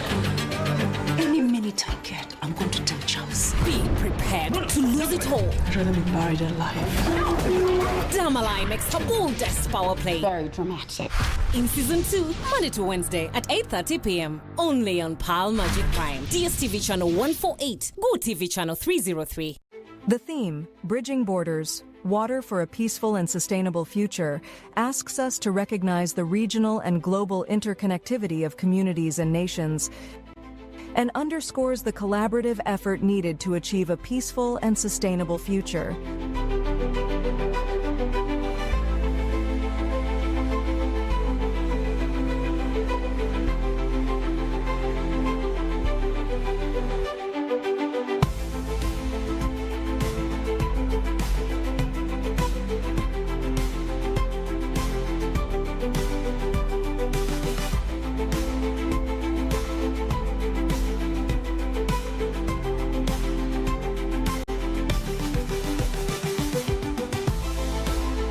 On this World Water Week, join us in raising awareness of the importance of wetlands in ensuring clean, sustainable water for all.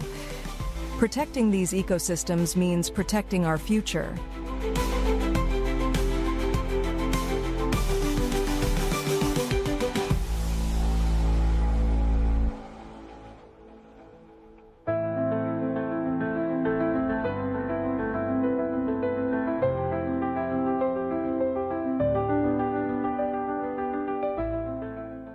There is only one rule you must follow in order to be a winner. Number 1, defeat the undefeatable. You, step forward. I want you to box the air until it falls down. I'm not seeing it falling in. You see it falling in. Box, harder. Winning is hard, but with MTN Momo, it's easy. Simply pay or shop with Momo for a chance to win mobile money every day. Use the Momo app or dial *165*3#.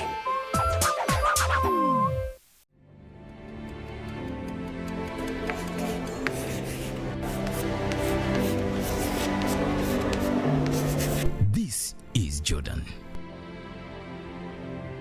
When it comes to classwork, Jordan is magic. Jordan shines. Jordan makes his peers better. Jordan is a true leader. White Star Magic family, be a leader, be magic.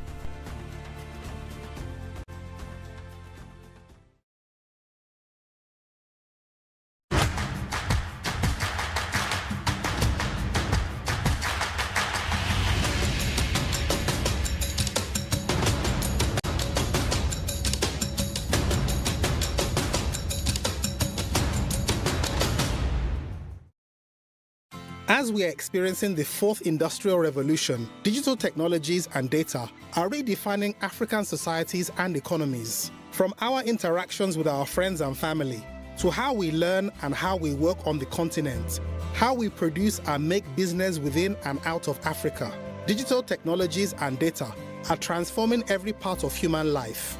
Africa has already shown major advantages for leveraging technology to transform the continent. From combating Ebola to tackling the coronavirus, from better serving her people to opening new worlds of opportunities, digital technologies and data have already shown massive promise for unleashing the continent's bright future.